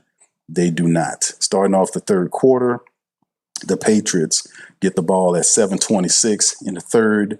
The field goal kicker, Andy Borgalis, hit a 24-yarder, makes it 25-16. They went 12 plays, 50 yards, and ate up 7 minutes and 34 seconds of the clock. A lot of stuff happening between then and now, and ultimately the scoring drive culminates with the Saints' last points, which was a 54-yard field goal at 13:41 with 7 plays, 25 yards, just under 4 minutes, and they finished 25-19. And that's pretty much how the game ended for the black and gold. So that's the scoring drive right there, man. And very sad, man. But Saints sitting up at 1-5, fam, sitting up at 1-5 in the NFC South, as you can see right here. The NFC South. Tampa Bay 4-1, Carolina is 3-3, Atlanta 2-2, and New Orleans are 1-5. They're in the cellar, stinking it up, man. Terrible, terrible, terrible, rotten performance by our team today. Just ridiculous. Anyway, let's look at some scores, man, as well, to kind of go over with the family members the scores of what happened so far in the NFL. You can see the Raiders are leading the Titans 10-0 right now. Right before halftime, the Bengals just got it in the second quarter. Midway through the second, they're trailing the Packers 3-0. The Tampa Bay Buccaneers are beating the 49ers at the start of the second, 7-3. The Lions and the Chiefs have a late kickoff game tonight. They're on Sunday Night Football. And, of course, today, Sean Payton went to London and beat the Jets. They're 0-6, 13-11. Coach Payton's team improved to 4-2. The Cardinals fall to the Colts. Surprising, Colts are 5-1, 4-0 at home. They drop the Kyler Murray-less Arizona Cardinals to 2-4. The Chargers get their 4th win of the year by beating the Dolphins 29-27. You can see the Saints fall on their face against the Patriots in the Domes. The Browns lose to the Steelers 23-9. Steelers are 4-1. Browns are 1-5 too. So the Saints are in company with the Browns. The Panthers, in a close one, were able to beat the Cowboys. The Panthers improved to 3-3. The Panthers are fighting. They were able to defeat the Cowboys. Cowboys 2-3-1. Panthers are now 500 with 3-3. Seahawks get a win against the Jags. They beat the Jags today 20-12. And the Rams got a win over the Ravens 17-3. So that's some of the games right there. And the NFC, you can take a look at, as we kind of look at the standings, you can see where we stand. In the standings, we ain't really standing anywhere. The Saints are sitting on their ass. So you can see 1-5 is our black and gold sitting up in the cellar, right? The cellar. Yeah, I get all that. Yeah, there you go, right here. Saints sitting up in the cellar at 1-5, 1-3 at home, 0-2 on the road, and can't do very much of anything correctly. So there it is. A lot of stuff to try to deal with, man, here. But in the end, man, what can I tell you, man? Saints go down in losses. Let's get some comments from the family members or questions before we get out of here. All right. Kevin, Jim Kev says, why is Tempton not getting reps, all that speed on the sidelines? I asked Nussmeyer, bro. Bob said, LOL, I play for stats too. This team is buns. You're not about to blame. Yeah. Gregory says, like I said, our coach. Yeah, there's a lot of that. Mont says, Glover better than y'all, just going down all of the tight ends. That's better than Juwan. Juwan Johnson makes way too many mistakes, man. to be paid that kind of money. If he ain't false starting or dropping passes, he fumbling the ball away, the dude just do too much stupid shit. I'm really sick of Juwan Johnson, to be honest with you. I really am. See, if he's not false starting to give you a penalty or dropping passes or fumbling the ball, he always doing some dumb shit to piss you off from week to week. And I'm really sick of Juwan Johnson. I really am. I really am sick of him. I'm going to be honest with you. I'm just being here. I'm sick of Juwan Johnson. I really am. My dog says, he said, you taking this over Pete and told him not Pete with trash quarterbacks. Pete was not always bad. He just didn't have a quarterback after Drew. This dude sucked everywhere but Philly. Pete Carmichael never worked well without Sean Payton. Pete Carmichael is one of these guys that go and get coffee for you. Pete Carmichael ain't nothing nobody respect. That's why he never took a job nowhere. He only works well with Sean Payton. They had people wanting to hire Pete Carmichael to be their college coach. He turned it down because he's not that type of dude. He's a dude that works well with somebody else named Sean Payton. He's not an alpha dog. He's one of these little beta dudes that shrink in the face of adversity, and he's not a guy that you want running your offense. And that's why Sean Payton always called the plays and never let Carmichael do it because he knew who he had. And you know what Carmichael is right now? With Sean Payton in Denver. Just keeping it real. He never done nothing without Sean Payton. All of them never done nothing without Sean Payton. That's the truth, including Mickey Loomis. That's the truth. That is the truth. All right, Duke says, Big Q, tight end H. Johnson is known for either dropping passes in key moments or fumbling in key moments of the game. I'm sick of Juwan Johnson. I'm not lying, bro. Sick of him. He always doing some stupid stuff. If he ain't dropping the pass or missing blocks or fumbling the ball or false start, he always doing some dumb shit, man. I'm sick of that dude, man. KT says, Q, he's not even Crystal Light McKinstry. He's generic drink mixed powder McKinstry. Yeah, Kool-Aid McKinstry, if you watch the film, when he got burnt by Keyshawn Butte, he some kind of way worked his way behind the back of the wide receiver. He wasn't even looking at it, but the whole way there, it was bad technique. The whole way there, he didn't position himself to make the play. The whole way there, he wasn't looking for the ball. The whole way there, he was bad the whole way. Started off bad, got burnt the wrong, never turned his head around, and then some kind of way found himself behind the receiver and became a cushion for him, basically a mattress for him to catch the ball inbound. He didn't even pull him out of bounds or throw him out of bounds so he couldn't put his feet down. So it was a lot of that, man. So, I ain't going to say too much about it, but it's not one dude. It's all of them is doing all of them are doing a shitty job. Yeah. Andre said we lost to a good team by 6. It's not that, bro. It's not the fact that the Patriots are proven to be a good team. We knew that when they beat the brakes off of Carolina, who beat Dallas today. They also won by 3 to Buffalo. They're playing good football, right? They've gaining their confidence. Their players are playing well. They're a good team, but the Saints have played well enough to win games. It is not good for your team only to score 1 touchdown. The team is averaging 18 points a game. They scored 1 touchdown off a run by Taesm Hill today. People can't look past that, man. None of your people are hurt. Chris Olave, Rashid Shaheed, Alvin Kamara, he had a little gimpy ankle. Taesm Hill is back. You got all these players. People can't sit up here and use the excuse. I'm not saying you are, bro, but I'm just saying in particular, all your people is there, is what I'm saying. Listen to what I'm saying. All of the Saints stars and playmakers are available. There is no reason why this team shouldn't be scoring touchdowns. All their guys are there. All of the people are there. If all your people are there and they're not getting where they're supposed to be, like getting vertical and making plays, this is a Nussmeier problem. Saints didn't have no goddamn problems throwing the ball, getting vertical in seasons past. Now, even with Carr was the guy that threw the ball down the field. And Chris Olave and Rashid Shaheed are wide receivers from the past. In recent memory, were good at catching the ball deep. They never had a problem with that until Nussmeier rolled into town. Now all of a sudden they don't know how to throw the ball downfield. This is a Nussmeier problem, bro. These other guys been catching deep passes for their careers. They've been catching deep passes. This is a Nussmeier problem. This is his stupid ass. This is his smoker breath ass. That's him doing this. That's him. The Saints, none of these guys had problems catching a deep ball.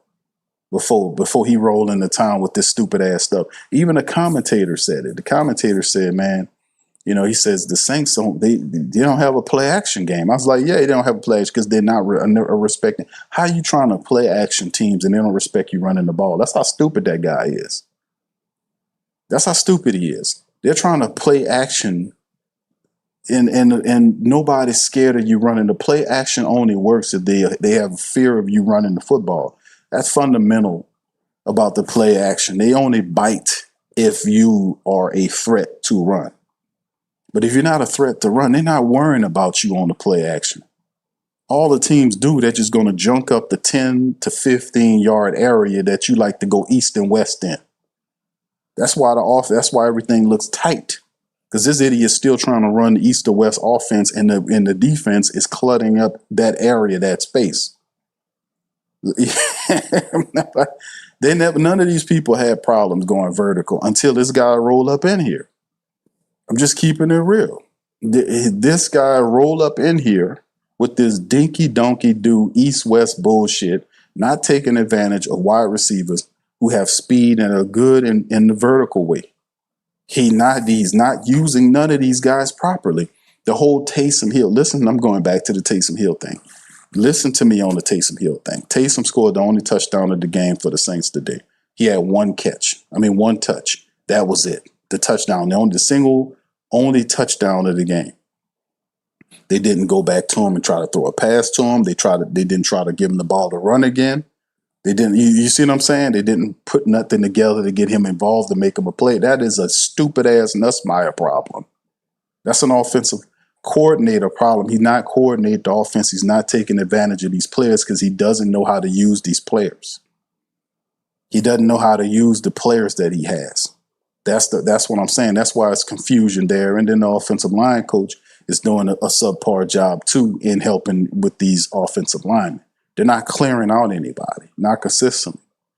They're supposed to play with mean and reckless abandon, and they're not doing that. You know, y'all gonna watch the tape and see that when you see the Saints running backs run, you'll see the defenders tackling them. They're falling forward and then go ahead of the running back and see they got Saints blockers 3 to 4 yards ahead of the running back. How that work? How the hell your offensive lineman 2 or 3 yards ahead of the running back? And a running back there getting tackled by the New England Patriots players. How that work? Explain that to me. Because they don't know what the F they doing, man. You can see it on the film. Like, these people don't know what they doing, dog. They don't know what they doing. Greg says, Staley's defensive scheme exposes all FI defensive weaknesses. He doesn't like to do the press. He doesn't press enough for me. He keeps these guys 5 to 10 yards back. That's why they can easily pass. That's why you see quarterbacks have higher percentage ratings over the last 6 weeks against the Saints secondary because they're not pressing. Plus, there's no blitz hitting or going at the QB. They're not getting to the quarterback to force him to make a decision early. And also, with the Chase Young came back there and provided somewhat of pressure, but that wasn't, it simply wasn't enough because when the Saints pressure these guys, they don't contain. They're stupid. You don't press. You don't just sense. You don't just do dumb blitzing. That hurts you when you blitz a quarterback and you don't contain them. If you're going to blitz them, you have to be intelligent. If you're going to blitz them, you got to be maintaining gap discipline when you're blitzing. So you don't provide a way for the quarterback to escape out. Remember, the Saints only had 1 sack today, and they had all them blitzes called. They got 1 sack today. Why? Because the reality is, Drake May is the team's leading rusher. He leaking out, picking up first downs, running up field because you don't know how to blitz. You blitzing and not containing. What good is blitz without containing? You're hurting yourself. So it's just a bunch of nonsense. They do a lot of dumb shit, man. I'm like, man, it's a team of veterans, man. It's supposed to be veterans that know better. And then you heard Justin Reed talk about that this is a veteran-led team. Really? Dude, what is you talking about? DeMario Davis and Cam Jordan, they ain't doing shit out there. They're not doing anything. The guys with the C's on their chests, the captains aren't doing anything, man.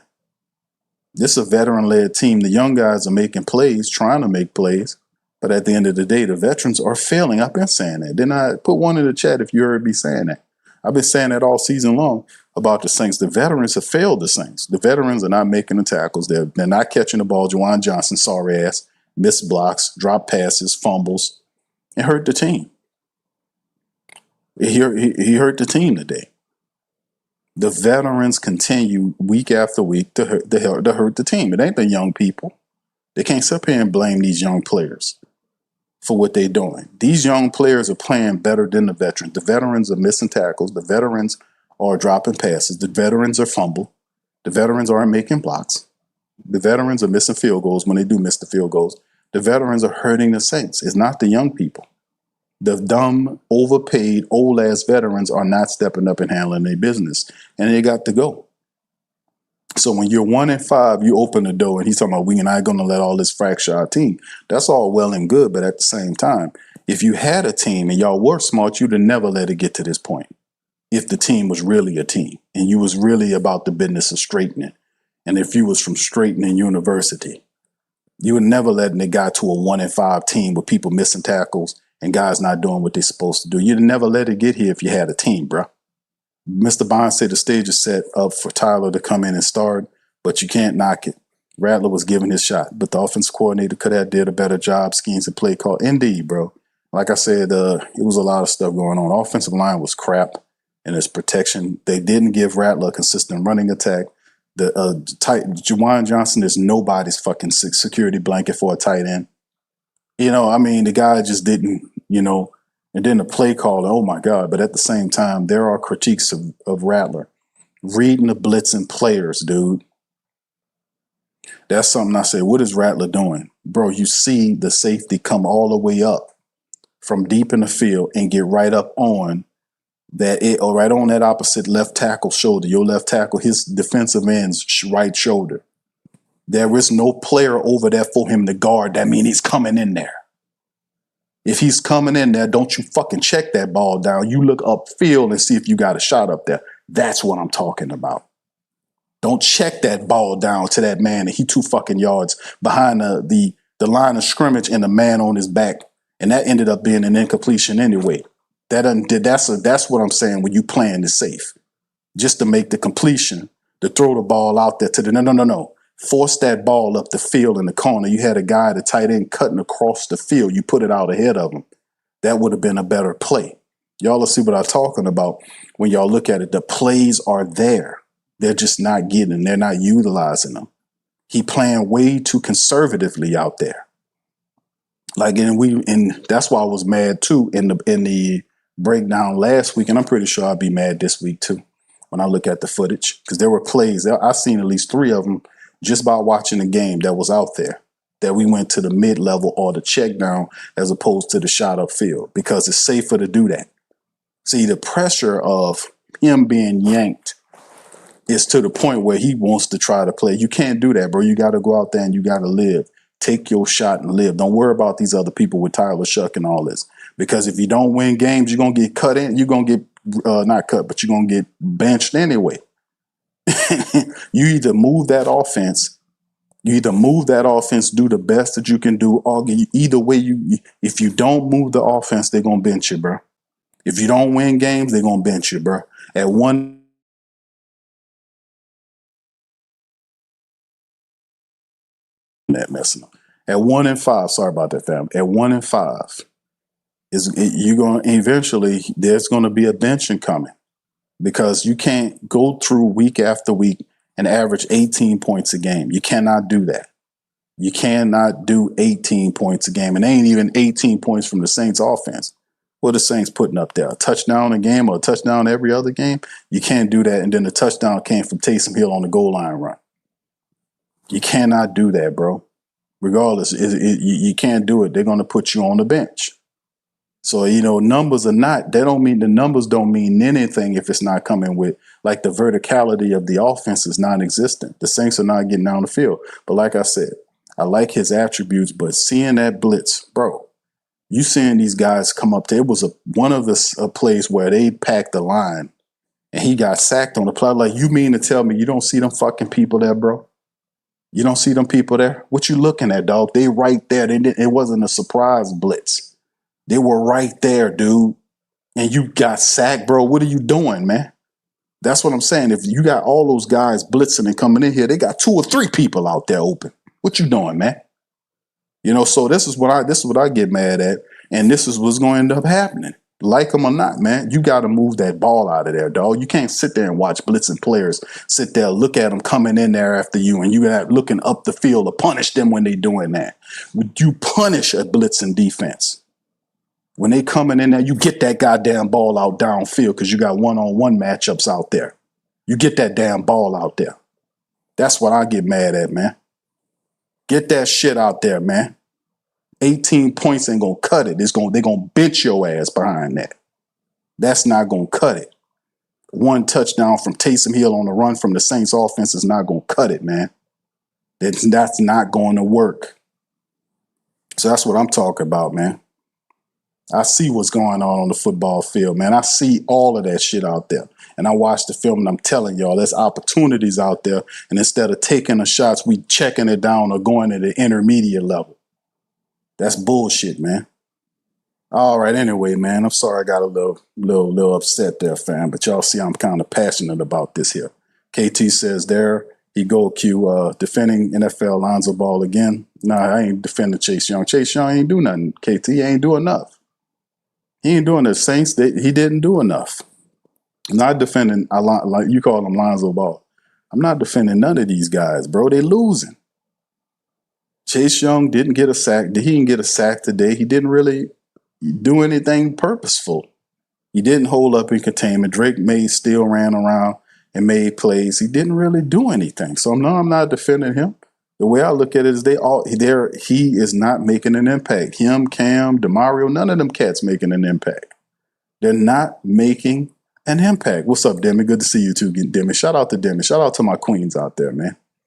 You know what I'm saying? Y'all don't like this. I'm sorry y'all seeing me get animated here, but y'all know how I am sometimes. English says Alvin and Kendrick both today couldn't cut off Will anytime. And what else? What is the offense based on, run or a pass? I honestly don't know. They don't have an identity, Brother English. They don't have an identity because they're not a respected run team, because they keep doing that stupid-ass play-action, dry-ass run as opposed to just line up and mano-a-mano. Why y'all got to do all that? Why you can't use the power eye and just hit these people? Well, you see what I'm saying?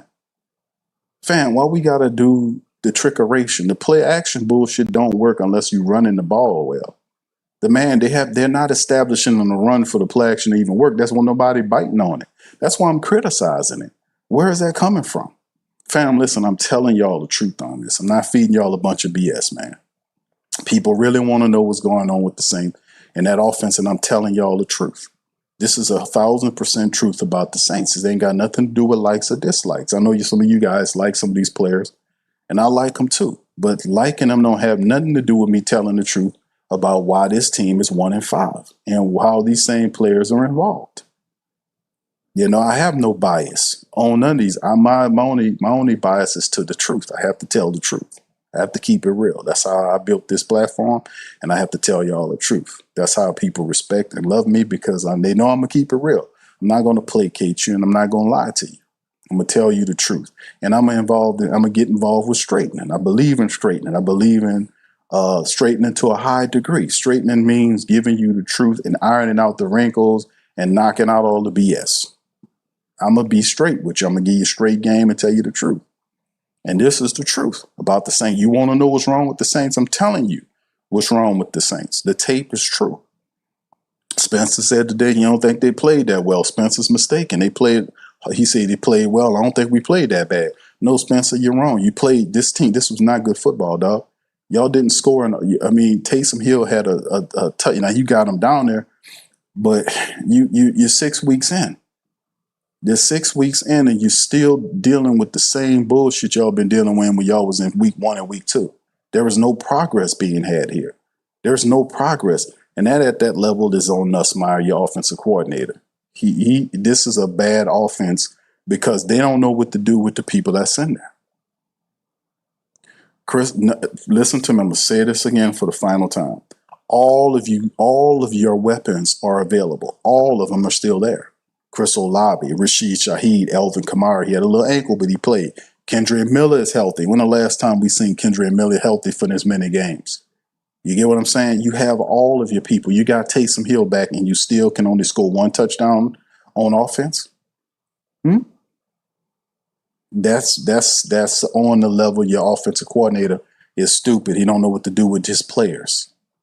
He don't know what to do with you. He got guys east, west, and all day, and very few routes where they're getting vertical. There's no verticality in the Saints offense because this is the coordinator. He want to cross you up, and a good defense is just going to jam up and play they effing players within that 10 to 12 yard bubble and junk it up for you because they know you don't know how to shoot the ball down the field. So what's the answer? You have to stop weak draw, that dry desert biscuit bullshit ass draw the Saints like to run. They're not getting anything out of that. It's not making anything. Why can't you use the power wide formation? Why don't this offense has a fullback? Man. Mine says how the F is they know that that's the type where you said old and young different words that ain't no Taylor. Greg says it's all a setup for Tyler. I don't think it's a setup for Tyler, bro. I think the Nussmeier really don't know what the F he's doing, bro. Let's just keep it buck. Nussmeier don't know what he's doing, and he don't know how to use these players. The Taesm Hill example I gave you shows he don't know what he's doing. How do you give Taesm the ball one time or let him touch it one time?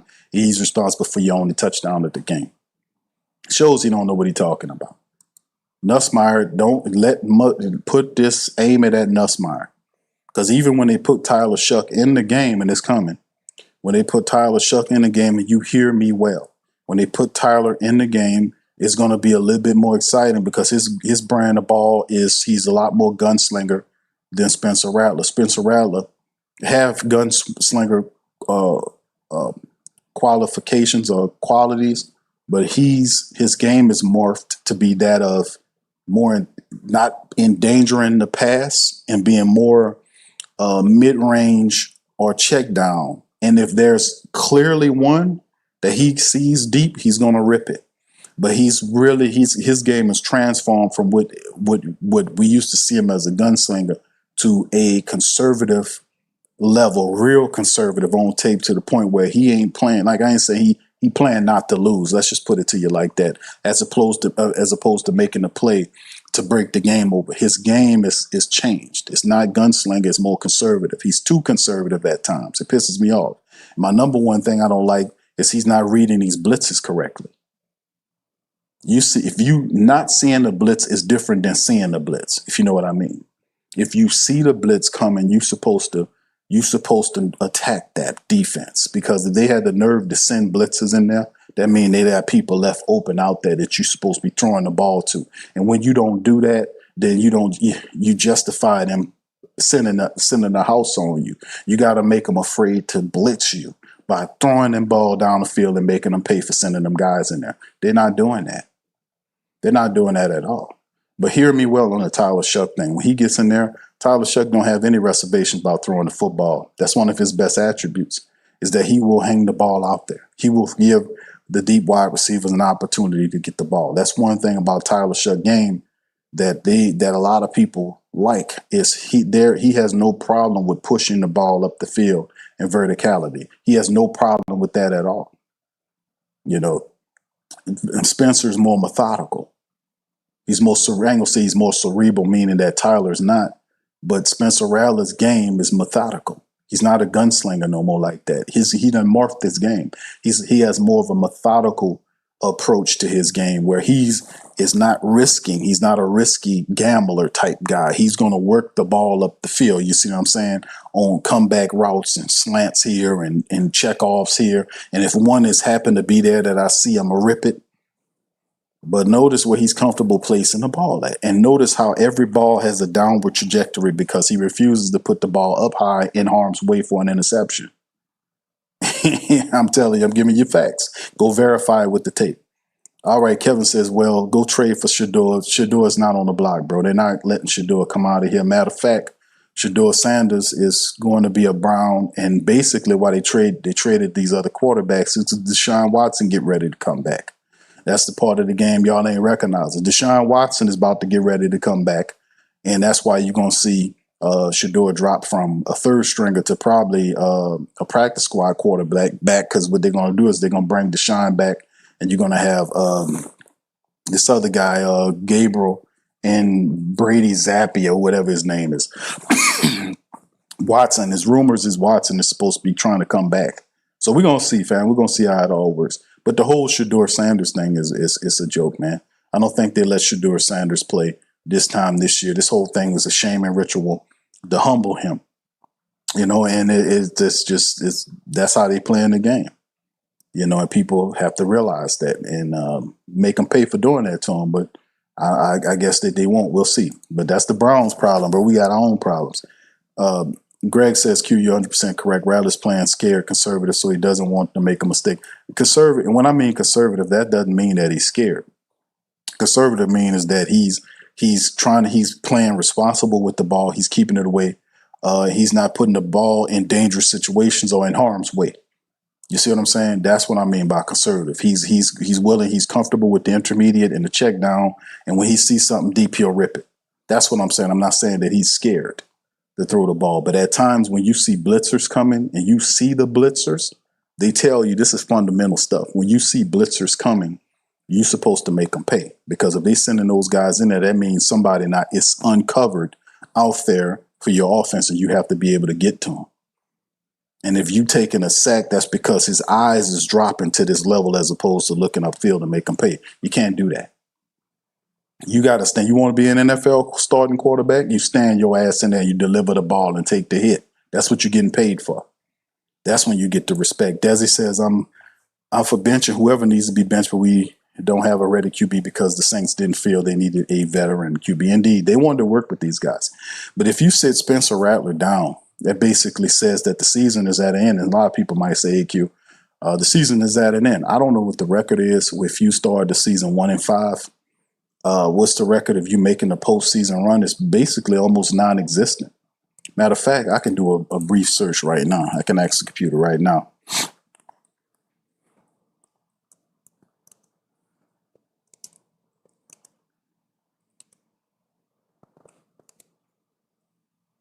Give me a second, fam.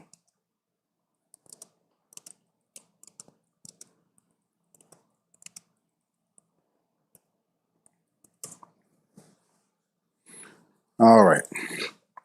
I asked the computer, has there ever been a 1-5 team in the NFL to make the playoffs? The computer says yes, at least 4 NFL teams have made the playoffs after starting the season 1-5. While it's a rare feat, teams like the 2018 Indianapolis Colts and the 2020 Washington football team have accomplished it. The 2018 Colts started the season 1-5 and finished strong to make the playoffs. The 2020 Washington football team started 1-5 and made the playoffs despite a 7-9 final record. The 1970 Cincinnati Bengals started 1-6 and only wanted to make the playoffs in the 1970 season. The other teams, sources mentioned that in the past, 3 teams, the 1970 Bengals, 2018 Colts, and 2020 Washington have made the playoffs after a 1-5 start. So it is saying at least 4 teams out of all the teams in the NFL have made the playoffs after starting 1-5. So 4 teams in all of the history, which is a rare. So that goes to show you right there where we are in terms of looking at what this is. So, 1-5, basically, I ain't gonna say it guarantees you, doesn't eliminate you from anything, but at the same time, you're in a major hole. And, it's gonna take a lot to get out of there. And plus, when you're 1-5, you welcome in all of the negative press. You welcome in all of the stuff, and they're going to try to play it like some victim crap. But the reality is they placed themselves in this position. Nobody told you to go out there and play like that. Nobody told you to go out there and miss blocks and drop passes. Nobody told you not to know what you was doing and you're supposed to be studying. And these coaches not doing what they're supposed to do. Nobody told them to do that. They did that on their own. They did that shit on their own. So in the end, man, it is simply what it is. 1-5. And like I said, only 4 teams in the NFL history after made the playoffs after starting 1-5. And that's all of the teams. And fam, how many years in the NFL we coming up on? And only 4 teams that actually did it. This crazy work. It's just what it is, man. All right. Let me see any more questions here for the family. I'm gonna answer questions. Any questions before I get on the pod here. Like I said, I'm gonna try to bounce back later on with my pops. If not, I'm gonna do it on Monday. And we'll do another recap stream on Monday. It'll be fresh. If we can't do it tonight, we'll do it on Monday. All right, KT says, Q, do you think Moore gets fired at the end of the year? No, he doesn't. Or does he overhaul the staff? I don't think either happens. I think Kellen Moore knew that this was going to be a tough one. I think Mick and Loomis understood that. There will be no firing and an overhauling of his staff, bro. You know, I don't think anybody going to come and pilfer any of these guys either to go on other teams either. So I don't think any of that happens, bro. I think Kellen Moore is safe this year. You know, he is safe in my humble estimations. I think he is safe. Cam says, can we talk about the lack of yak worse than the NFL? Yes, indeed, Cam. We can talk about that. You're right. The yards after catch is pathetic. And you know why that is? Because that's what I talked about. I covered that in the breakdown. I talked about how the yak is in there is because where the Saints are passing the ball at, that's where the defense is collecting its players at. There's no need commonsensically, there is no need for the defensive coordinator to put his guys way back. You see what I'm saying? The Saints don't take shots down the field. They're very rare. They're very rare. They very rarely take shots down the field. Like going into this game, it was 5 passes over 20 yards that they made going into the season. They don't take shots downfield. So if I'm a defensive coordinator, I might use a single high look. Every now and then I might have safeties, but I know at one time I'm going to have a safety that kind of hangs down close to that linebacker level so that I can be able to have coverage there because I know the Saints like to run plays east and west in that area. So if I put my defenders there and junk up that area, that makes it incredibly difficult for the Saints to make plays. Now I will let you operate within there, but that's why it looks as cluttered as what it is when you see the ball is thrown, ripped away to Chris Olave or Rashid Shaheed, and them guys right up on them. One guy missing, another there because they cluttered. They know how to position their personnel where they know where the Saints want to operate at. And the Saints are not going against it. They're not changing the mentality. They're not going vertical. They're not doing any of that. So the defense they know where the Saints like to position their players, and that's where they're putting their defenders at. As soon as they make their catch, even if one guy misses, 2 other guys there to be there to top them. That's limiting the Saints yak. Because most of the times if they're spread out, then you can have a defensive back that might miss a tackle, and then that'll free up a guy to get extra yardage. But if the defense is playing within that area and they got their personnel there, you're not going to see a lot of yak happen. You know, and that's facts. You can actually look at that on the tape. KT says, Q, we started the fire sale and try to acquire more draft picks. I don't know if we do a fire sale. I really don't think Mickey Loomis is going to trade these guys. I'm serious. I don't think Mickey Loomis is going to trade. Now, listen, he is weird. Mickey Loomis is weird. I don't see him trading Cam. I don't see him trading DeMario. I don't see him trading Alvin Kamara. I don't see him trading these guys. I don't see him trading them at all. I see Mickey Loomis, what he been doing, which is rolling contracts back into the future and signing people based on whatever Kellen Moore wants going into the future. I don't see him doing anything different than what he's been doing because nobody told him what he was doing from a team perspective or personnel and administrative perspective. It's bad. So he don't see what he do. He don't see any wrong in what he doing. Gail ain't telling them shit. So why would he change? And he calls you noise, and he tells you you don't know what you're doing, and people who criticize him, they don't know. They're not qualified. So how are you supposed to check somebody that's stupid? That's out of touch with how NFL teams supposed to be ran today's time. How do you check them? How do you check them? You don't. You can't. You just do what you've been doing, like I've been doing, running them down and busting out the facts on them. You know, but from a team perspective, Gail don't know what she's doing. So in the end, they're a bunch of dummies up there, all looking confused. My dog said, "Can I have been saying these wide receivers get no yak? They fall down." Jack says there's 0 blocking across the board. The offensive line is iffy. Juwan don't block. The wide receivers don't block. Nothing you can do without fixing the roster. It has to be a mentality up front because a good offensive coordinator can work with what the Saints have. You have to have an idea, fam. That's what I be talking about when I tell people about talent. Like, most teams have talent. The Saints have a lot of talent than most teams. But the problem is, if you don't have anybody, and everything's based on the coach. These players are not just going out there doing everything they want to do. They operate within a scheme. The scheme is the concoction of the coordinator. Kool-Aid McKinstry and all these other guys are actually better than what they look like, but they're playing within the scheme of Coach Staley. They're playing within the scheme of Nussmeier. So if the scheme's a shitty scheme, it'll make talented players look shitty. It'll make them look crappy. You won't get the best out of them. And that's what's going on here when you see with the Saints offense. These schemes, these plays do not utilize the Saints' top brass talent well. It doesn't. He does not know how to use the talent that he has. This is game. I'm telling you the truth. He does not know how to use them, and that scheme that he's using is not working. How do you have all these guys? This how stupid the guy is. How do you have all these guys that have this full something odd speed and you got them east-westing? You're supposed to be attacking down the field. You're supposed to have verticals all the way. You're supposed to be spreading out the defense and creating space for running backs and every damn thing else. Why they all east-west and running in between each other within a 10 to 12 yard bubble? Because this is dumb scheme, fam. This is stupid ass scheme.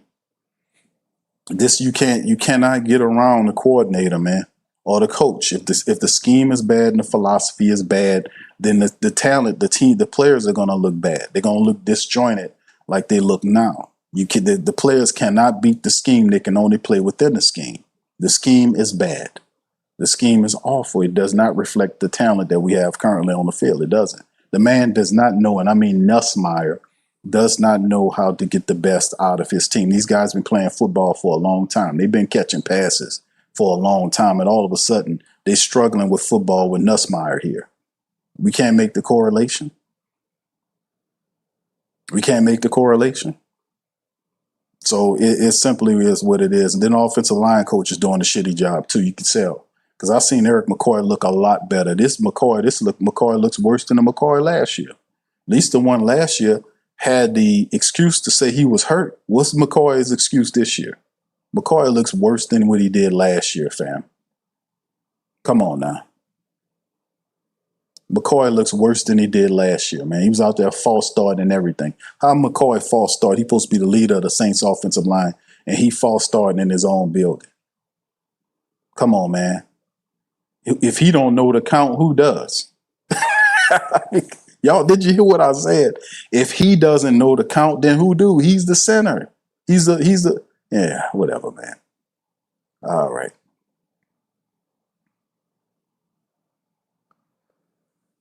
I don't know, man. It's just what I see. All right, any questions, man? Let me see what else we got. Greg says, Q, I think he's playing not to lose his job. Well, he about to lose it, bro. 1-5 will take you out of there, man. There's no need. You're not competing for anything at 1-5. At 1-5, then you're not. That gives them an excuse to make a quarterback change. So you really, if you're playing like that, you're playing yourself. Period. Out of a job and everything. Because the thing is, if you're looking to win right now, the pure shot is Spencer Rattler. But if you're 1-5, all bets are off. All bets are off. This is the perfect environment where it gives them an opportunity to ride Tyler Shuck for the rest of the season onto the team. This is the perfect environment. We knew this coming into it. We said it. For Spencer Rattler to keep Tyler Shuck out of there, he has to win games and he has to orchestrate the offense to keep Tyler Shuck on the bench. A couple of games ago, they was warming up Shuck to pull Spencer Rattler out of the game. Put one in the chat if you remember that. It wasn't too long ago where they was about to bench Tyler Shuck in the game and he threw a touchdown that staved them off for a couple of weeks. Put one in the chat if you remember that. Let me see if my people remember, because I was watching, I've seen them. They started to warm Tyler Shuck up, told him to go start throwing. Put one in the chat if you remember that. This was a couple of games ago. So he didn't have a long leash. He had to win to keep his job. He had to win. But the moment the losses, and all that ain't on the man, but as a quarterback, y'all know damn well the quarterback gonna take the weight anyway. Fair or not, he gonna take the weight. But if you are 1-5, there is no reason to sit up here and say we're gonna keep him there for what? That's a perfect environment to bring Tyler Shuck in here. 1-5. And 1 touchdown, averaging 18 points a game ain't gonna cut it, fam. It ain't gonna cut it. All right, Jack says, bro, we are not even winning the division. Forget making the playoffs. BS. Yeah. Tim says, no division losses yet. No, this is true. Now listen, fam. The Saints are not eliminated out of anything. What I did when I showed y'all the 1-5 status is just to show you from a history standpoint about teams that are 1-5. The Saints are a 1-5 team. Only 4 teams in NFL history made the playoffs at 1-5. That's not saying that the Saints can't do it. It's just saying this is what it was from a historic standpoint. This is what the Saints have done to themselves. A Duke says, Q, Patriots head coach Vrabel, football IQ made head coach Moore and his OC in D.C. look really bad. Indeed, bro. And then the execution, those guys were executing Staley's weak-ass zone plays where he backs his cornerbacks all 5 to 10 yards and allow plays to make up front, and then they run up to tackle him, and then sometimes they miss the tackles and all this kind of stuff. This bend but don't break bullshit that we see. I call it the bend but bend broke defense. That's what I call it. Because none of this make any sense, man. The veterans have failed the team. And you got coordinators that are their personnel. It's just not working. They're not that. You have to be able to be physical at the end point. You know, you can't touch the guy after 5 yards. So why would I not jam him to disrupt the timing before and I'm allowed to touch him within the 5-yard window, but I get past interference when I got him out 10 plus yards. If you're allowed to jam him at 5, then jam him at 5 and disrupt the time. Don't let him run off the line into his route, which is what you've seen happen over and over again over the weeks, which makes no sense. See, the players, these schemes are not fitting our players, fam. None of this stuff is working. Look at all the ones right here. They're seeing them this is speaking about Rattler, about what Rattler they was gonna bench him 2 games ago. They had Tyler Shuck warming up on the sideline. They was gonna bench the man. Look at all the ones. This happened a couple of games ago. He didn't have a long leash. His only thing was to keep winning, to keep Tyler Shuck from getting there. But if you 1-5, this is a perfect environment for Tyler Shuck to come in here and play football. You know, you can't be a person that, you know, this type of stuff. You got to go out there and you got to let it go. So this is where we are. All right. So who do we play next? Play the next 2 weeks. I think you got the Bears in Chicago and you got Tampa. I think it's the Bears and Tampa Bay the next 2 weeks. So we'll see, man. Barack, I said receivers are dropping the ball and fumbling, also shaking my head. Yeah, it's not just it's all of them, bro. You can't drop the veterans. I'm gonna say it again. The veterans are dropping passes. The veterans are fumbling the ball. The veterans are blowing blocks. The veterans are missing field goals. The veterans are not making blocks on special teams to make sure the returners get somewhere. The veterans are the reason why, in large part, why the Saints are 1-5. The veterans have failed the Saints. They failed the young people.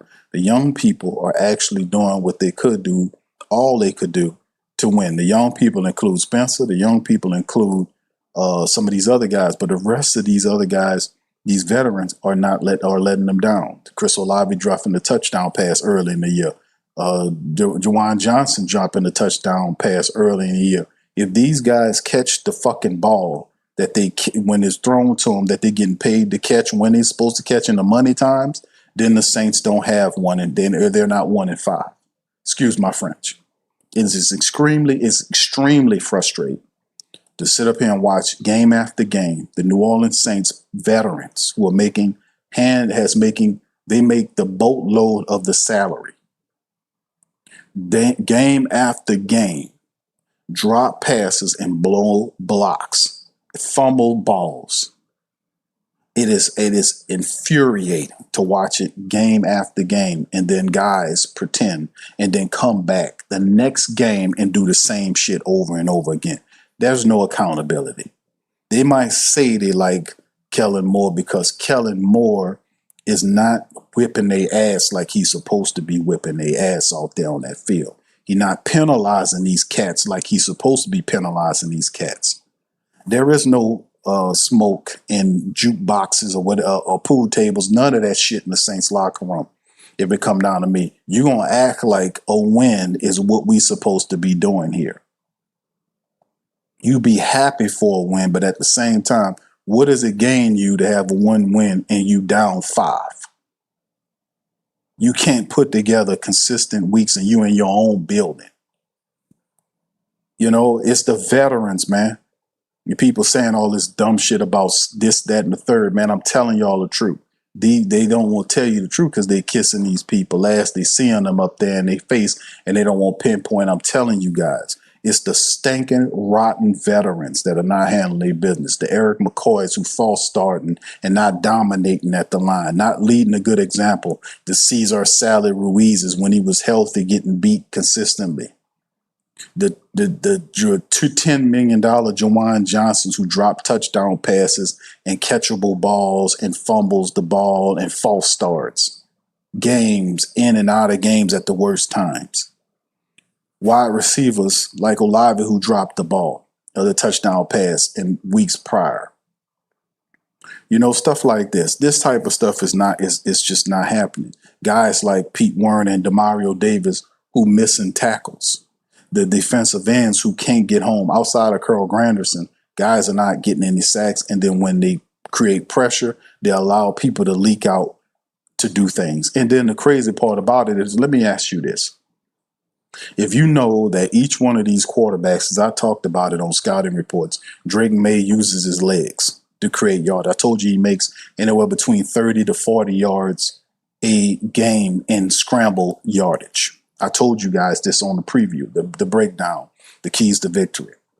If that is indeed the case, then why wasn't there a scout or a guy to scout Drake May to prevent him from leaking out? You know why there wasn't? Because all them guys was dropped into coverage and they was counting on the 4 guys to not only blitz but contain Drake May. That has not worked for the Saints all damn year long. Now you had one game where the Giants who fumbled on their own account. Yeah, Jackson Dart basically dropped the ball in front of Cam Jordan.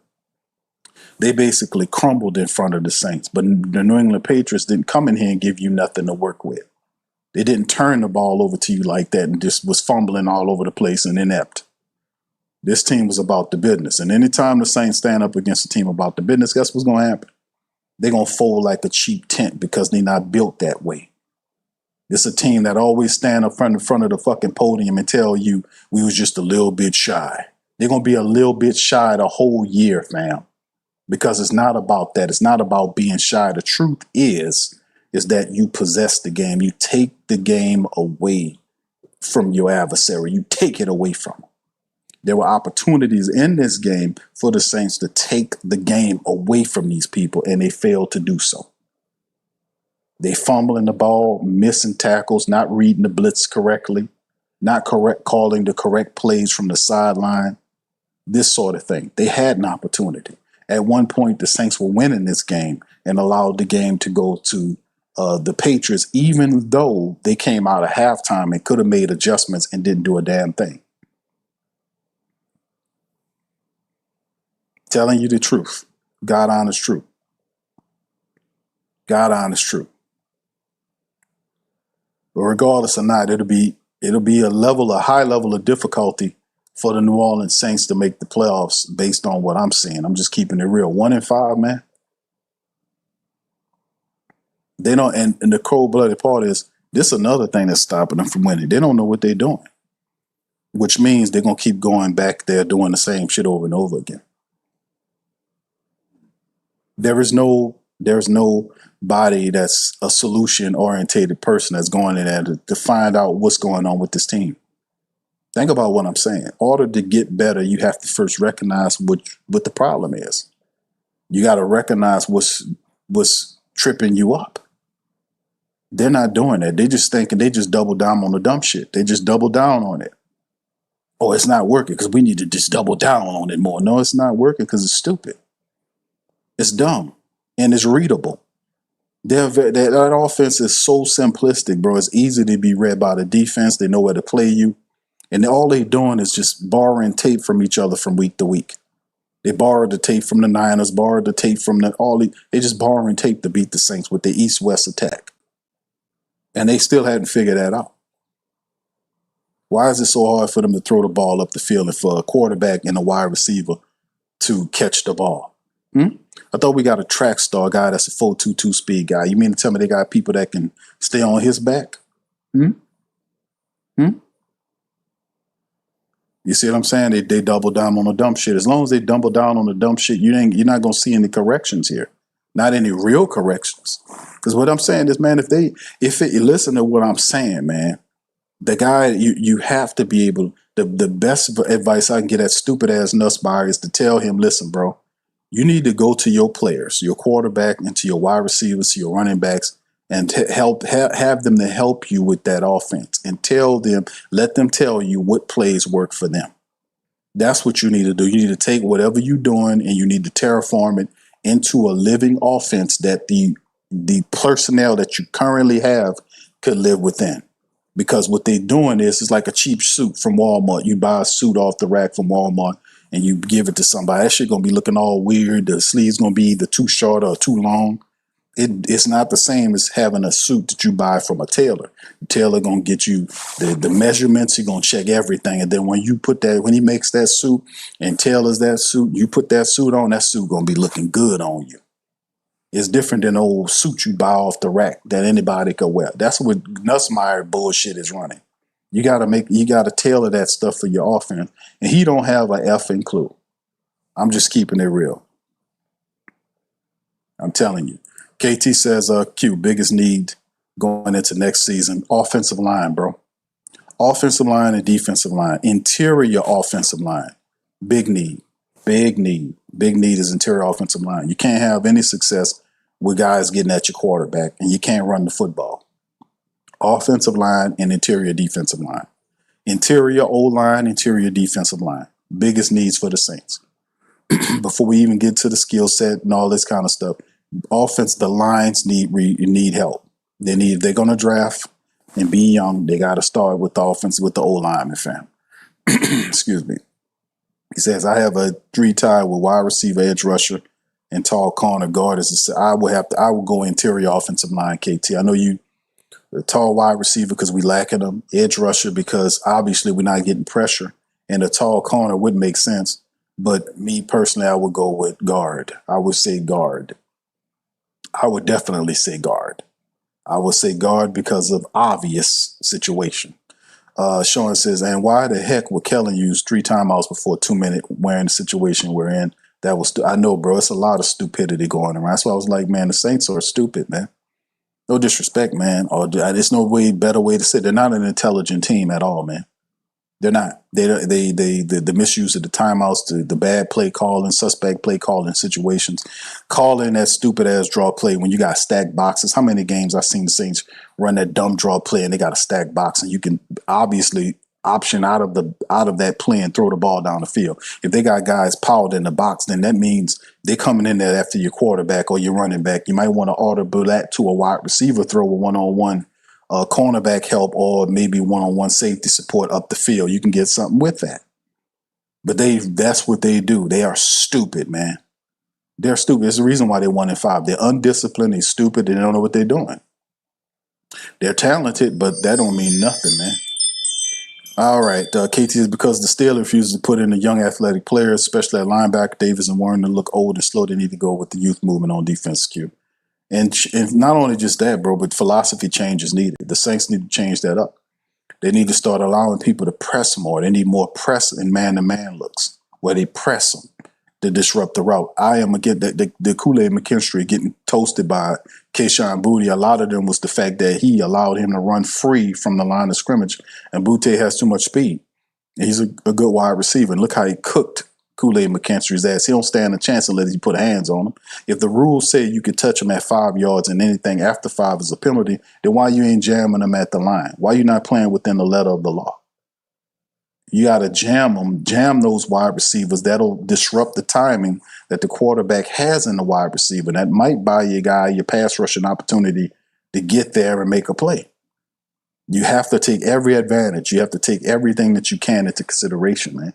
The guy letting these people run free. He got them backed off from 5 to 10 yards. It's just stupid, man. That's how they having these high games where these quarterbacks are moving the ball and they hitting on their first 6, 7, 8, 9 passes in a row. They get into a rhythm on them. And he don't change it up. I think it's stupid. All that's stupid. It's just sad, too. Hunter says, Q, that's sad. The offense still need how many first-round picks we need to waste on until it works. Penning's not going to be. I would get rid of Penning. Penning is gone. I would get rid of Penning. Cesar Ruiz and Penning are not worth it. They're not. I'm sorry. So, yeah, you might have to either expend a lot of money on veteran interior alignment or you're going to have to hit the draft. Penning it shouldn't be brought back. Penning is gone. Let him go. He's not worth bringing him back here for another year. He still blocks too high. He just let somebody else deal with him. And Cesar Ruiz needs to go too. So if you do that, then you have Torrey Simpkins and other guys you're going to have to bring in guys to draft. These 2 guards that we have aren't it, bro. And McCoy is getting old. You're going to have to end up replacing him too. Eric McCoy is getting old too, and his play is dipping too. I've been telling y'all about Eric McCoy's play. I told you about it last year. I told you about it this year. His play is dipping. Just like a DeMario, he's getting old too from that center position. He's getting old. These guys, you got to work the draft or find somebody in free agency. As simple as that. Cam says, yeah, reminder, he says, we had Trey and Ellis and misused. Yeah, of course, yeah. Yeah. So, could Kellen Moore get him to work? That's another thing, drafting these guys and finding the place for them, bro. This is just where we are right now. All right. KT also adds, Q, aren't they utilizing Veli? You have a 6'5" wide receiver and you're not utilizing them. And 6'5" wide receiver, you ain't even utilizing them in the red zone. You got a 6'8" tight end that you drafted in the 7th round that you keep bringing back to the practice squad. You don't even use him at all in the red zone. So you got a 6'5" guy that can jump and a 6'8" tight end that we don't have any. We can't even get these guys to help us in the red zone. That is not Spencer Rattler. That is Nussmeier. That is Nussmeier and Kellen Moore with that dumb shit. Y'all see what I'm saying?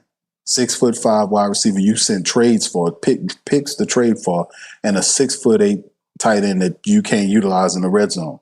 That's scheme. That's your offensive coordinator. That's your stupid ass offensive coordinator. Charles says college games are more fun to watch these days. Indeed, bro. It always are. But 1-5, man, this is a sad time on the state of affairs for the Saints. Like I told y'all, only 4 teams in NFL history. The most recent team was the 2020 Washington football team that actually did that, man. So it's just not a cause to say that you give up hope. But at this point, it wasn't the fact that the young people, I just wanted to be known that it wasn't the young people, the reason why the Saints stink. All right, let's get this in the record. It's not the young people. It's not the Spencer Rattlers. It's not all these other young players that the Saints picked up in the last couple of years, the Quincy Rileys and all these guys. It's not them.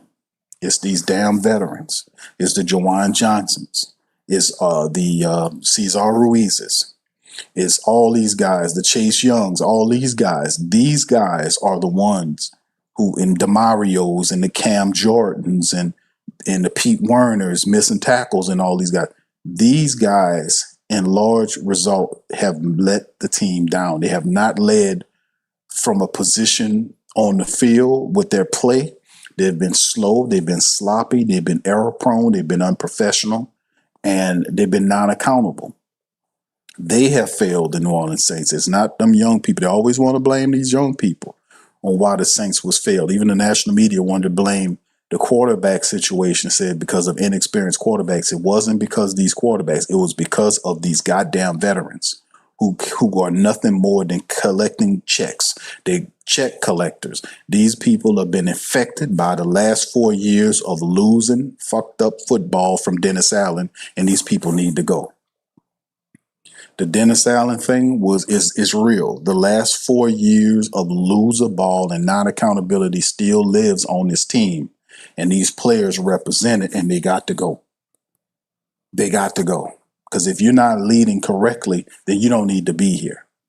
If you're not leading them correctly, then you need to go. So we need to go, man. So I in my case, I would take guards, man. You think you're gonna go into next year with Cesar Ruiz and Trevor Penning at guard and see how far you get? You're not going nowhere. A wide receiver, having wide receivers and all that don't mean nothing if they can't be protected. The guy can't throw to the wide receivers because he's constantly under duress. The line ain't even holding up, man. You cannot win in football if you don't have a strong line. Y'all know that. Football is built from the inside out, which means if your trenches ain't built correctly, you're not winning nothing. No matter if you have 2 or 3 first-round draft pick wide receivers, what good is it if we can't throw the ball to them because they don't have no damn time? Football is won from the trenches. It's built from the trenches out, from the lines out. You build up these lines again. We need to build up the internal offensive line and the internal defensive lines. This is not cutting it. This ain't working, fam. And of course, for that to happen, you still got Mickey Loomis sitting on top of the team too. So that kind of cuts your imagination down. So you got a lot of stuff going on. Here. It's too much for me to save in this show, and I'll save it for another day because I got a season's worth of stuff. So we got Chicago coming up next week, going to Chi-Town. Excuse me. So with that being said, man, I'm going to get on up out of here, man. Y'all do me a service, man. Hit the like button, man. Hit the sub button, sub up. If you're not a subscriber, hit the sub button, man. If you listen on X, please retweet this.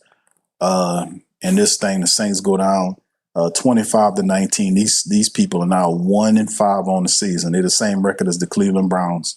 They're 1-5. And unfortunately, this is what happened to us, man. This is just crappy, degenerate football, man, that we all hates to see because they can't play. They can't get it together. They can, when clutch time arrives, the Saints shrink and disappear in the face of the clutch time. And that's not a good sign for a team. With that being said, I'm going to get on out, man. I'm going to holler at y'all later. If I don't come back later on today, then I'll be back Monday with Pops Q, man. We'll go over it, hear from Coach Moore, and then we'll look at the tape and all that for Patreon, man. But ain't looking good, man. 1-5 Saints. I'll holler at y'all on the next one, man. Much love, peace, and who that to you. Yeah. Boogie like Benson, I'm a who that. I'm a who that. Long as I'm living, I'm a who that. Lose or winning, I'm a who that. Sports Coma, yeah, this is where we do that. Where we do that, where we do that, where we do that, where we do that, where we do that, huh? Boogie like Benson, I'm a who that. I'm a who that. Sports Coma, this is where we do that. Where we do that. Welcome, welcome, welcome. Somebody please better help. Running this thing like Elf. I thank God every day I'm not a felt. Go to YouTube Live with Big Q and the guys. If you ain't ride or die, the bandwagon get flipped. Been marching in, that was way for the ring. I was yelling out your shame for the championship. Bucking on town, duck down. Falcons, pluck, get shut down. Panthers ain't much touchdown. The vision really belong to us now. So much hate on the Saints, you could probably tell. Ever since Bounty Gate hit the NFL, when things seem fishy, then you probably smell the crooked referees on Roger Goodell. Yeah, running like this, and I'm a who that. Every day I'm living, I'm a who that. Lose or winning, I'm a who that. It's the Sports Coma, this is where we do that. Where we do that, where we do that, where we do that, where we do that, where we do that. Boogie like this, and I'm a who that. It's the Sports Coma, this is where we do that. You're listening to the Sports Coma with Big Q and the guys on the PRO Media Network.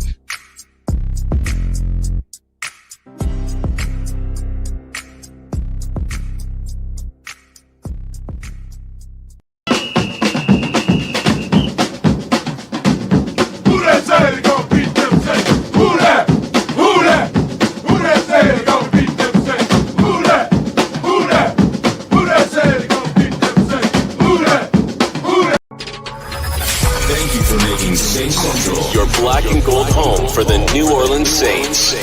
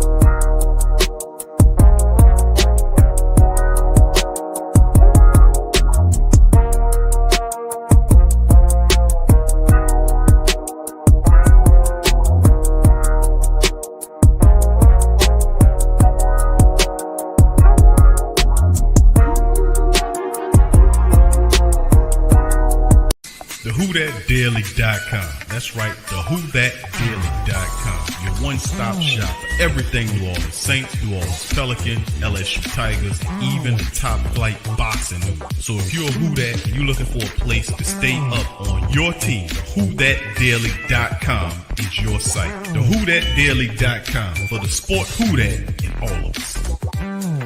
That's right, the Pro Shop is the platform store where you can go and buy all the latest merch to support the platform. Available at the Pro Shops, we have dozens of hundreds of products available for you and your family. Unisex tees for men and women, hoodies and sweatshirts, tank tops, kids and baby items, long sleeve tees, mugs, pillows, wall art, bath bedding, face masks, phone cases, stickers, bags, fanny packs, socks, hats, and many other items. Please feel free to check out the Pro Shops. The link is in the description section below. Remember, it helps the platform continue to grow. Check out the Pro Shop and Who Dat.